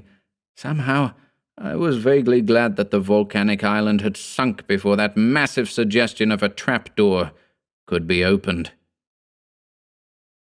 4. What I read in the Black Book formed a fiendishly apt preparation for the news items and closer events which began to force themselves upon me in the spring of 1932. I can scarcely recall just when the increasingly frequent reports of police action against the odd and fantastical religious cults in the Orient and elsewhere commenced to impress me. But by May or June I realized that there was, all over the world, a surprising and unwanted burst of activity on the part of bizarre, furtive and esoteric mystical organizations ordinarily quiescent and seldom heard of. It is not likely that I would have connected these reports with either the hints of von Janst or the popular furore over the mummy and cylinder in the museum, but for certain significant syllables and persistent resemblances, sensationally dwelt upon by the press in the rites and speeches of the various secret celebrants brought to public attention. As it was, I could not help remarking with disquiet the frequent recurrence of a name in various corrupt forms, which seemed to constitute a focal point of all the cult worship, and which was obviously regarded with a singular mixture of reverence and terror. Some of the forms quoted were Gatantar, Tanotar, Thanthar, Gatan, and Katantar, and it did not require the suggestions of my now numerous occultist correspondents to make me see in these variants a hideous and suggestive kinship to the monstrous name rendered by von Janst as Gatanathoa. There were other disquieting features, too. Again and again, the reports cited vague, awestruck references to a true scroll, something on which tremendous consequences seemed to hinge, and which was mentioned as being in the custody of a certain Nagob, whoever and whatever he might be. Likewise, there was an insistent repetition of a name which sounded like Tog, Tiok, Yog, Zob, or Yob, and which my more and more excited consciousness involuntarily linked with the name of the hapless heretic Yog, as given in the Black Book. This name was usually uttered in connection with such cryptical phrases as, "It is none other than he. He had looked upon its face. He knows all, though he can neither see nor feel. He has brought the memory down through the Aeons. The true scroll will release him. Nagob has the true scroll. He can tell where to find it." Something very queer was undoubtedly in the air, and I did not wonder when my occultist correspondents, as well as the sensational Sunday papers, began to connect the new abnormal stirrings with the legends of Mu on the one hand, and with the frightful mummy's recent exploitation on the other hand. The widespread articles in the first wave of press publicity, with their insistent linkage of the mummy, cylinder, and scroll with the tale in the Black Book, and their crazily fantastic speculations about the whole matter, might very well have roused the latent fanaticism in hundreds of those furtive groups of exotic devotees with which our complex world abounds. Nor did the papers cease adding fuel to the flames, for the stories on the cult stirrings were even wilder than the earlier series of yarns. As the summer drew on, attendants noticed a curious new element among the throngs of visitors which, after a lull following the first burst of publicity, were again drawn to the museum by the second furore. More and more frequently, there were persons of strange and exotic aspect, swarthy Asiatics, long-haired nondescripts, and bearded brown men who seemed unused to European clothes, who would invariably inquire for the Hall of Mummies, and would subsequently be found staring at the hideous Pacific specimen in a veritable ecstasy of fascination. Some quiet, sinister undercurrent in this flood of eccentric foreigners seemed to impress all the guards, and I myself was far from undisturbed. I could not help thinking of the prevailing cult stirrings among just such exotics as these, and the connection of those stirrings with myths all too close to the frightful mummy and its cylinder scroll. At times I was half tempted to withdraw the mummy from exhibition, especially when an attendant told me that he had several times glimpsed strangers making odd obeisances before it, and had overheard sing-song mutterings which sounded like chants or rituals addressed to it at hours when the visiting throngs were somewhat thinned.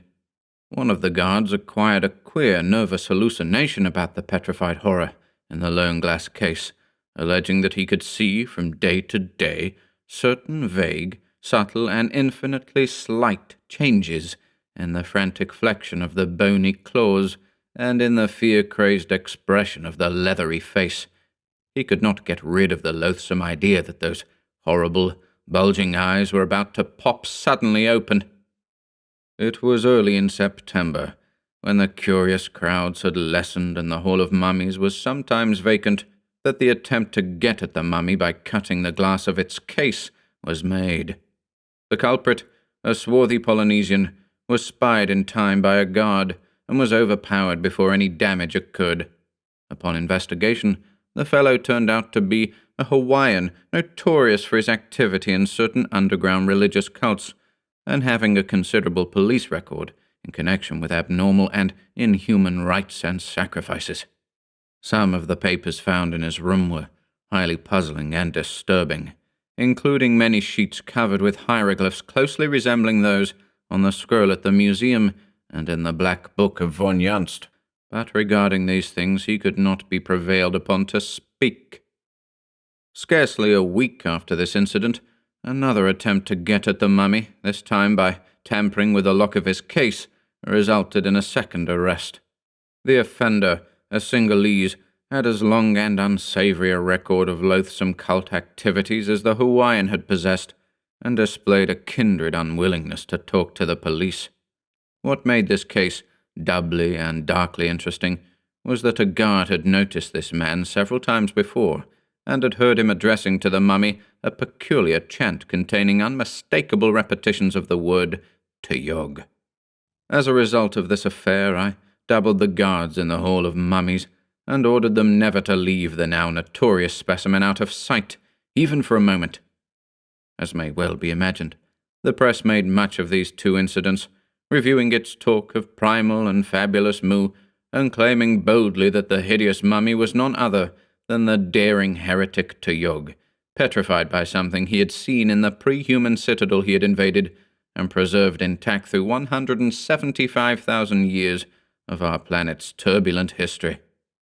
That the strange devotees represented cults descended from Mu, and that they were worshipping the mummy, or perhaps even seeking to awaken it to life by spells and incantations, was emphasized and reiterated in the most sensational fashion.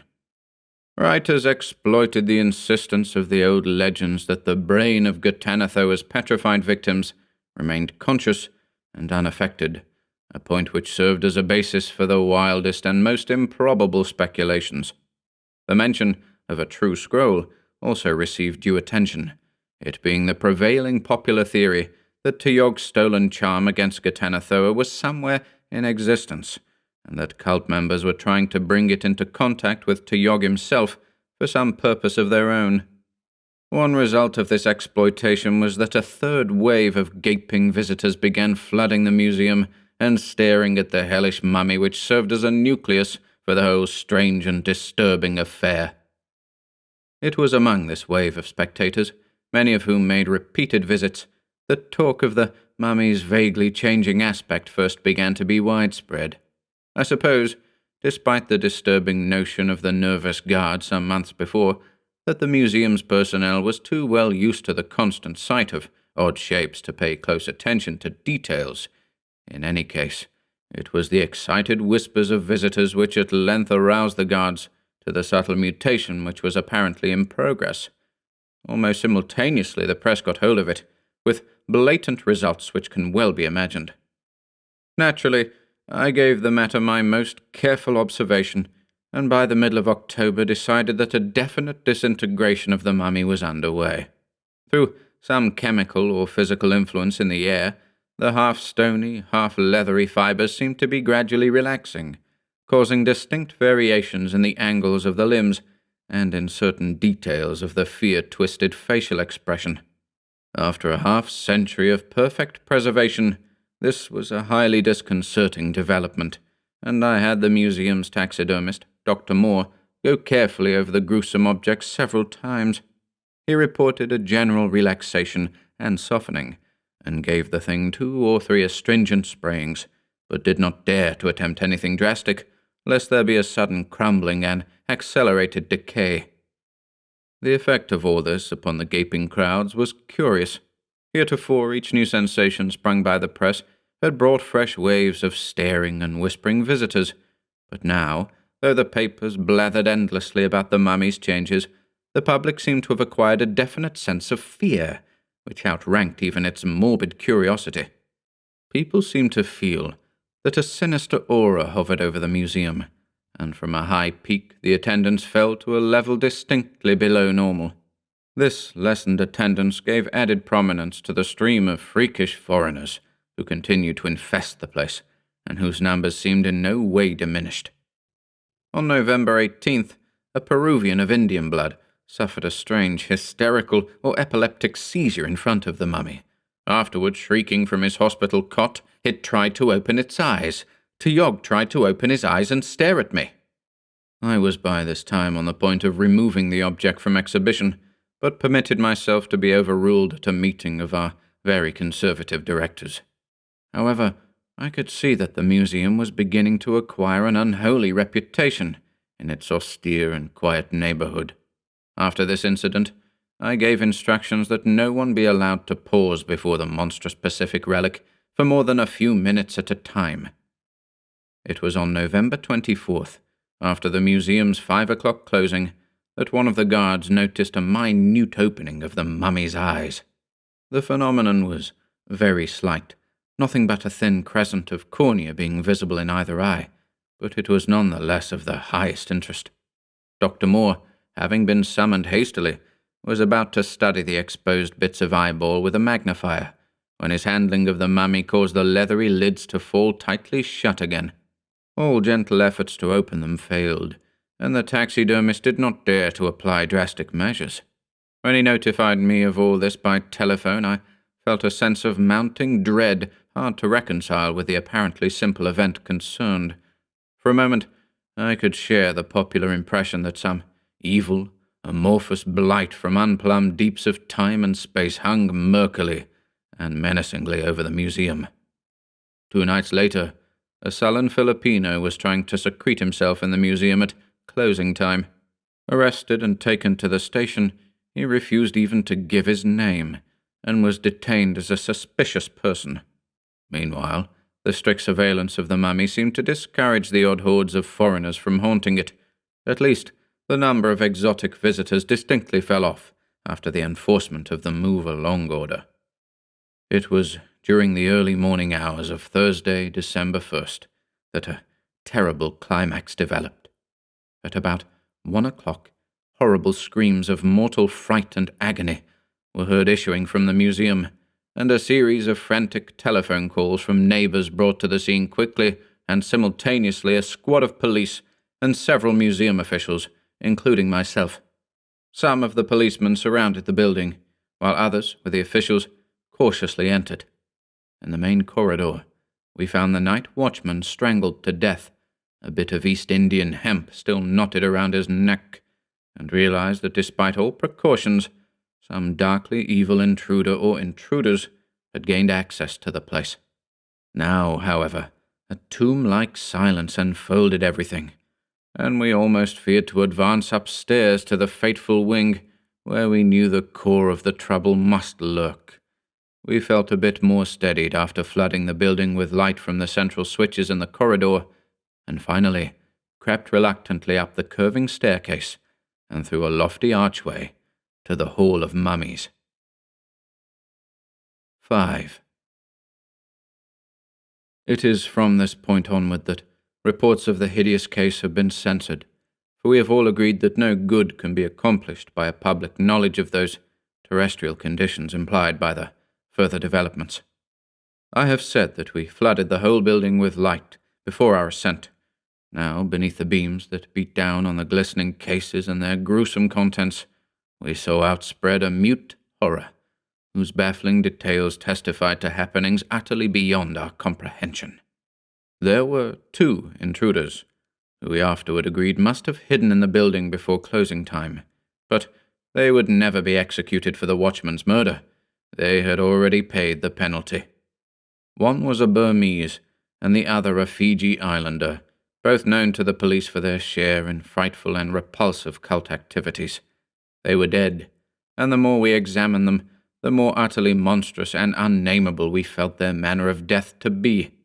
On both faces was a more wholly frantic and inhuman look of fright than even the oldest policeman had ever seen before. Yet in the state of the 2 bodies there were vast and significant differences. The Burmese lay collapsed close to the nameless mummy's case, from which a square of glass had been neatly cut. In his right hand was a scroll of bluish membrane, which I at once saw was covered with greyish hieroglyphs, almost a duplicate of the scroll in the strange cylinder in the library downstairs, though later study brought out subtle differences. There was no mark of violence on the body, and in view of the desperate, agonized expression on the twisted face, we could only conclude that the man died of sheer fright. It was the closely adjacent Fijian, though, that gave us the profoundest shock. One of the policemen was the first to feel of him, and the cry of fright he emitted added another shudder to that neighborhood's night of terror. We ought to have known from the lethal greyness of the once black, fear-twisted face and of the bony hands, one of which still clutched an electric torch, that something was hideously wrong. Yet every one of us was unprepared for what that officer's hesitant touch disclosed.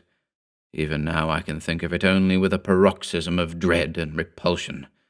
To be brief, the hapless invader, who less than an hour before had been a sturdy, living Melanesian bent on unknown evils, was now a rigid, ash-grey figure of stony, leathery petrifaction, in every respect identical with the crouching, eon-old blasphemy in the violated glass case. Yet that was not the worst. Crowning all other horrors, and indeed seizing our shocked attention before we turned to the bodies on the floor, was the state of the frightful mummy. No longer could its changes be called vague and subtle, for it had now made radical shifts of posture. It had sagged and slumped with a curious loss of rigidity. Its bony claws had sunk until they no longer even partly covered its leathery, fear-crazed face, and, God help us, its hellish bulging eyes had popped wide open and seemed to be staring directly at the 2 intruders who had died of fright or worse. That ghastly, dead fish stare was hideously mesmerizing, and it haunted us all the time we were examining the bodies of the invaders. Its effect on our nerves was damnably queer, for we somehow felt a curious rigidity creeping over us and hampering our simplest motions, a rigidity which later vanished very oddly when we passed the hieroglyph scroll around for inspection. Every now and then I felt my gaze drawn irresistibly toward those horrible bulging eyes in the case, and when I returned to study them after viewing the bodies, I thought I detected something very singular about the glassy surface of the dark and marvelously well-preserved pupils. The more I looked, the more fascinated I became, and at last I went down to the office, despite that strange stiffness in my limbs, and brought up a strong, multiple magnifying glass. With this, I commenced a very close and careful survey of the fishy pupils, while the others crowded expectantly around. I had always been rather skeptical of the theory that scenes and objects become photographed on the retina of the eye in cases of death or coma, yet no sooner did I look through the lens than I realized the presence of some sort of image other than the room's reflection in the glassy, bulging optics of this nameless spawn of the Aeons. Certainly, there was a dimly outlined scene on the age-old retinal surface, and I could not doubt that it formed the last thing on which those eyes had looked in life, countless millennia ago. It seemed to be steadily fading, and I fumbled with the magnifier in order to shift another lens into place. Yet it must have been accurate and clear-cut, even if infinitesimally small, when, in response to some evil spell or act connected with their visit, it had confronted those intruders, who were frightened to death. With the extra lens I could make out many details formerly invisible, and the awed group around me hung on the flood of words with which I tried to tell what I saw. For here, in the year 1932, a man in the city of Boston was looking on something which belonged to an unknown and utterly alien world, a world that vanished from existence and normal memory eons ago. There was a vast room, a chamber of cyclopean masonry, and I seemed to be viewing it from one of its corners. On the walls were carvings so hideous that even in this imperfect image their stark blasphemousness and bestiality sickened me. I could not believe that the carvers of these things were human, or that they had ever seen human beings when they shaped the frightful outlines which leered at the beholder. In the center of the chamber was a colossal trapdoor of stone, pushed upward to permit the emergence of some object from below. The object should have been clearly visible, indeed must have been when the eyes first opened before the fear-stricken intruders, though under my lenses it was merely a monstrous blur. As it happened, I was studying the right eye only when I brought the extra magnification into play. A moment later, I wished fervently that my search had ended there. As it was, however, the zeal of discovery and revelation was upon me, and I shifted my powerful lenses to the mummy's left eye, in the hope of finding the image less faded on that retina. My hands, trembling with excitement and unnaturally stiff from some obscure influence, were slow in bringing the magnifier into focus, but a moment later I realized that the image was less faded than in the other eye. I saw in a morbid flash of half-distinctness the insufferable thing which was welling up through the prodigious trapdoor in that cyclopean, immemorially archaic crypt of a lost world, and fell fainting with an inarticulate shriek, of which I am not even ashamed. By the time I revived, there was no distinct image of anything in either eye of the monstrous mummy. Sergeant Keefe of the police looked with my glass, for I could not bring myself to face that abnormal entity again, and I thanked all the powers of the cosmos that I had not looked earlier than I did. It took all my resolution, and a great deal of solicitation, to make me relate what I had glimpsed in the hideous moment of revelation. Indeed, I could not speak till we had all adjourned to the office below, out of sight of that demoniac thing which could not be, for I had begun to harbour the most terrible and fantastic notions about the mummy and its glassy, bulging eyes, that it had a kind of hellish consciousness, seeing all that occurred before it, and trying vainly to communicate some frightful message from the gulfs of time. That meant madness, but at last I thought I might be better off if I told what I had half seen. After all, it was not a long thing to tell. Oozing and surging up out of that yawning trapdoor in the Cyclopean crypt, I had glimpsed such an unbelievable behemothric monstrosity that I could not doubt the power of its original to kill with its mere sight. Even now I cannot begin to suggest it with any words at my command. I might call it gigantic, tentacled, proboscidean, octopuside, semi-amorphous, plastic, partly squamous and partly rugose. But nothing I could say could even adumbrate the loathsome, unholy, non-human, extragalactic horror and hatefulness and unutterable evil of that forbidden spawn of black chaos and illimitable night. As I write these words, the associated mental image causes me to lean back faint and nauseated. As I told of the sight to the men around me in the office, I had to fight to preserve the consciousness I had regained. Nor were my hearers much less moved. Not a man spoke above a whisper for a full quarter hour, and there were awed, half-furtive references to the frightful lore in the Black Book, to the recent newspaper tales of cult stirrings, and to the sinister events in the museum. Ghatanothoa, even its smallest perfect image, could petrify. To Yog, the false scroll, he never came back. The true scroll which could fully or partly undo the petrification. Did it survive? The hellish cults, the phrases overheard. It is none other than he. He had looked upon its face. He knows all, though he can neither see nor feel. He had brought the memory down through the Aeons. The true scroll will release him. Nagob has the true scroll. He can tell where to find it. Only the healing greyness of the dawn brought us back to sanity. A sanity which made of that glimpse of mine a closed topic, something not to be explained or thought of again.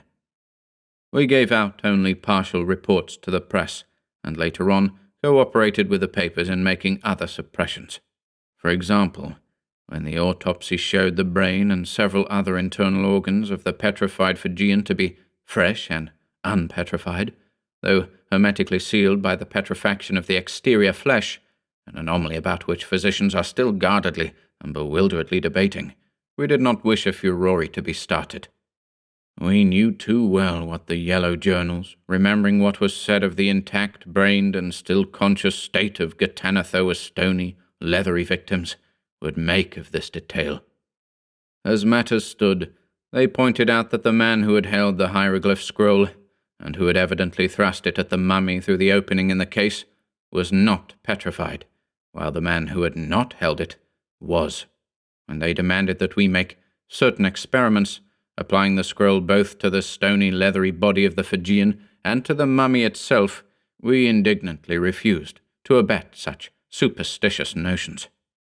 Of course, the mummy was withdrawn from public view and transferred to the museum laboratory, awaiting a really scientific examination before some suitable medical authority.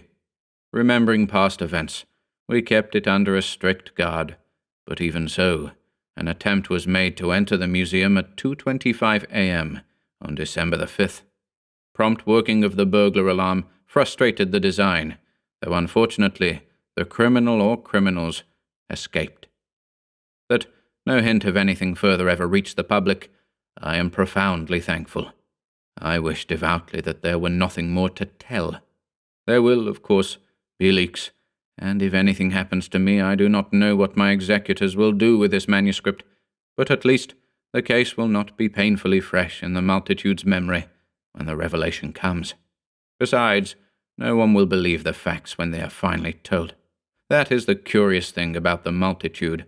When their yellow press makes hints, they are ready to swallow anything, but when a stupendous and abnormal revelation is actually made, they laugh it aside as a lie. For the sake of general sanity, it is probably better so. I have said that a scientific examination of the frightful mummy was planned. This took place on December 8th, exactly a week after the hideous culmination of events, and was conducted by the eminent Dr. William Minnow, in conjunction with Wentworth Moore, Doctor of Science, taxidermist of the museum. Dr. Minnow had witnessed the autopsy of the oddly petrified Fijian the week before. There were also present Messrs. Lawrence Cabot and Dudley Saltonstall of the museum's trustees, Doctors Mason, Wells, and Carver of the museum staff, 2 representatives of the press, and myself. During the week, the condition of the hideous specimen had not visibly changed, though some relaxation of its fibers caused the position of the glassy, open eyes to shift slightly from time to time. All of the staff dreaded to look at the thing, for its suggestion of quiet, conscious watching had become intolerable, and it was only with an effort that I could bring myself to attend the examination. Dr. Minnow arrived shortly after 1 p.m., and within a few minutes began his survey of the mummy. Considerable disintegration took place under his hands, and in view of this, and of what we told him concerning the gradual relaxation of the specimen since the 1st of October, he decided that a thorough dissection ought to be made before the substance was further impaired. The proper instruments being present in the laboratory equipment, he began at once, exclaiming aloud at the odd, fibrous nature of the grey, mummified substance. But his exclamation was still louder when he made the first deep incision, for out of that cut there slowly trickled a thick crimson stream, whose nature, despite the infinite ages dividing this hellish mummy's lifetime from the present, was utterly unmistakable. A few more deft strokes revealed various organs in astonishing degrees of non-petrified preservation, all indeed being intact, except where injuries to the petrified exterior had brought about malformation or destruction. The resemblance of this condition to that found in the fright-killed Fiji Islander was so strong that the eminent physician gasped in bewilderment. The perfection of those ghastly bulging eyes was uncanny, and their exact state with respect to petrifaction was very difficult to determine. At 3:30 p.m., the brain case was opened, and 10 minutes later, our stunned group took an oath of secrecy, which only such guarded documents as this manuscript will ever modify. Even the two reporters were glad to confirm the silence, for the opening had revealed a pulsing, living brain.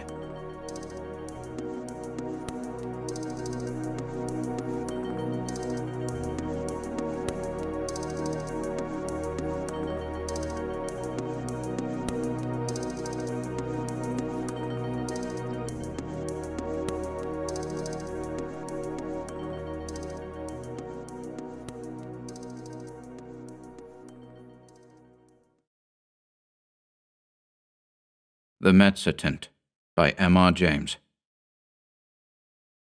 Some time ago, I believe I had the pleasure of telling you the story of an adventure which happened to a friend of mine by the name of Deniston during his pursuit of objects of art for the museum at Cambridge. He did not publish his experiences very widely upon his return to England, but they could not fail to become known to a good many of his friends, and among others to the gentleman who at that time presided over an art museum at another university. It was to be expected that the story should make a considerable impression on the mind of a man whose vocation lay in lines similar to Deniston's, and that he should be eager to catch at any explanation of the matter which tended to make it seem improbable that he should ever be called upon to deal with so agitating an emergency. It was, indeed, somewhat consoling to him to reflect that he was not expected to acquire ancient MMS for his institution. That was the business of the Shelburnian Library. The authorities of that institution might, if they pleased, ransack obscure corners of the continent for such matters. He was glad to be obliged at the moment to confine his attention to enlarging the already unsurpassed collection of English topographical drawings and engravings possessed by his museum. Yet, as it turned out, even a department so homely and familiar as this may have its dark corners, and to one of these Mr. Williams was unexpectedly introduced. Those who have taken even the most limited interest in the acquisition of topographical pictures are aware that there is one London dealer whose aid is indispensable to their researches. Mr. J. W. Britnell publishes at short intervals very admirable catalogues of a large and constantly changing stock of engravings, plans, and old sketches of mansions, churches, and towns in England and Wales. These catalogues were, of course, the ABC of his subject to Mr. Williams, but as his museum already contained an enormous accumulation of topographical pictures, he was a regular rather than a copious buyer, and he rather looked to Mr. Britnell to fill up gaps in the rank and file of his collection than to supply him with rarities. Now, in February of last year, there appeared upon Mr. Williams's desk at the museum a catalogue from Mr. Britnell's emporium, and accompanying it was a typewritten communication from the dealer himself. This letter ran as follows: "Dear Sir, we beg to call your attention to number 978 in our accompanying catalogue, which we shall be glad to send on approval. Yours faithfully, J. W. Britnell." To turn to number 978 in the accompanying catalogue was with Mr. Williams, as he observed to himself, the work of a moment, and in the place indicated he found the following entry: 978, unknown. Interesting Mezzotint, view of a manor house, early part of the century, 15 by 10 inches, black frame, £2 2s. It was not specially exciting, and the price seemed high. However, as Mr. Britnell, who knew his business and his customer, seemed to set store by it, Mr. Williams wrote a postcard asking for the article to be sent on approval, along with some other engravings and sketches which appeared in the same catalogue. And so he passed without much excitement of anticipation to the ordinary labours of the day. A parcel of any kind always arrives a day later than you expect it, and that of Mr. Britnell proved, as I believe the right phrase goes, no exception to the rule. It was delivered at the museum by the afternoon post of Saturday, after Mr. Williams had left his work, and it was accordingly brought round to his rooms in college by the attendant, in order that he might not have to wait over Sunday before looking through it and returning such of the contents as he did not propose to keep. And here he found it when he came in to tea with a friend. The only item with which I am concerned was the rather large black frame Mezzotint, of which I have already quoted the short description given in Mr. Britnell's catalogue. Some more details of it will have to be given, though I cannot hope to put before you the look of the picture as clearly as it is present to my own eye. Very nearly the exact duplicate of it may be seen in a good many old inn parlours, or in the passages of undisturbed country mansions at the present moment. It was a rather indifferent Mezzotint, and an indifferent Mezzotint is perhaps the worst form of engraving known. It presented a full-face view of a not very large manor house of the last century, with 3 rows of plain-sashed windows with rusticated masonry about them, a parapet with bowls or vases at the angles, and a small portico in the centre. On either side were trees, and in front a considerable expanse of lawn. The legend A.W.F. Sculpts It was engraved on the narrow margin, and there was no further inscription. The whole thing gave the impression that it was the work of an amateur. What in the world Mr. Britnell could mean by affixing the price of £2 2s to such an object was more than Mr. Williams could imagine. He turned it over with a good deal of contempt. Upon the back was a paper label, the left-hand half of which had been torn off. All that remained were the ends of 2 lines of writing. The first had the letters NGLEY Hall, the second SSEX. It would, perhaps, be just worthwhile to identify the place represented, which he could easily do with the help of a gazetteer, and then he would send it back to Mr. Britnell, with some remarks reflecting upon the judgment of that gentleman. He lighted the candles, for it was now dark, made the tea, and supplied the friend with whom he had been playing golf, for I believe the authorities of the university I write of indulge in that pursuit by way of relaxation, and tea was taken to the accompaniment of a discussion which golfing persons can imagine for themselves, but which the conscientious writer has no right to inflict upon any non-golfing persons. The conclusion arrived at was that certain strokes might have been better, and that in certain emergencies neither player had experienced that amount of luck which a human being has a right to expect. It was now that the friend, let us call him Professor Binks, took up the framed engraving and said, "What's this place, Williams?" "Just what I'm going to try to find out," said Williams, going to the shelf for a gazetteer. "Look at the back. Somethingly Hall, either in Sussex or Essex. Half the name's gone, you see. You don't happen to know it, I suppose." "It's from that man Britnell, I suppose, isn't it?" said Binks. "Is it for the museum?"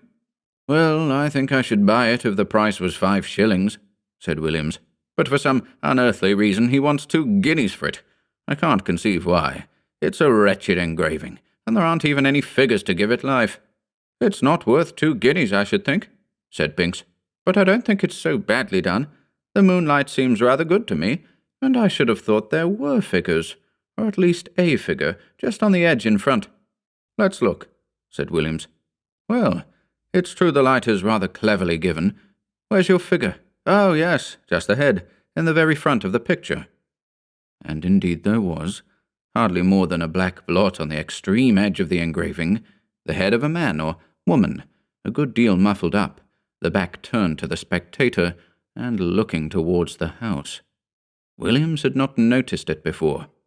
"Still," he said, "though it's a cleverer thing than I thought, I can't spend 2 guineas of museum money on a picture of a place I don't know."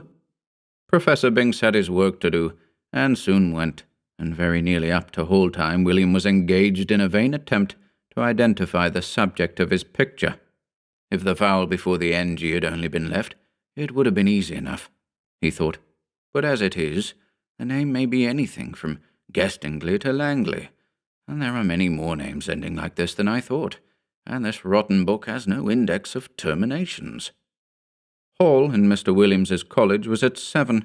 It need not be dwelt upon, the less so, as he met their colleagues who had been playing golf during the afternoon, and words with which we have no concern were freely bandied across the table, merely golfing words, I would hasten to explain. I suppose an hour or more to have been spent in what is called common room after dinner. Later in the evening, some few retired to Williams's rooms, and I have little doubt that whist was played and tobacco smoked. During a lull in these operations, Williams picked up the Mezzotint from the table without looking at it, and handed it to a person mildly interested in art, telling him where it had come from, and the other particulars which we already know. The gentleman took it carelessly, looked at it, then said in a tone of some interest, "It's really a very good piece of work, Williams. It has quite a feeling of the romantic period. The light is admirably managed, it seems to me, and the figure, though it's rather too grotesque, is somehow very impressive." "Yes, isn't it?" said Williams, who was just then busy giving whisky and soda to others of the company, and was unable to come across the room to look at the view again. It was by this time rather late in the evening, and the visitors were on the move. After they went, Williams was obliged to write a letter or two, and clear up some odd bits of work. At last, some time past midnight, he was disposed to turn in, and he put out his lamp after lighting his bedroom candle. The picture lay face upwards on the table, where the last man who looked at it had put it, and it caught his eye as he turned the lamp down. What he saw made him very nearly drop the candle on the floor, and he declares now, if he had been left in the dark at that moment, he would have had a fit. But as that did not happen, he was able to put down the light on the table and take a good look at the picture. It was indubitable, rankly impossible, no doubt, but absolutely certain. In the middle of the lawn, in front of the unknown house, there was a figure where no figure had been at 5 o'clock that afternoon. It was crawling on all fours towards the house, and it was muffled in a strange black garment, with a white cross on the back. I do not know what is the ideal course to pursue in a situation of this kind. I can only tell you what Mr. Williams did. He took the picture by one corner and carried it across the passage to a second set of rooms which he possessed. There he locked it up in a drawer, sported the doors of both sets of rooms, and retired to bed. But first he wrote out and signed an account of the extraordinary change which the picture had undergone since it had come into his possession. Sleep visited him rather late, but it was consoling to reflect that the behaviour of the picture did not depend upon his own unsupported testimony. Evidently the man who had looked at it the night before had seen something of the same kind as he had. Otherwise he might have been tempted to think that something gravely wrong was happening either to his eyes or his mind. This possibility being fortunately precluded, two matters awaited him on the morrow. He must take stock of the picture very carefully and call in a witness for the purpose, and he must make a determined effort to ascertain what house it was that was represented. He would therefore ask his neighbour, Nisbet, to breakfast with him, and he would subsequently spend a morning over the gazetteer. Nisbet was disengaged, and arrived about 9:20. His host was not quite dressed, I am sorry to say, even at this late hour. During breakfast nothing was said about the Mezzotint by Williams, save that he had a picture, on which he wished for Nisbet's opinion. But those who are familiar with university life can picture for themselves the wide and delightful range of subjects over which the conversation of two fellows of Canterbury College is likely to extend during a Sunday morning breakfast. Hardly a topic was left unchallenged, from golf to lawn tennis. Yet I am bound to say that Williams was rather distraught, for his interest naturally centred in that very strange picture, which was now reposing, face downwards, in the drawer in the room opposite. The morning pipe was at last lighted, and the moment had arrived for which he looked. With very considerable, almost tremulous, excitement he ran across, unlocked the drawer, and, extracting the picture, still face downwards, ran back and put it into Nisbet's hands. "Now," he said, "Nisbet, I want you to tell me exactly what you see in that picture. Describe it, if you don't mind, rather minutely, I'll tell you why afterwards. Well, said Nisbet, I have here a view of a country house. English, I presume, by moonlight. Moonlight? You're sure of that? Certainly. The moon appears to be on the wane, if you wish for details, and there are clouds in the sky. All right. Go on. I'll swear, added Williams in an aside. There was no moon when I saw it first. Well, there's not much more to be said, Nisbet continued. The house has 1, 2, 3 rows of windows, 5 in each row, except at the bottom, where there's a porch instead of the middle one, and— But what about the figures? Said Williams, with marked interest. There aren't any, said Nisbet. But— What? No figure on the grass in front? Not a thing. You'll swear to that? Certainly I will. But there's just one other thing. What? Why, one of the windows on the ground floor, left of the door, is open. Is it really so? My goodness, he must have got in, said Williams, with great excitement, and he hurried to the back of the sofa on which Nisbet was sitting, and catching the picture from him, verified the matter for himself. It was quite true. There was no figure, and there was the open window. Williams, after a moment of speechless surprise, went to the writing table and scribbled for a short time. Then he brought 2 papers to Nisbet and asked him first to sign one. It was his own description of the picture, which you have just heard, and then to read the other, which was Williams's statement, written the night before. What can it all mean? Said Nisbet. Exactly, said Williams. Well, one thing I must do, or 3 things now I think of it. I must find out from Garwood. This was his last night's visitor. What he saw, and then I must get the thing photographed before it goes further, and then I must find out what the place is. I can do the photographing myself, said Nisbet, and I will. But you know, it looks very much as if we were assisting at the working out of a tragedy somewhere. The question is, has it happened already, or is it going to come off? You must find out what the place is. Yes, he said, looking at the picture again. I expect you're right. He has got in, and if I don't mistake, there'll be the devil to pay in one of the rooms upstairs. I'll tell you what, said Williams. I'll take the picture across to old Green. This was the senior fellow of the college, who had been bursar for many years. It's quite likely he'll know it. We have property in Essex and Sussex, and he must have been over the 2 counties a lot in his time. Quite likely he will, said Nisbet. But just let me take my photograph first. But look here, I rather think Green isn't up today. He wasn't in hall last night, and I think I heard him say he was going down for the Sunday. That's true too, said Williams. I know he's gone to Brighton. Well, if you'll photograph it now, I'll go across to Garwood and get his statement, and you keep an eye on it while I'm gone. I'm beginning to think 2 guineas is not a very exorbitant price for it now. In a short time he had returned, and brought Mr. Garwood with him.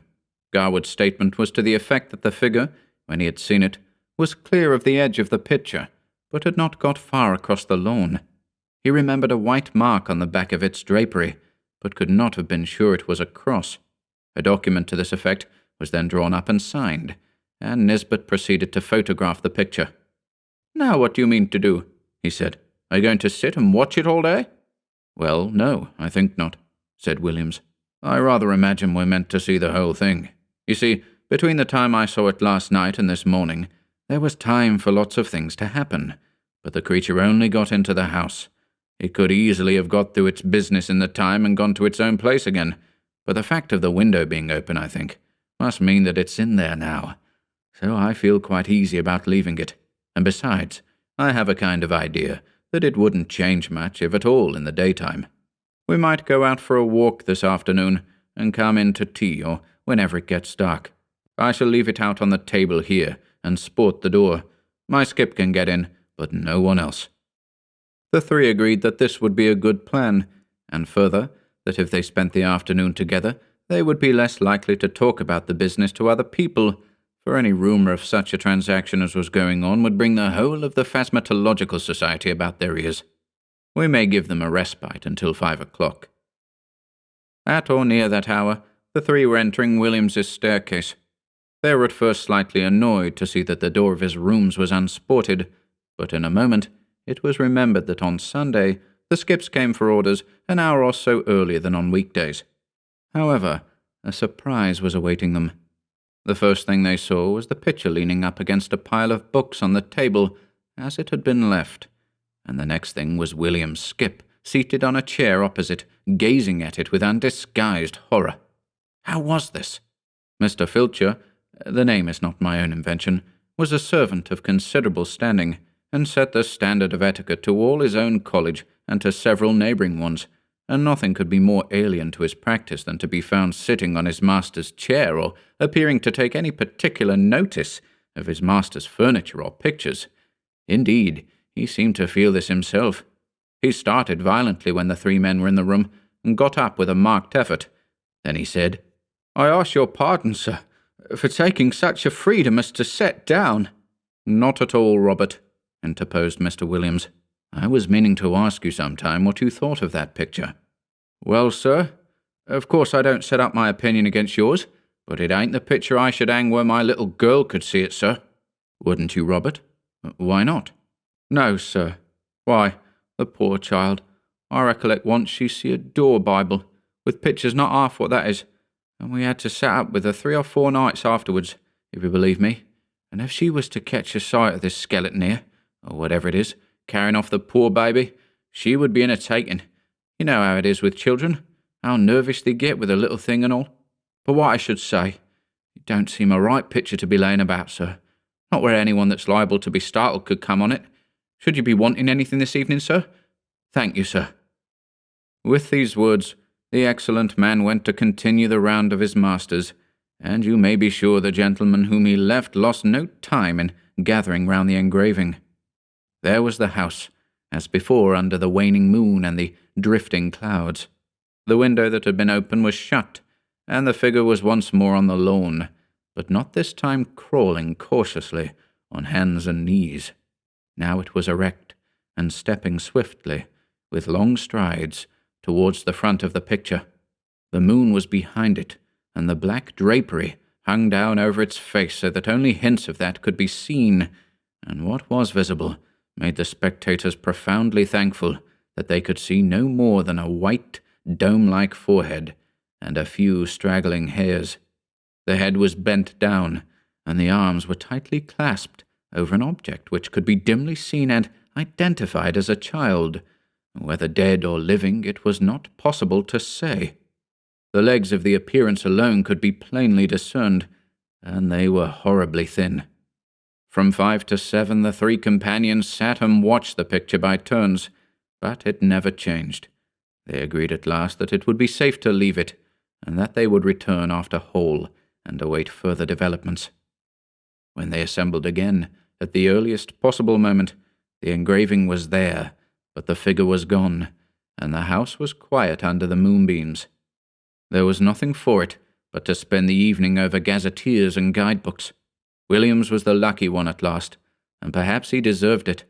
At 11:30 p.m., he read from Murray's Guide to Essex the following lines: 16.5 miles, Anningley. The church has been an interesting building of Norman date, but was extensively classicized in the last century.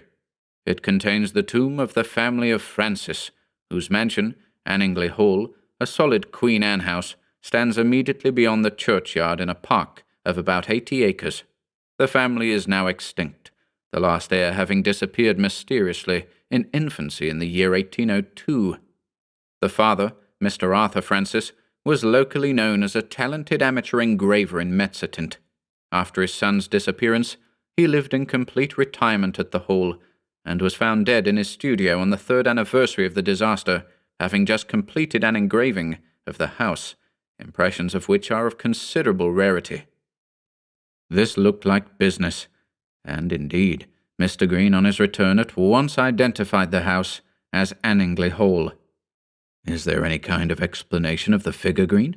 was the question which Williams naturally asked. "I don't know, I'm sure, Williams. What used to be said in the place when I first knew it, which was before I came up here, was just this. Old Francis was always very much down on these poaching fellows, and whenever he got a chance he used to get a man whom he suspected of it turned off the estate, and by degrees he got rid of them all but one. Squires could do a lot of things then that they daren't think of now.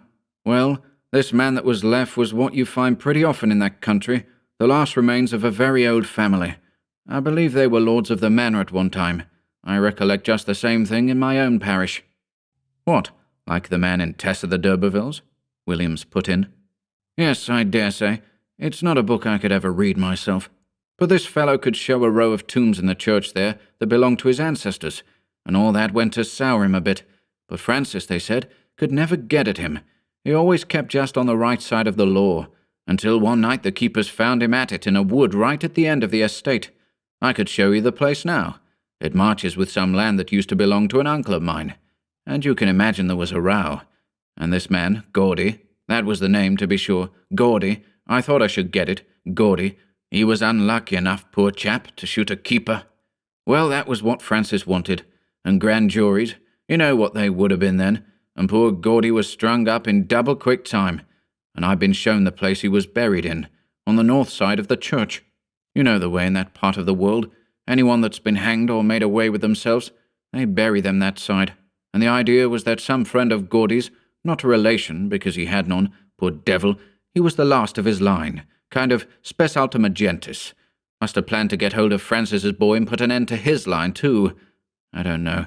It's rather an out-of-the-way thing for an Essex poacher to think of, but you know, I should say now it looks more as if old Gordy had managed the job himself. Oh, I hate to think of it. Have some whiskey, Williams." The facts were communicated by Williams to Denniston, and by him to a mixed company, of which I was one, and the Sadducean professor of orpheology another.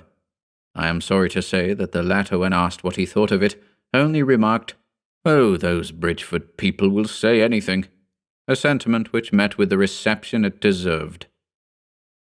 I have only to add that the picture is now in the Ashleyan Museum, that it has been treated with a view to discovering whether sympathetic ink has been used in it, but without effect, that Mr. Britnell knew nothing of it, save that he was sure it was uncommon, and that, though carefully watched, it has never been known to change again.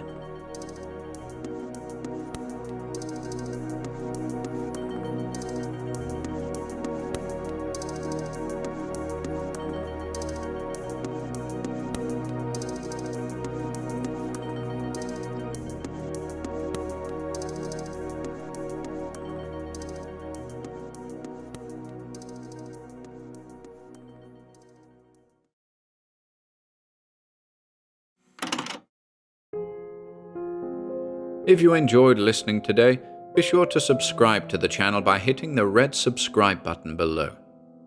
After doing so, click the bell icon next to the subscribe button to receive new content notifications. If you'd like to support our work and receive exclusive perks, consider becoming a channel member by clicking the join button below. To support us in other ways, see the video description for links to our Bandcamp and Patreon pages, our merch store over at Teespring, and further information relating to our releases on Audible, iTunes, and Spotify. And until next time,